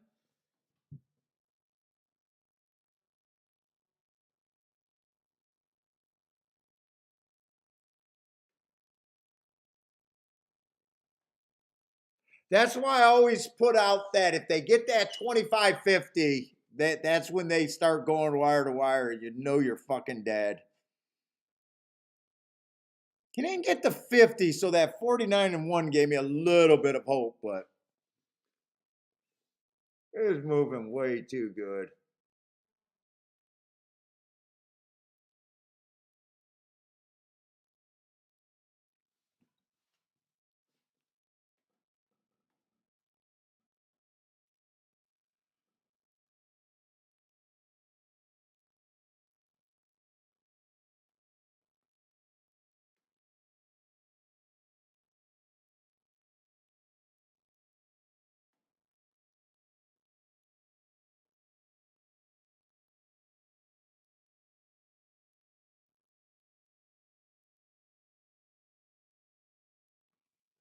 Oh, I just got this eye strain I wish would go away.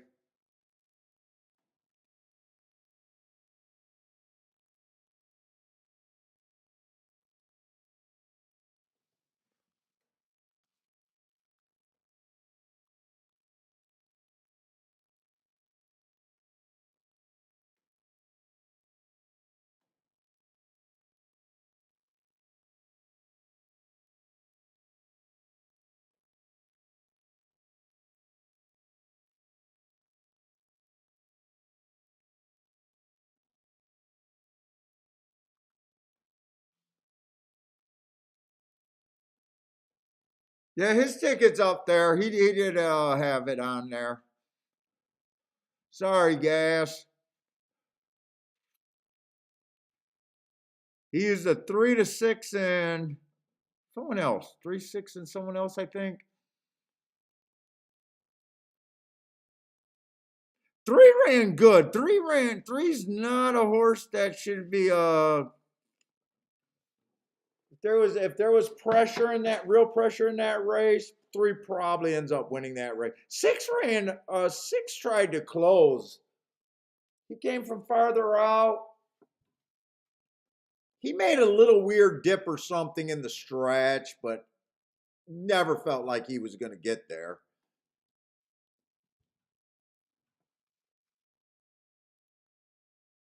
Who did Gas use there? 3-5-6. That's right, 3-5-6.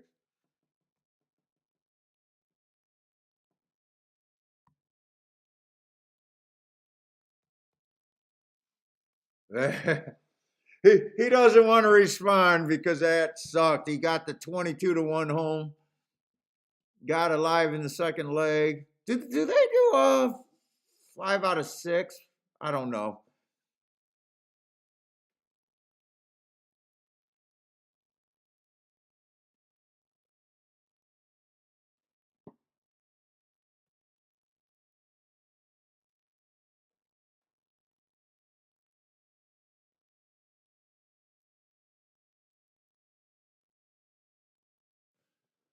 What is the 7 paying to those horses? I don't think they're going to be that great though.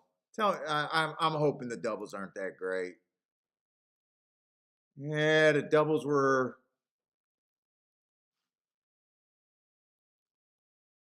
But if I went with the 7 there, I would have had to go with the 7 there.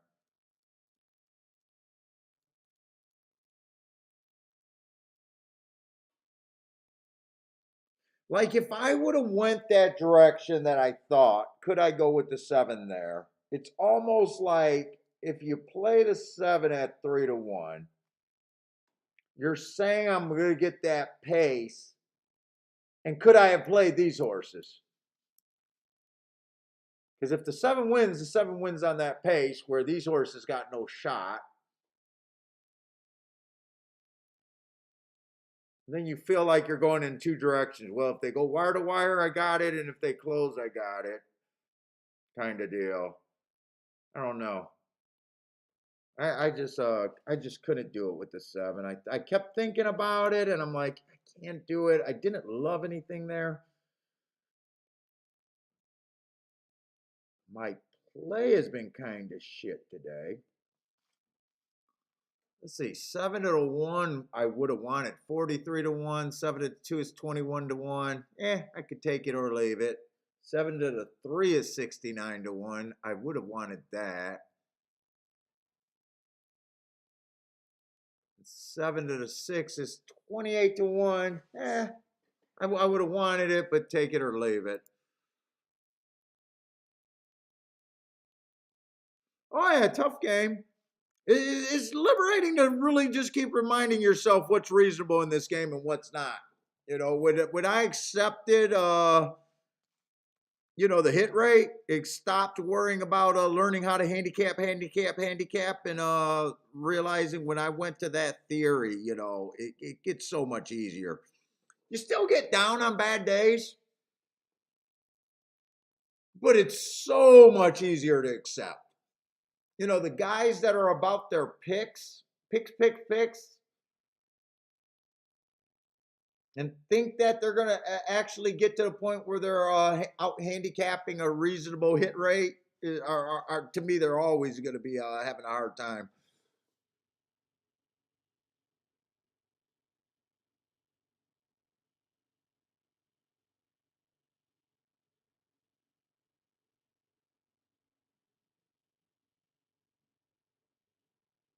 Oh, wow, this betting board is not bad. I was kind of disappointed not getting alive in the double because I was like, what chances are this rate? Actually, I'm going to be interested how this betting board fans out here.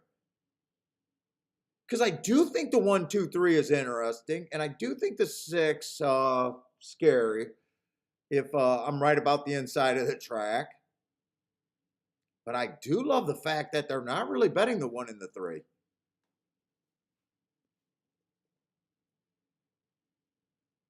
I thought they were going to bet the inside of this race pretty good. There's some outs on the inside for me.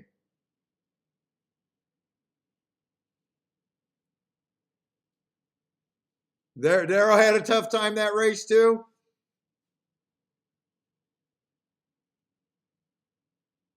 Like, I don't think 3 did anything wrong, and I think 3 was just hurt by that pace there.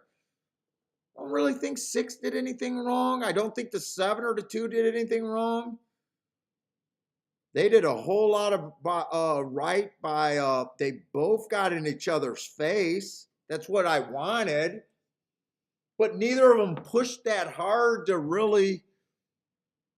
Dude, I think that was just a perfectly rode race by a lot of horses in that race. 7 did a great job. 2 did a great job backing up, or not forcing the issue, just relaxing. It's racing.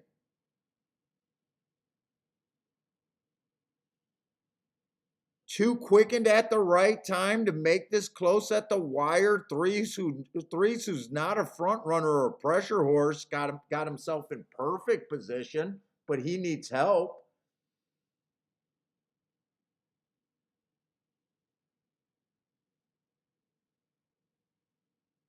I can't fault the 2 for not jumping up there and pushing because I actually think he rode a very good race there. And he's not trying to make me right about Paul needs a fast. These handicappers need a fast pace to win their ticket. Fuck no, he gave his horse the best chance to win, I believe. So did the 3, so did the 1.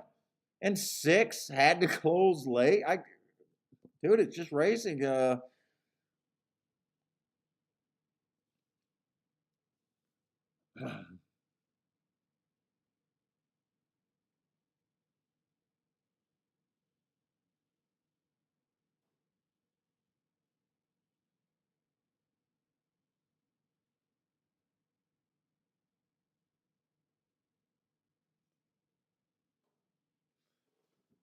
All right.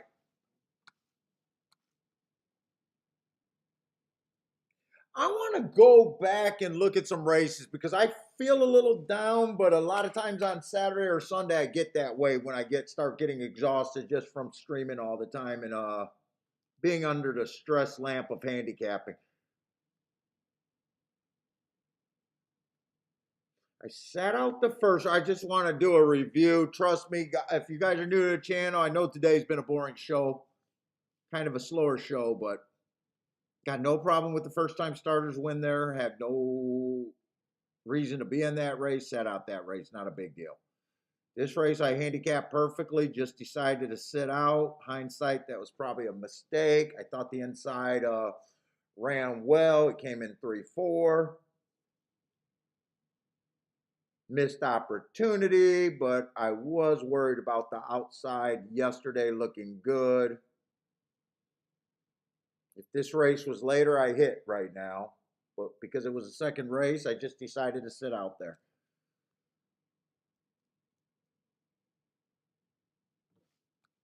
Third race, I got to know what happened there, and if I also need to know if I'm supposed to be losing in that spot.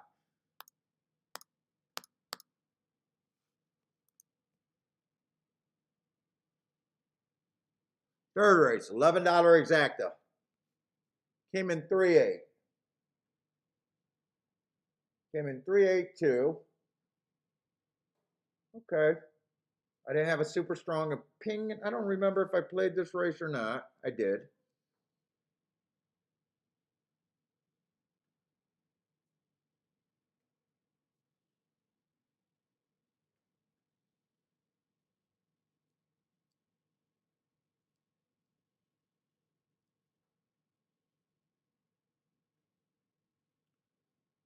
Three, 8-2 that came in. What the fuck did I do there? Looks like I played to the prices there and was wrong.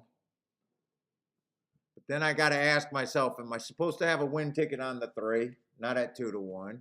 And am I supposed to hit the $11 exacta, 12-1 exacta? No, I'm not. I'm supposed to lose that race or not play it, either or. But if I'm in that race, I am supposed to lose. This race, I sat out. There was no handicapping there.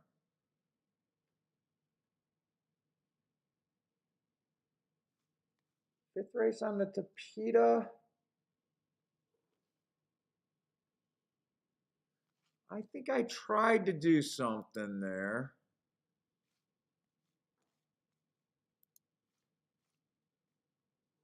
That was a good race to be in. 15-1 winner. That was the right race to be in. I didn't bet that race. I thought I bet that race. Did I end up sitting out that race? I always write down my bets.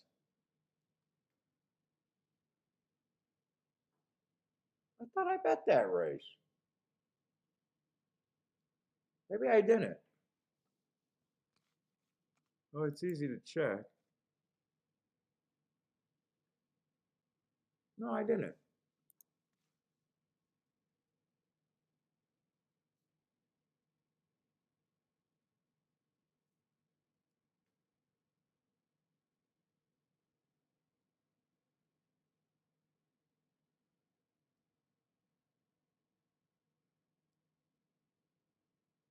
Okay, that's not a problem. Okay.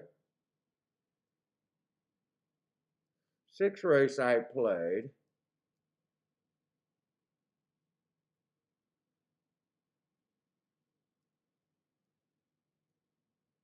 Sixth race I played. I keyed on a 15. Bet some long shots. Who is that? The race where the 7 won? Yeah, I just didn't like the 7. I think the group of horses that were logical are running that, and then after that race. And I played this race. Almost felt like I was forced to play this race. The 1 didn't run. And the 3 favorites all won. 3 favorites were first, 2, third. In this race, I played. Yeah, I only played 4 races today.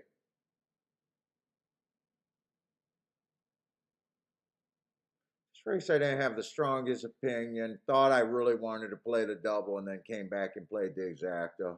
Okay, it is what it is. This accounts for most of my day. All right, so I just got this race right here. This race I thought was a really important race for me today.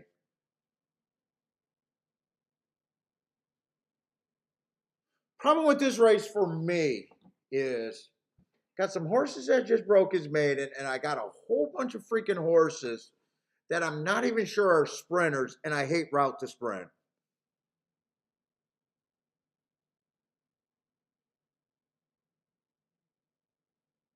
And then I got this one horse. First race out ran on a bad rail day, early pressing day. Gave him an asterisk on the slow side, but at least it was a sprint.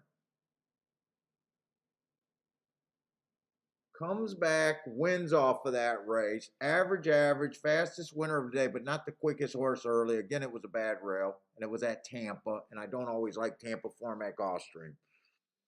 Stepping up, but at least he's a sprinter. But there is an argument that I hate the Tampa form, but he's a good thing on the inside odds-wise for me as a better. But I can't say I got a good opinion one way or another of them. 2 got speed, but I'm not sure 2's a true sprinter. He did win sprinting, but that sprint, he got away with the slowest winner of the day at the first call. Average, so nothing special about it. I know he got route speed, but is he really? And he's a terrible price for me as a better. The case, if the one's not quick, and there's nothing but a lot of sprint horses, I wouldn't be shocked if the 3 gets the lead over the 2. And he's a good price for me as a better. 4, I think, has absolutely no speed. Ran a couple stakes races. Minor little starter stakes. Other than the inside,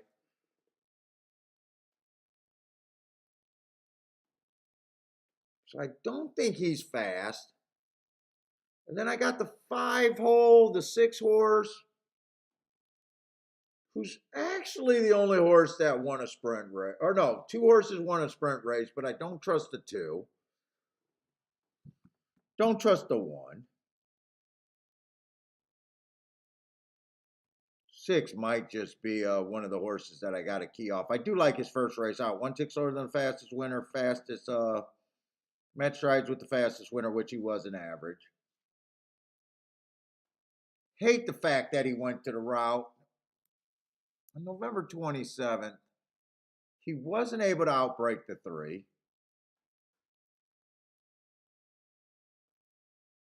So that makes me still like the 3. I think I do something. I think these are the horses that I want to use.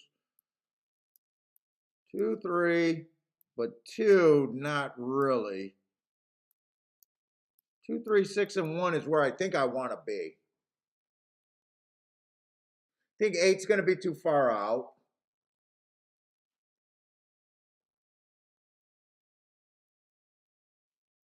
7 only ran 1 race, and I'm just irritated. I got a 1 race sample. Let's see, I got 7 horses in the race, 17%. I don't hate anyone.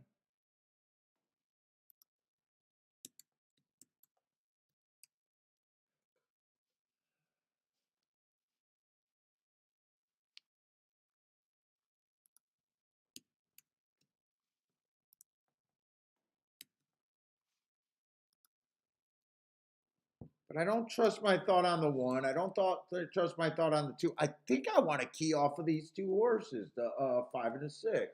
Or the 2 and the 3. 2 and the 3.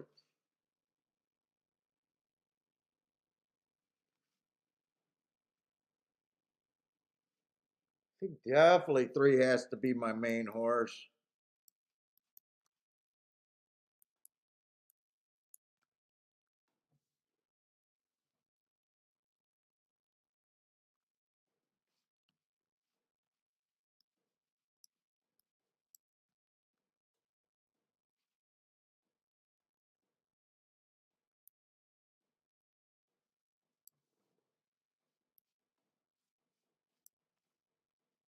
If I don't key off the 3 and the 6, I think I could get away with this.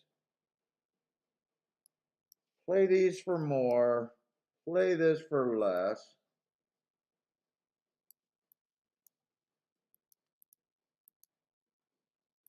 I might even play that no, not the 6. The pace is so murky with these route to sprints.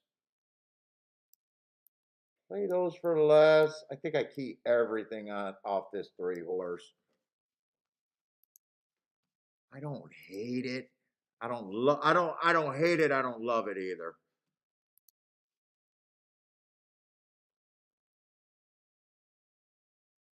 Wait a minute, am I in the right race? Are those really the exact? Wait a minute, I can't be in the right race.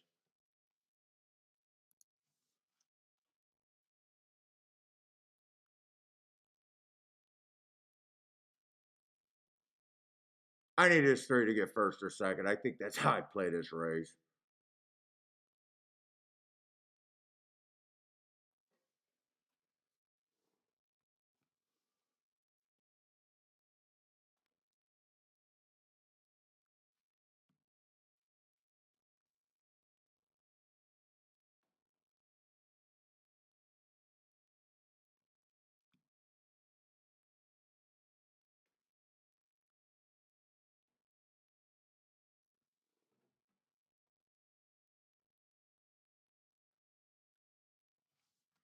Dude, I don't trust the 1.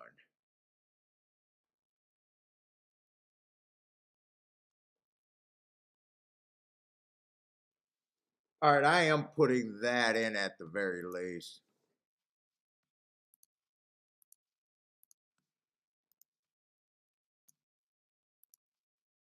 But I think I even want to do more. I think I'm being fairly aggressive here too.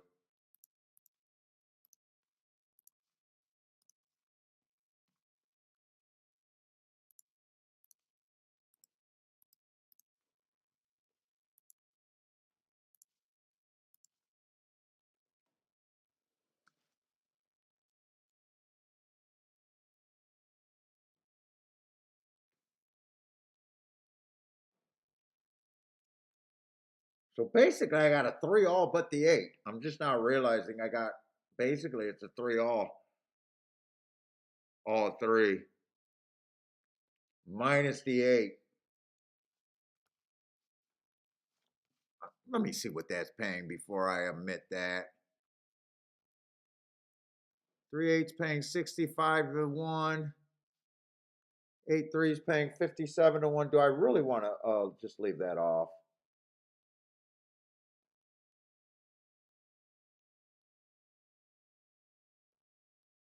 See, I did bet the 1 to, or the 3 to win solid. So I really don't need a 3 8. If I did anything, I don't like it. I can do a small 8 3 if I wanted to. Because I think I'm coming back and hitting this again. I think I'm hitting the 1 3 6. I think I'm coming back and hitting that.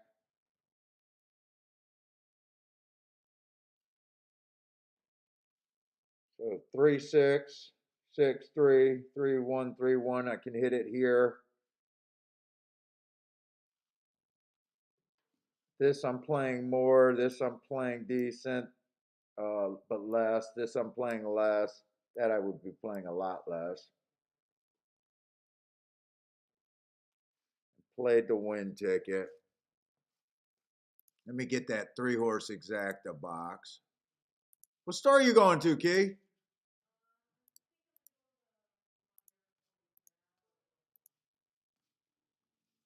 And I am going to get that just a small 8-3.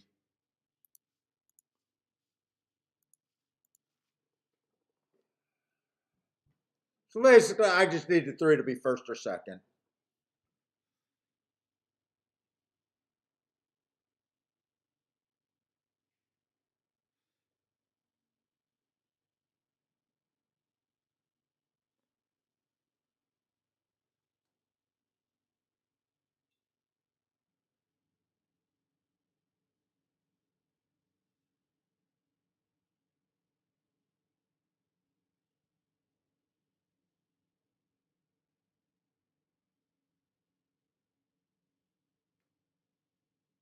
Oh, I was hoping 3 would be the oh, and 3 went back on his seat. Did I see that right?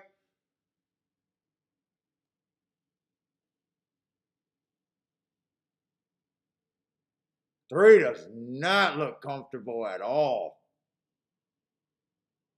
3 is getting a brutal, checked up ride with nowhere to go, and I think he got horsed. Look at the. Am I just seeing this because that's my bet?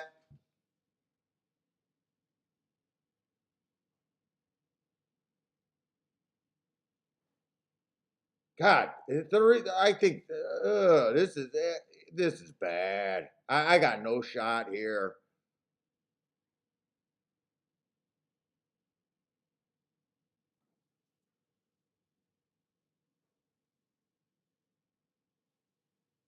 I got zero fucking shot, and I don't know if I'm watching this with better's glasses on, but this is. I think I got a brutal ride on the backstretch. I got no shot at the 8. Would have. Well, I could have backdoored an 8-3, but wow, I'm just bad today. Let's see. Who called that 8? Jay was trying to get alive to that 8. Go 8, says Daryl. Jay was trying to get alive to that 8. Nice call, guys. All sorts of stakes races, but I thought the track was looking pretty good inside today.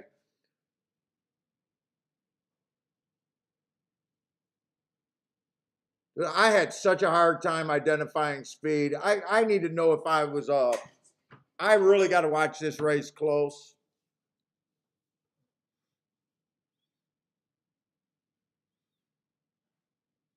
Two more legs for Daryl. Let's go, Daryl.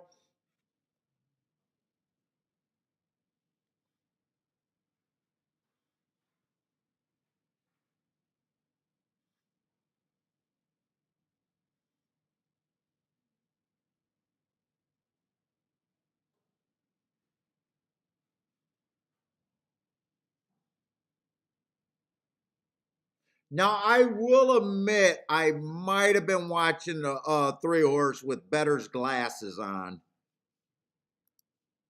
I might have been, but I think I got a brutal trip the whole way or down that backstretch. I think was absolutely brutal.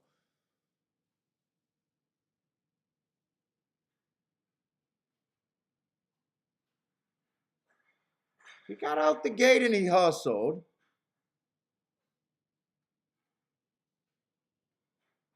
Got knocked. Okay, he did get knocked. I think this is going to be a brutal trip.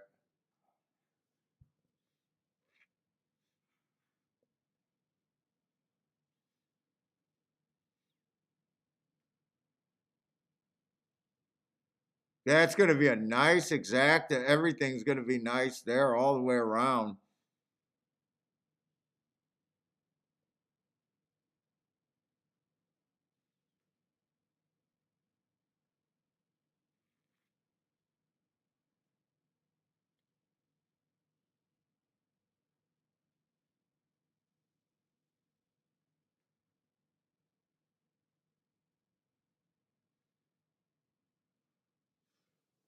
Oh, brutal, brutal, brutal. I think trip. 22 and 4, 46 and 1. So the pace was on the average slower side.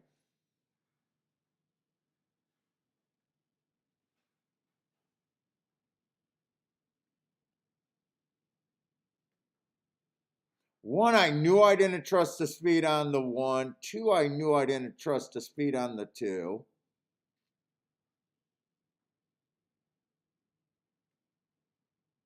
Six, I thought should at least show speed. But I think that's the horse that came over and knocked the three early.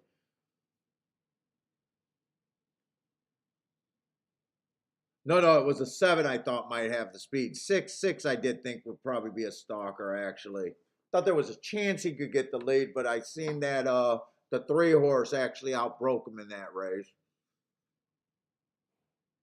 Said, well, the three got to be just as fast as him early in a common race. All right, I just got to decide if I watch this race with rose color or better's glasses. Nice exacta.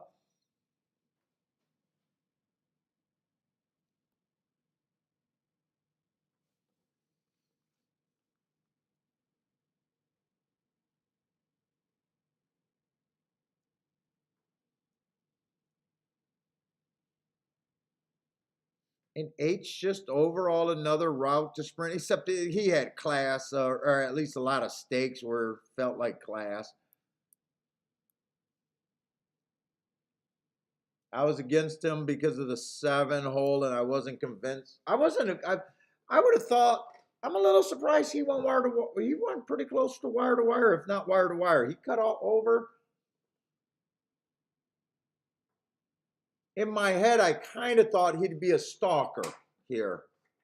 I had a really hard time. I thought whoever got the lead there would be the horse, but I thought whoever got the lead towards the inside.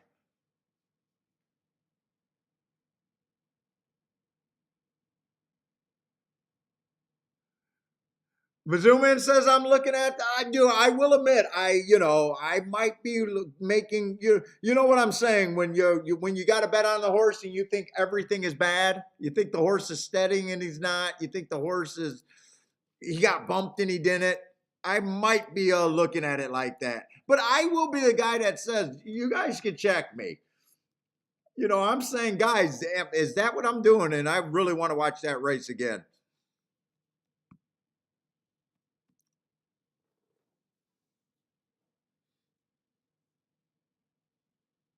Take care, JN. It's been a rough day today.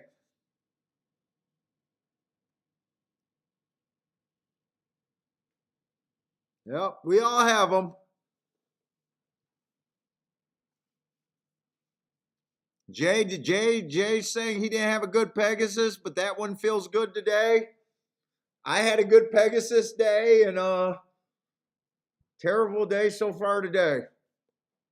And really, just looking back, there's only one race that I could have had, and I chose to sit out that race. Those are the ones that piss you off. I almost rather there was nothing that I could have done today. But there was one. Oh, you went 6 deep? Yeah, I like three horses. Well, my math and everything was good. So I bet Art Collector, Simplification, and Skippy. And then played them in second and wanted to turn around some exactas and didn't get time to do that. I only bet 105 in the race. Let's see. I want to watch that replay.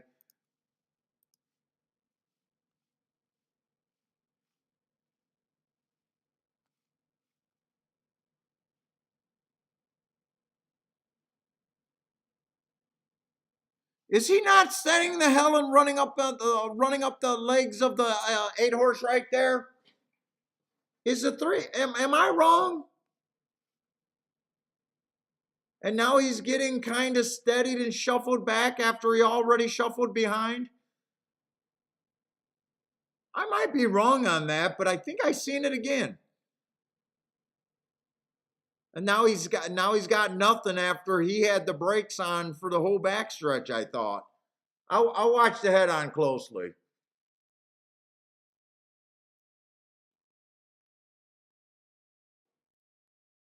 Remember, I wanted him to get the lead or be close to the lead.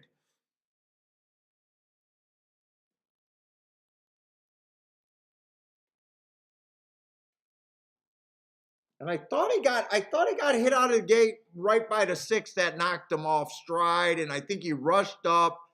8 was already crossed over, and he was running up on the 8 while getting steadied. That's what I thought I'd seen. I might be wrong. 3 comes out the gate. He's fine. There's the knocked off stride. He's steadying right now. He's steadying right now. He's steadying right now. He's steadying now. He's going to let him run. 8's directly in front. He's steadying right now. No place to go. He's steadying right. I got a brutal ride. I got a brutal ride. I can't say he would have won, but the 90% of the backstretch, he was not able to run. I'm trusting my eyes, guys.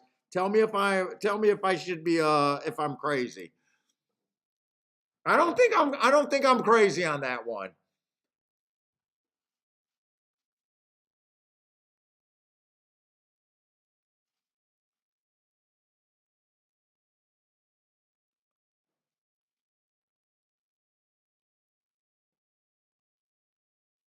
Oh yeah, Mizzou, man. We all see that as a better. I don't, but I like to watch the race. That's why I said if we had another track going right now, I would say I have to watch that because right now I'm in that worn out stage where I'm a little irritated. I'm a little tired. I almost wish that I just took the day off.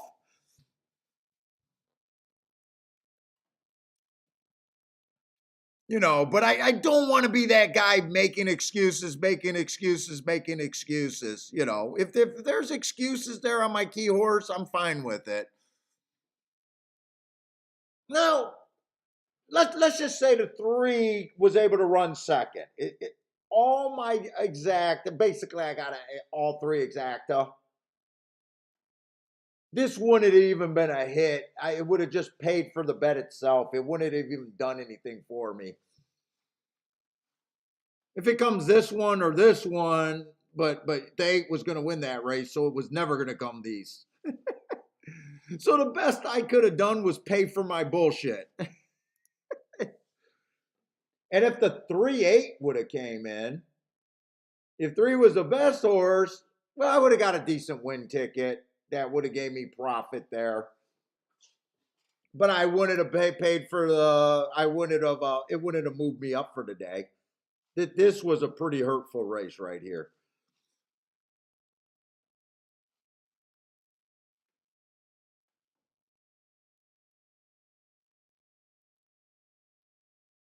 Oh, something happened. See, I was watching my horse and I missed what happened at 7.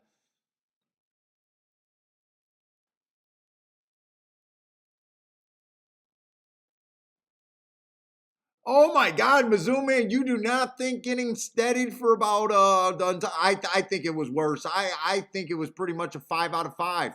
Especially if you made the bet. So I made the bet needing the 3 to be on the lead. Or 1 length off of the lead. I think I got hurt every way I could have. But we'll never know what that cost them because we'll never get the same run with the same horses under the same track, under the same conditions. We'll never know. All we can say is, fuck it, I think that hurt me or not.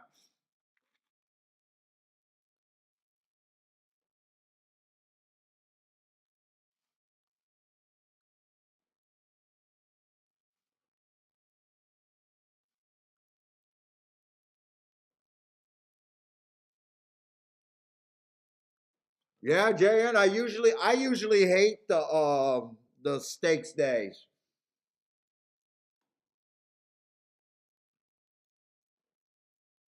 All right. I think I got the late double. I think it's a turf race, and I have not felt good on the turf all day today. They've wired, they stalked, they closed. A couple outside winners and inside. Well, the inside winner did circle.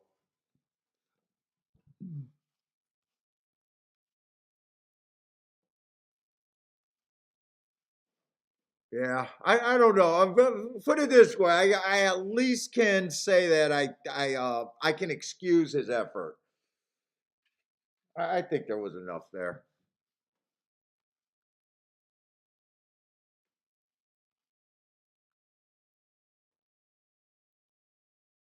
What's going on here?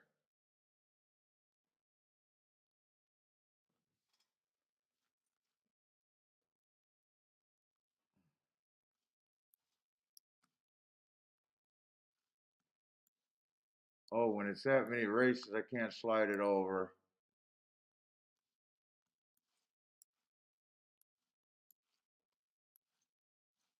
No, no, no.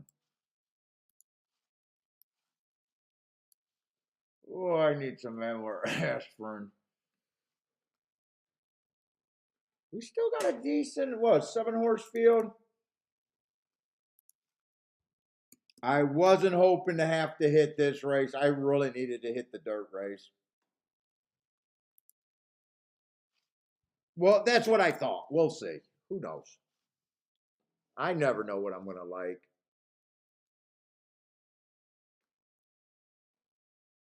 $60,000 claimers. Let's see. The 3 is out.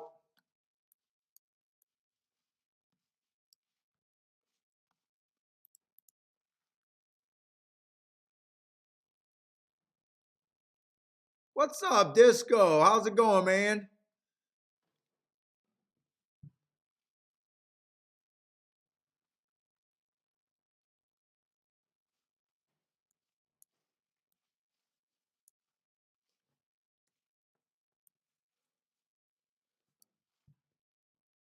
Let's see. 62,000. Just not sure what I'm looking for.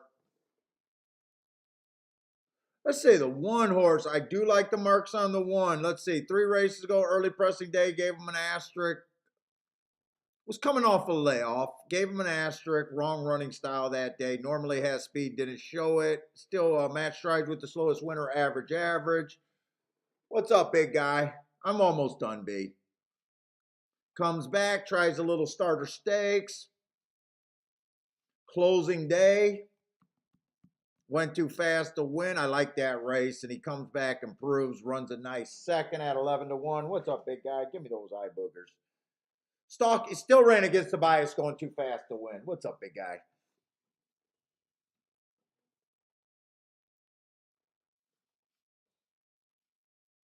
That's a really nice. His last 2 races are really nice. Really nice. Let's say the 2 definitely belongs at this level. Been at this level.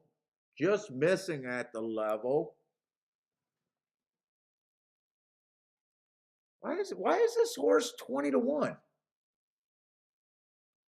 4 races ago at the stake, at a stakes, bad rail. Went too fast to win on a stalking closing day, just missed. What's wrong with that? Comes back, handicap. Got in position, ran a decent 4th, comes back at this level. 3-1. And last race at this level, 3-7. I don't think he should necessarily be 20-1 running against the speed favoring track. Oh, wait a minute. I am tired, guys. Turf is the problem. I'm not sure this horse likes turf. Okay, I can see it now. I was wondering what I was missing. That's pretty glaring not to realize. He might not be a sprint, and he might not be a router. He might not be a sprint, and he might not be a router. He might not be a router, and he might not be a turf horse. Jesus Christ.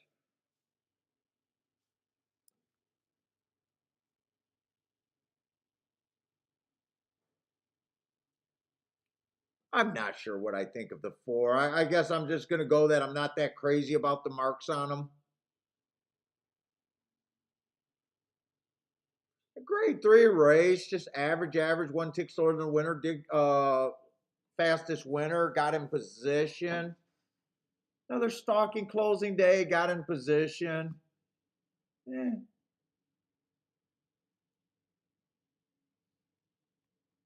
Let's say the 5 got some real speed.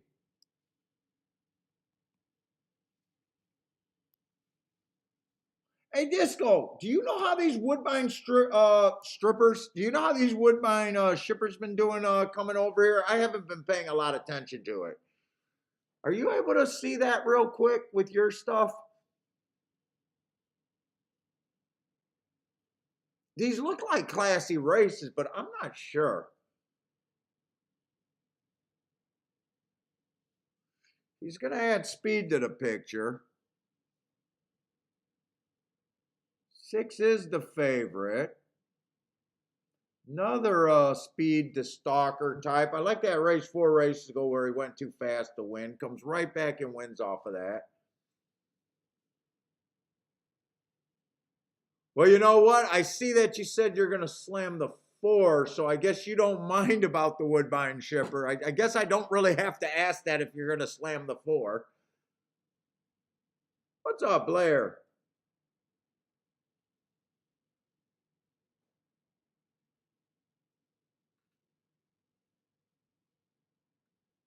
The clothes been falling off the Woodbine strippers?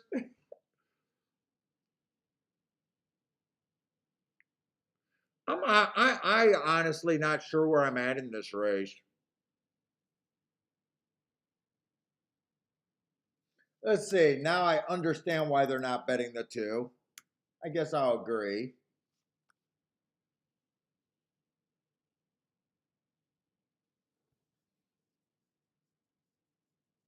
Eight, I think's a player, but I don't got that much on him.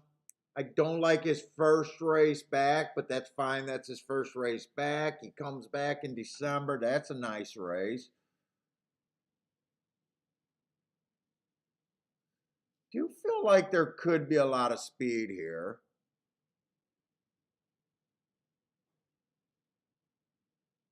But honestly, I'm not so sure I know where I'm at in this race. 5's probably going to lead.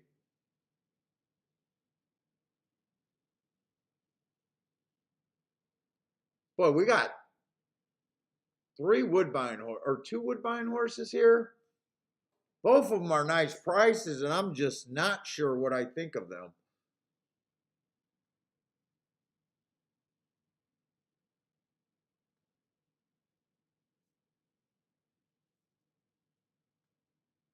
I'm not sure if I think 6 is necessarily the chalk in my head.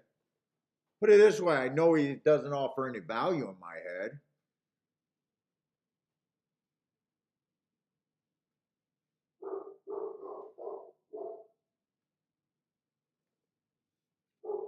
One, I like the 1 a little bit, but not at 3 to 1. 1 almost feels like I should be getting more than 3 to 1 on the 1.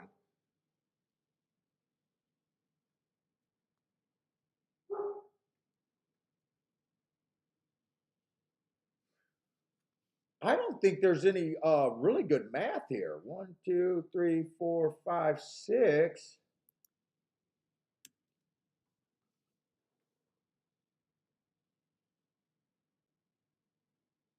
Dude, unless I break that down lower than 19 to 1, if I use that 19 to 1 number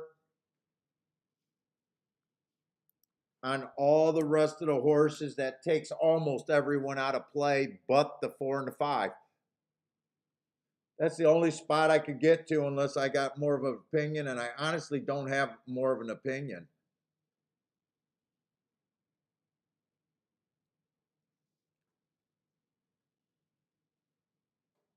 JJ likes the 2-4. I just can't get to the 2 after I seen that he's never stretched out or ran on the turf. That's my problem with the 2. I thought I was gonna bet the 2 when I seen him at 20 to 1 until I realized, wait a minute.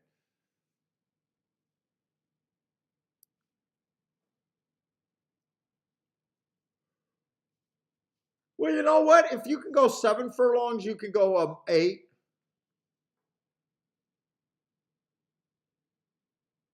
If he's smart, I think the bigger question is, can he handle the turf? So far, he tried to turf 4 times, but that doesn't mean nothing.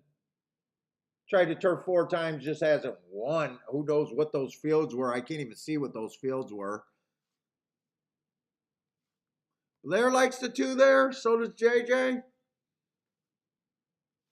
I think I'm just out this race. I don't have a good opinion here. I don't know where my advantage is. Christopher, what's up? 142 in a try box. At least that's a ticket that will pay. I got no doubt about it that ticket pays if you're right.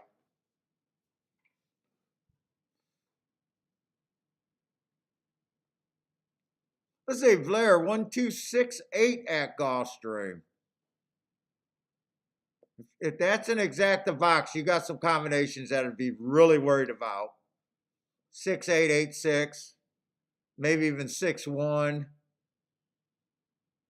In fact, in that ticket, if that's an exacta box, you're only, I think you need this two to be first and second, and that's all you need. Because I got a feeling if it comes any other way, you're going to have a hard time making anything happen there.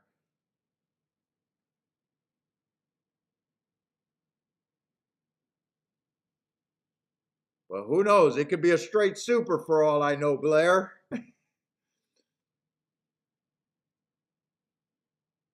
Oh, you have combos, but not a box. Jay has the same numbers, but combos, but not a box. Okay.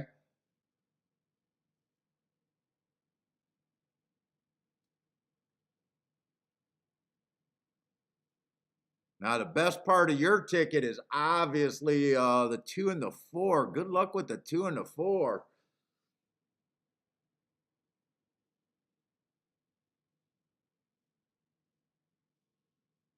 Two or four runs first and second with any of those combos, you should be fine.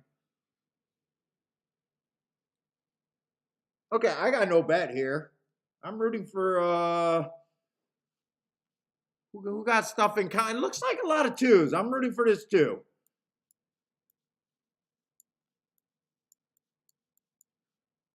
A lot of you guys had the 2 on tickets.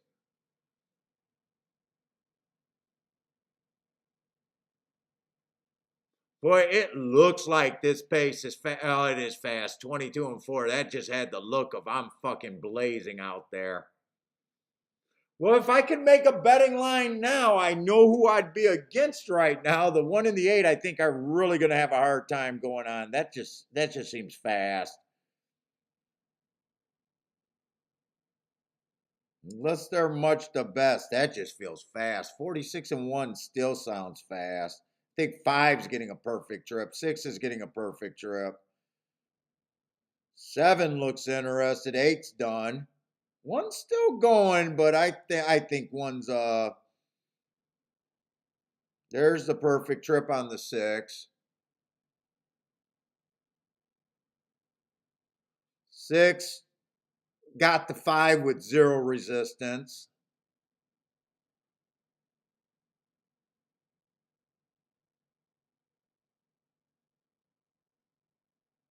Yeah, let me make the betting line after knowing the pace and who's on it. I would have it fairly easy. Let's see. Let me make that betting line in race. It goes 1, 1. See what a little see what a little extra information does. See what a little extra information does.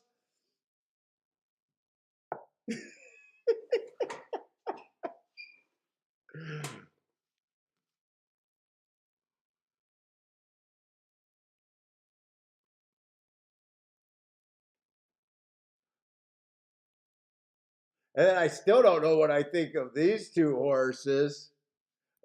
I could just say, okay, I'm okay with 15% on both of them.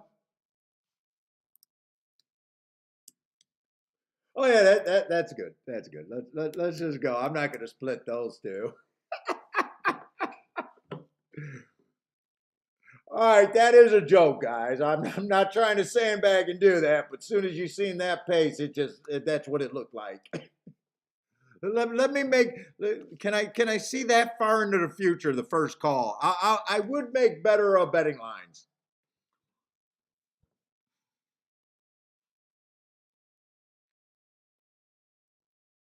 6, 7, 4, 5,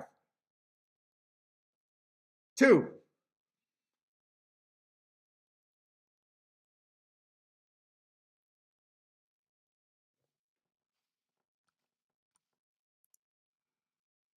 Mizzou man hit a 10-cent super. He's the little rich bitch of the day.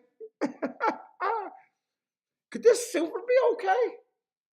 Maybe. I mean, you did get out of two of the. You did get an A to win and a D to run second. So you got the C and the B and the C completely off the ticket. Maybe that could be okay.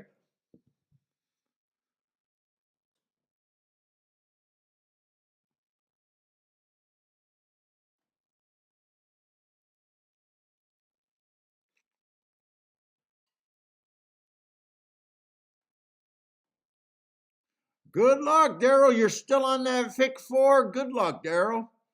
Last leg of the FIC 4. Let's go.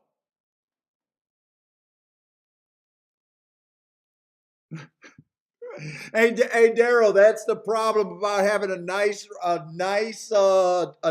day one day and said, okay, I give myself $1,000 to lose, because a lot of times that's what you end up doing. He's like, yeah, I'm alive in my pick 4, so you do got hope. You do got hope. You said you had a limit today of $1,000, and look, you're bordering on it. Good luck, man. Good luck. We'll see what it pays in a second.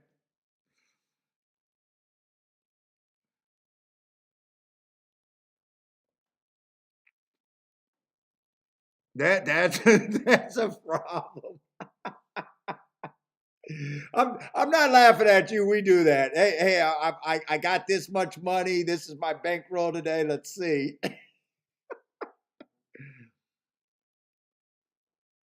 Surprise, surprise. That's where we end up, right? Well, Daryl got hope. Daryl got hope. Good luck, Daryl. I hope you're alive to some good stuff. Did that 22 to 1, was that part of the pick 4? I don't think it was. I think that started the pick 6. I think that was just outside.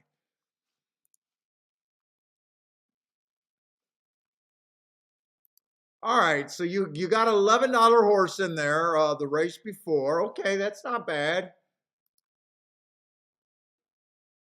Got an $8 horse, depending on what you beat there, but I got a feeling I got a feeling you need fat in the last leg for something to cover everything, huh? I think you need some fat.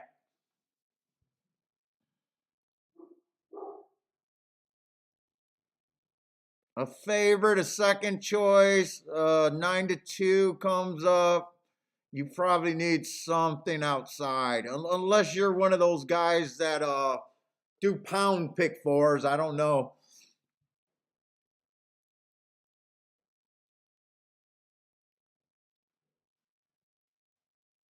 All right, I'm just hoping to have an opinion this race, and I'm just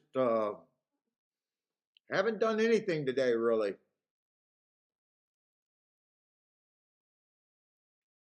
And I have not got a good grasp on the turf. They've wired, they've closed, they went fast, they went slow, they went inside, they went outside.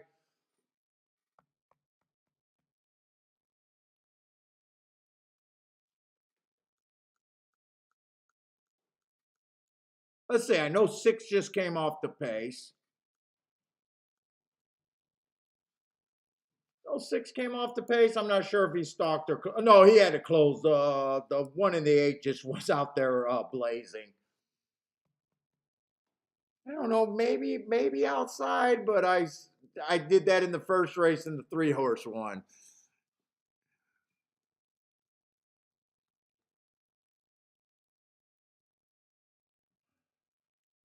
This is a race that might.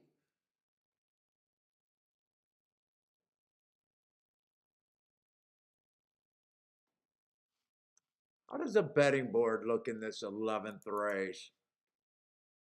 Let's see. There are a couple of scratches. Wait a minute. Am I even looking at the right race?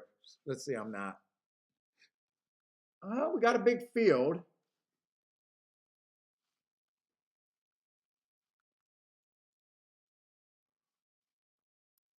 That does help for me getting rid of a first-time starter.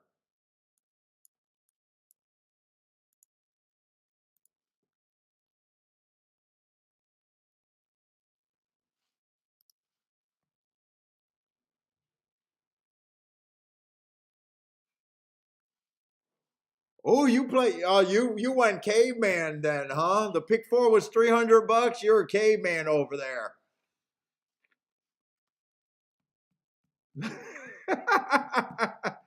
That's a caveman ticket, I'd say.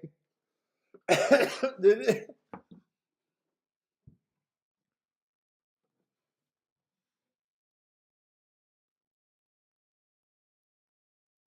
the way, how did that super? I wasn't really paying attention. How did your super pay over there? The zoom in hit the super. Does that make you rich? You know what? I'd say for dime, $64 on a super. I've never been a super player, but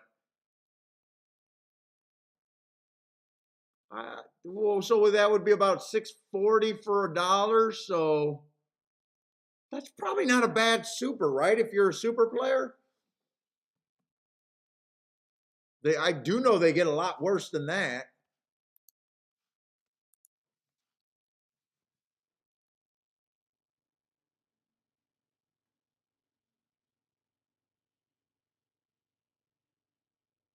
The 1 in the 10 hurts you. Oh, what are these things?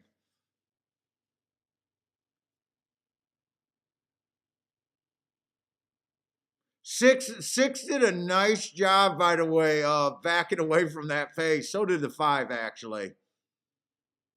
The 6 and the 5 were up there. There was actually 4 horses looked like they were going to lead, and the I don't know. It looks like the 5 and the 6 said, "Fuck this nonsense. Let those 2 idiots go."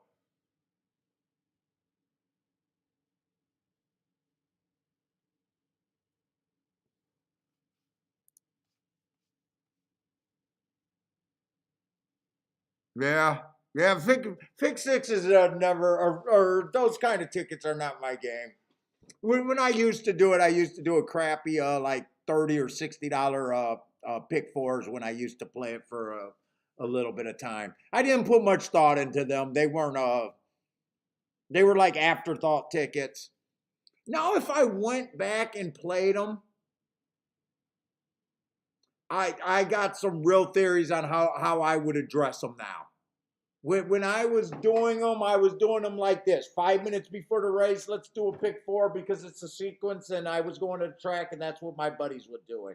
And I was just trying to put together a ticket that fit between 30 and $60. Now, I always was very careful about looking at the ticket and not making sure that I had the obvious ticket. Like I made sure that there was no way I would own a favorite, or a favorite second choice ticket. But other than that, there was no thought. It was just scrambling, writing down, spending too much time on the first race and no time on any of the other races. If I went back to do it, I would have multiple tickets, needing this and this and this to happen, looking at what my keys were in whatever races they were, and then if they were low, let's just say I love 2 favorites in the race, or in the sequence. That's not me. But let's just say I was playing a pick 5. I had 2 favorites. I knew they were going to be first or second choice on everybody's ticket. I know the other 3 legs would have been XYZ, XYZ, XYZ, the closest I could get to XYZ. Now, normally I'd probably be looking, what's my best XYZ horse to key off? And if I got 2 of those, then it would be almost like, well, if this horse wins at 10 to 1 or higher, if this horse wins at 10 to 1 or higher, I'd be all in the other 3 legs. Thoughts like that. Or maybe not all in the other legs, but know that would be possible.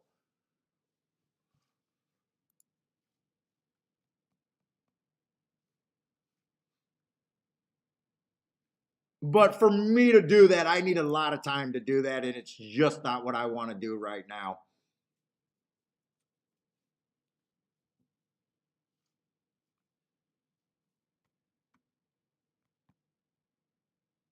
I'm gonna run to the restroom and I'm gonna look at this race as soon as I get back.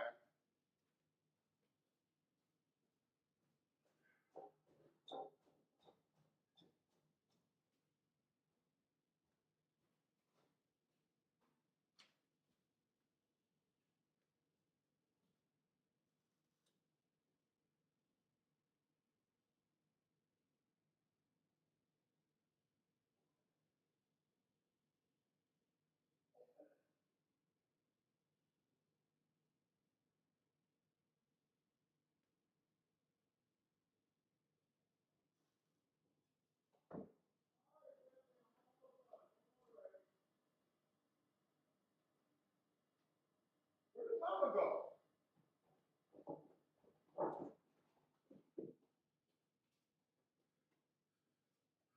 All right. All right. All I know is on this track, I can't go 22-4 on the lead. That's all I know.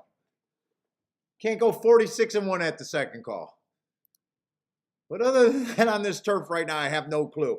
I'm leaning towards wanting to think that it's outside, but you guys, the people that watch the show know that I'm always seeing trying to do something like that, and it's not doesn't always work.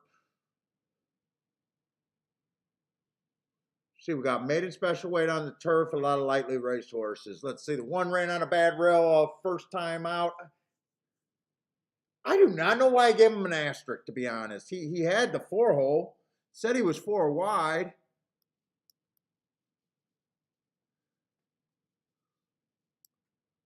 I just got him as slow, slow, slow. Nice run, but he doesn't earn that asterisk from me. A useful first race, actually a very good first race out. Ran like a closer first time out, but there's no way that I know that he is a closer.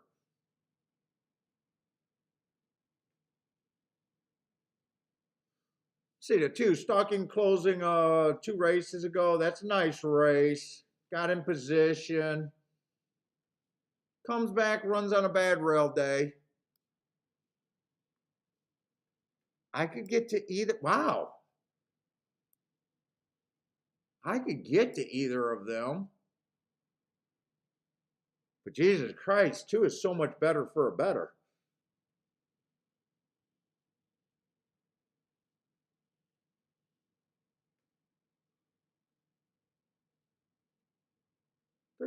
Three got a lot of races, but none of them are any more than just a blah to me. Let's see, he ran on December 11th. He had the 11 holes, so he ran on the same race with the 1. But he wasn't any closer to that rail. He ran a better earlier rate, but they're so close that there's almost no difference between those 2. You might say the 1 has more upside because he's lightly raced and he's getting Lasix, but to me, 3 has more upside because he's 7-1 in this spot right now.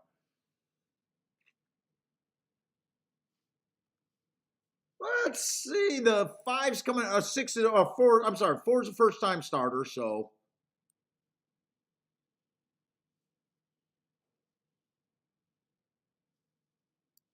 Five ran on that same December race, 11th race.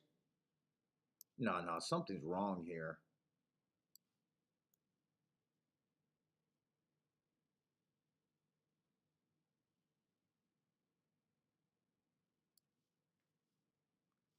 He had the bad rail that day. He's the one that I would upgrade in that group. He actually ran on the bad rail. If I'm right about the bad rail, he got upside. Let's see, what I'm wrong is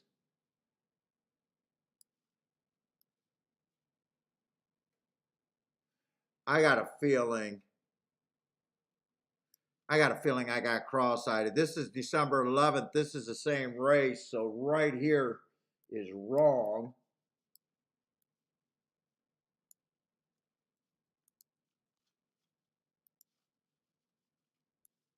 So I need to fix that.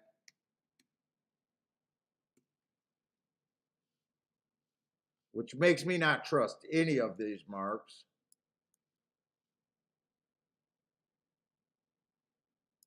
Let me see what I did. Let me see. I got to fix that. Come on, open up. All right, where am I at?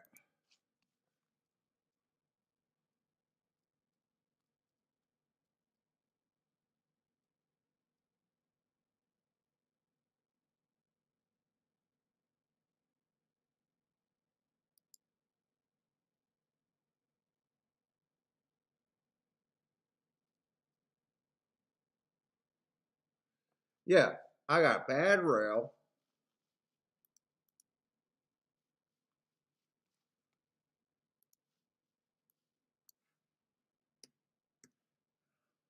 No asterisk.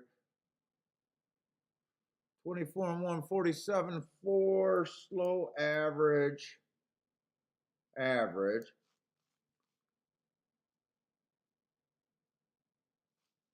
This is all wrong.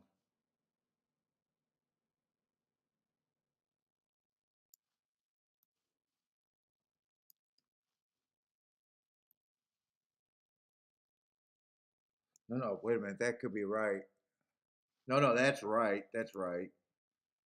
Bad rail stalking closing day. No, that's right.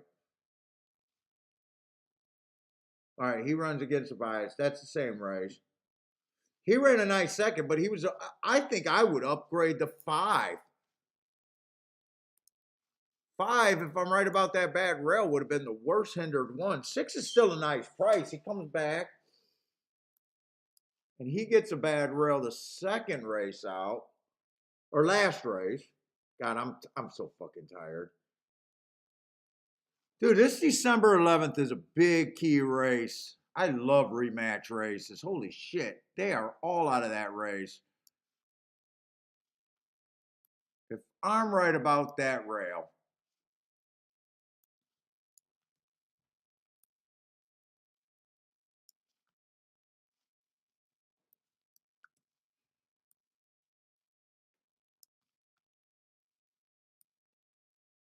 fuck, half the field is out of that race.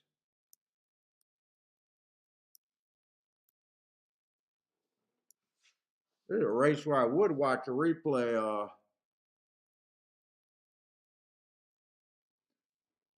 So 9 was in the 1 hole. 9's 5-2.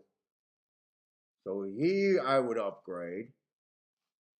7 was in the 3 hole. I would upgrade him. Okay. I think I play this race no matter how tired and disoriented I feel.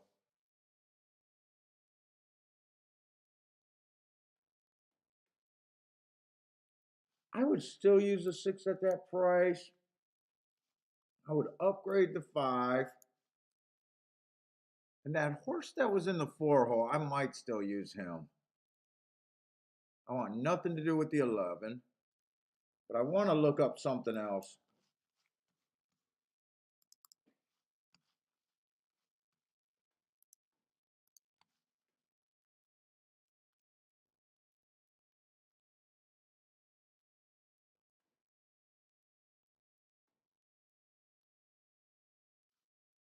I don't want to see it. Horse racing folders, that's it.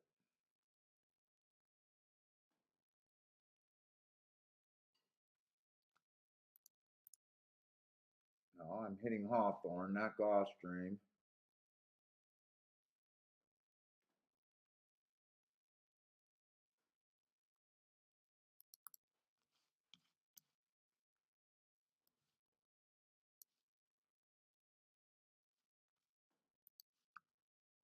How good of a race was that?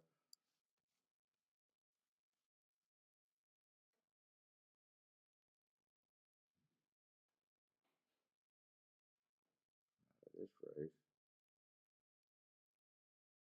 You know what? That was the slowest pace of the day. They still closed into that pace. I thought the rail was bad that day. Wanted to see how I thought that pace broke down.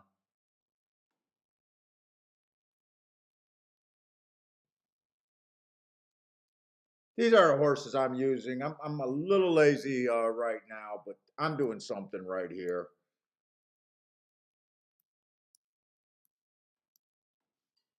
If that was the slowest pace of the day, one was definitely hurt trying to close. Three made three made the first move into that, but he had the 11 hole. He wasn't hurt from the rail. Five was definitely hurt by that pace and the rail.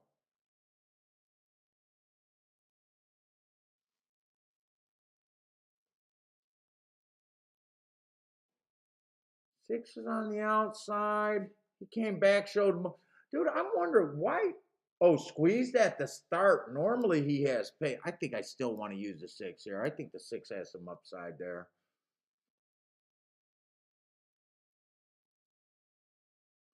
This horse was in the three hole. Got in position at the top of the stretch. Almost got the lead at the top of the stretch. Oh, he's a huge price. No, I can't get rid of him. And this horse was in the one hole and came, but he's the favorite. I'm going I'm definitely king off the seven.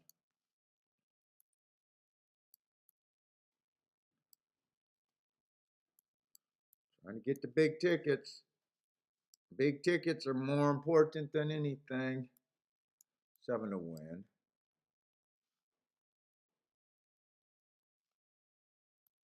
I think I want to give myself 2 outs with the five. I think I want to key off the five and the seven. Nine's probably the safest, but I don't want safe. I want the biggest hit possible here. Five and seven, I do go for the win.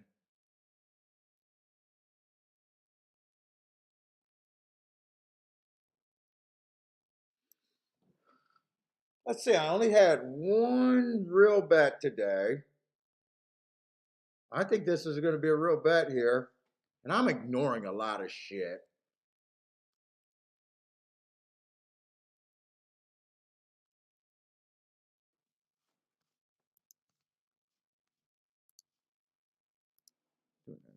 Bentley, I'm almost done. He's getting so antsy.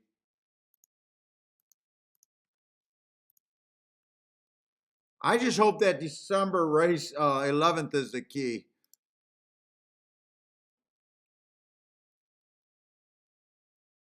I'm missing any. 1, 2, 3, 4. 1, 2, 3, 4, 5. What am I missing? 1, 9, 7, 5. Oh, 6. I'm missing the 6.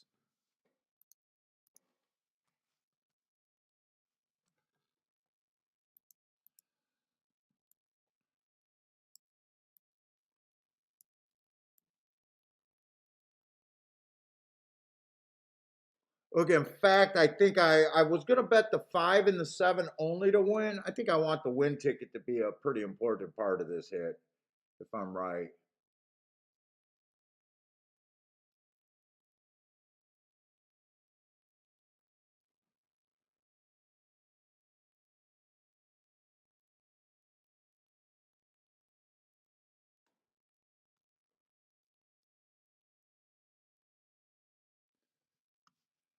I want one more ticket here.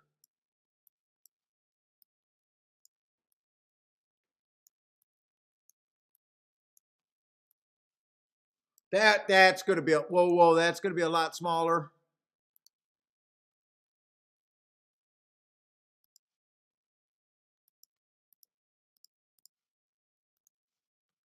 And I'm pretty sure I can bet all three horses that I like to win. I think I got to put a bit more on the 6.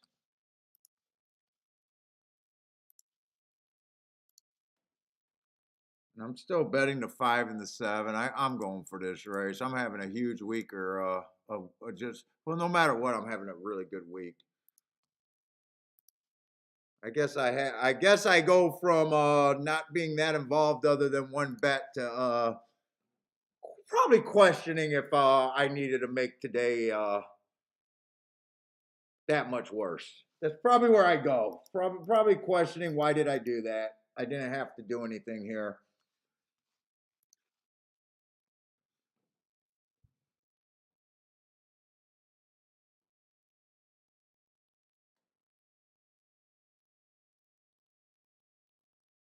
Wow, interesting. Nine's going to the face today.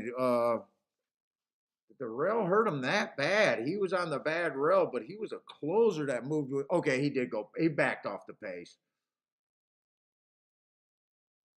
I was ready to say, wow, he was going to the lead. Three gets the lead. Two was a horse that I threw in on that last little exacta box. I like where the five is. I need this three to go away because who's the three?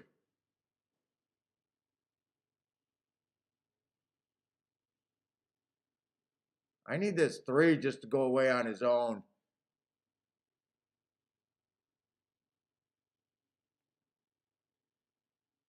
I love where the five is if the five's good enough. I love where the six is at if the six is good enough. I love where the seven's at. I'm getting a little worried about that 49. Come on, five.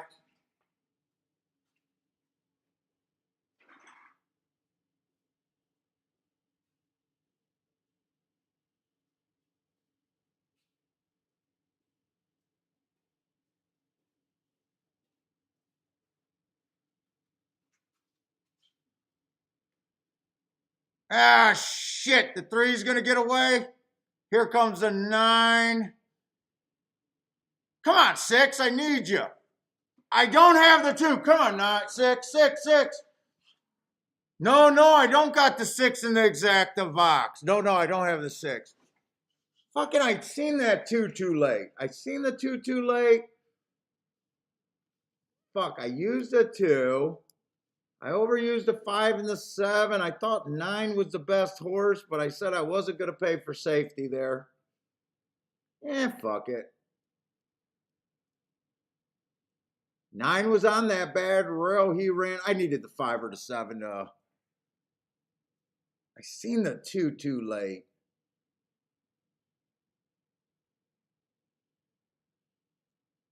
And I used the two with the five, six, seven. I either needed a nine not to run at all,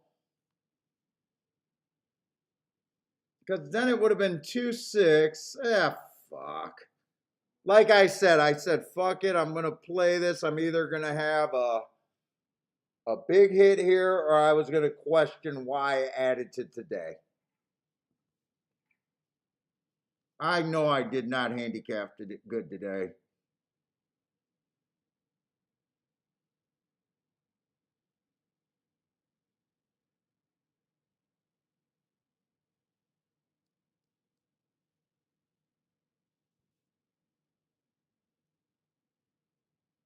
Ten's running around without a jockey. When did the two? I thought the two was 22-1 when I bet him, and he ends up crossing the line at 9-1. Wow, did he drop? I thought I had a 9-6-6-9, but that's right. I keyed off the five and the seven. Shouldn't have used the one, but I still didn't have to use the two.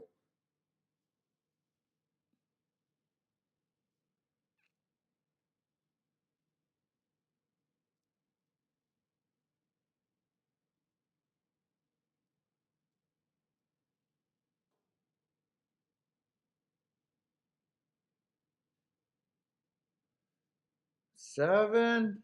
I still like the seven. He just wasn't good enough. That ended up being a pretty good race.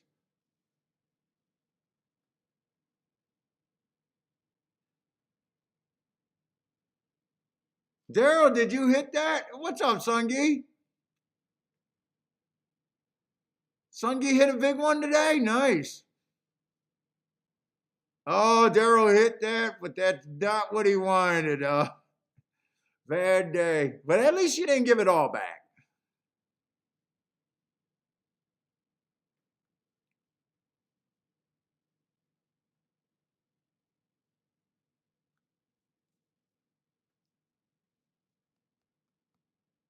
Did they vet this exacta late?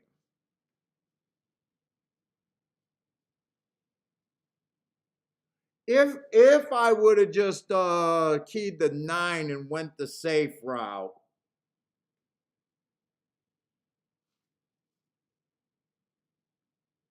I couldn't have played the 9-1. That's paying 16 to 1. The 9-2, but the problem is I seen the 2 late. I would have still had to see the 2. That's a nice exact at 38 to 1. Could have still played him with the 5. Could have still played him with the 6. Could have still played him with the 7.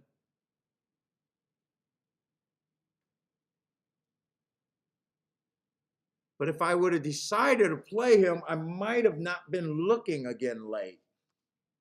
I only was looking again late because I was king off of bombs. Where if I'm king off the 9, I probably don't look back and spot the 2, really. Because I didn't see the 2 till late. I said, you know what? I thought there's not a lot of speed here.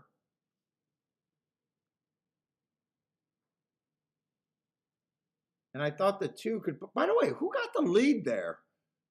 3 got the lead.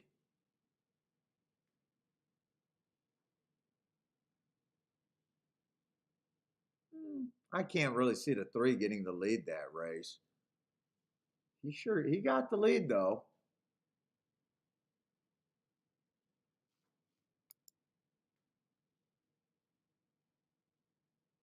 Yeah, it kind of chalked out late. What's up, Cindy and Yogi? Bombs away. What's up?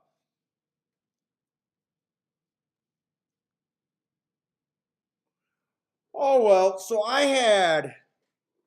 had 3 huge hits this week. 3 fairly big days. One day I hit for a decent amount, still lost, and then this day was a disaster. But really, it was just a disaster because I bet this race and overbetted this race for what I should have. So a little bit worse than a losing day, where before I was well below average losing day. So not a bad week, but definitely my worst show of the week by far. In fact, the only race that I handicapped well that I should have played, I sat out. But I can't be mad at that. But anyways, guys, that's it for me. We'll be back on like Wednesday, like always. Gulfstream in Tampa Bay, probably, but I'm burnt out. I got to get some rest. Cindy and Yogis, I don't know if you guys are watching. I usually see you guys on Hellstream. So if this is the first time watching us, man, check out our stuff. I always see you on horse racing all the time. In fact, I'm probably going to watch it if he did a show today. I'm probably going to watch it while I'm taking a nap, getting rid of this headache. But anyways, guys, good luck. Good luck if you guys are playing. Good luck if you play on Monday and Tuesdays. I'll be doing data. I won't be playing to Wednesday.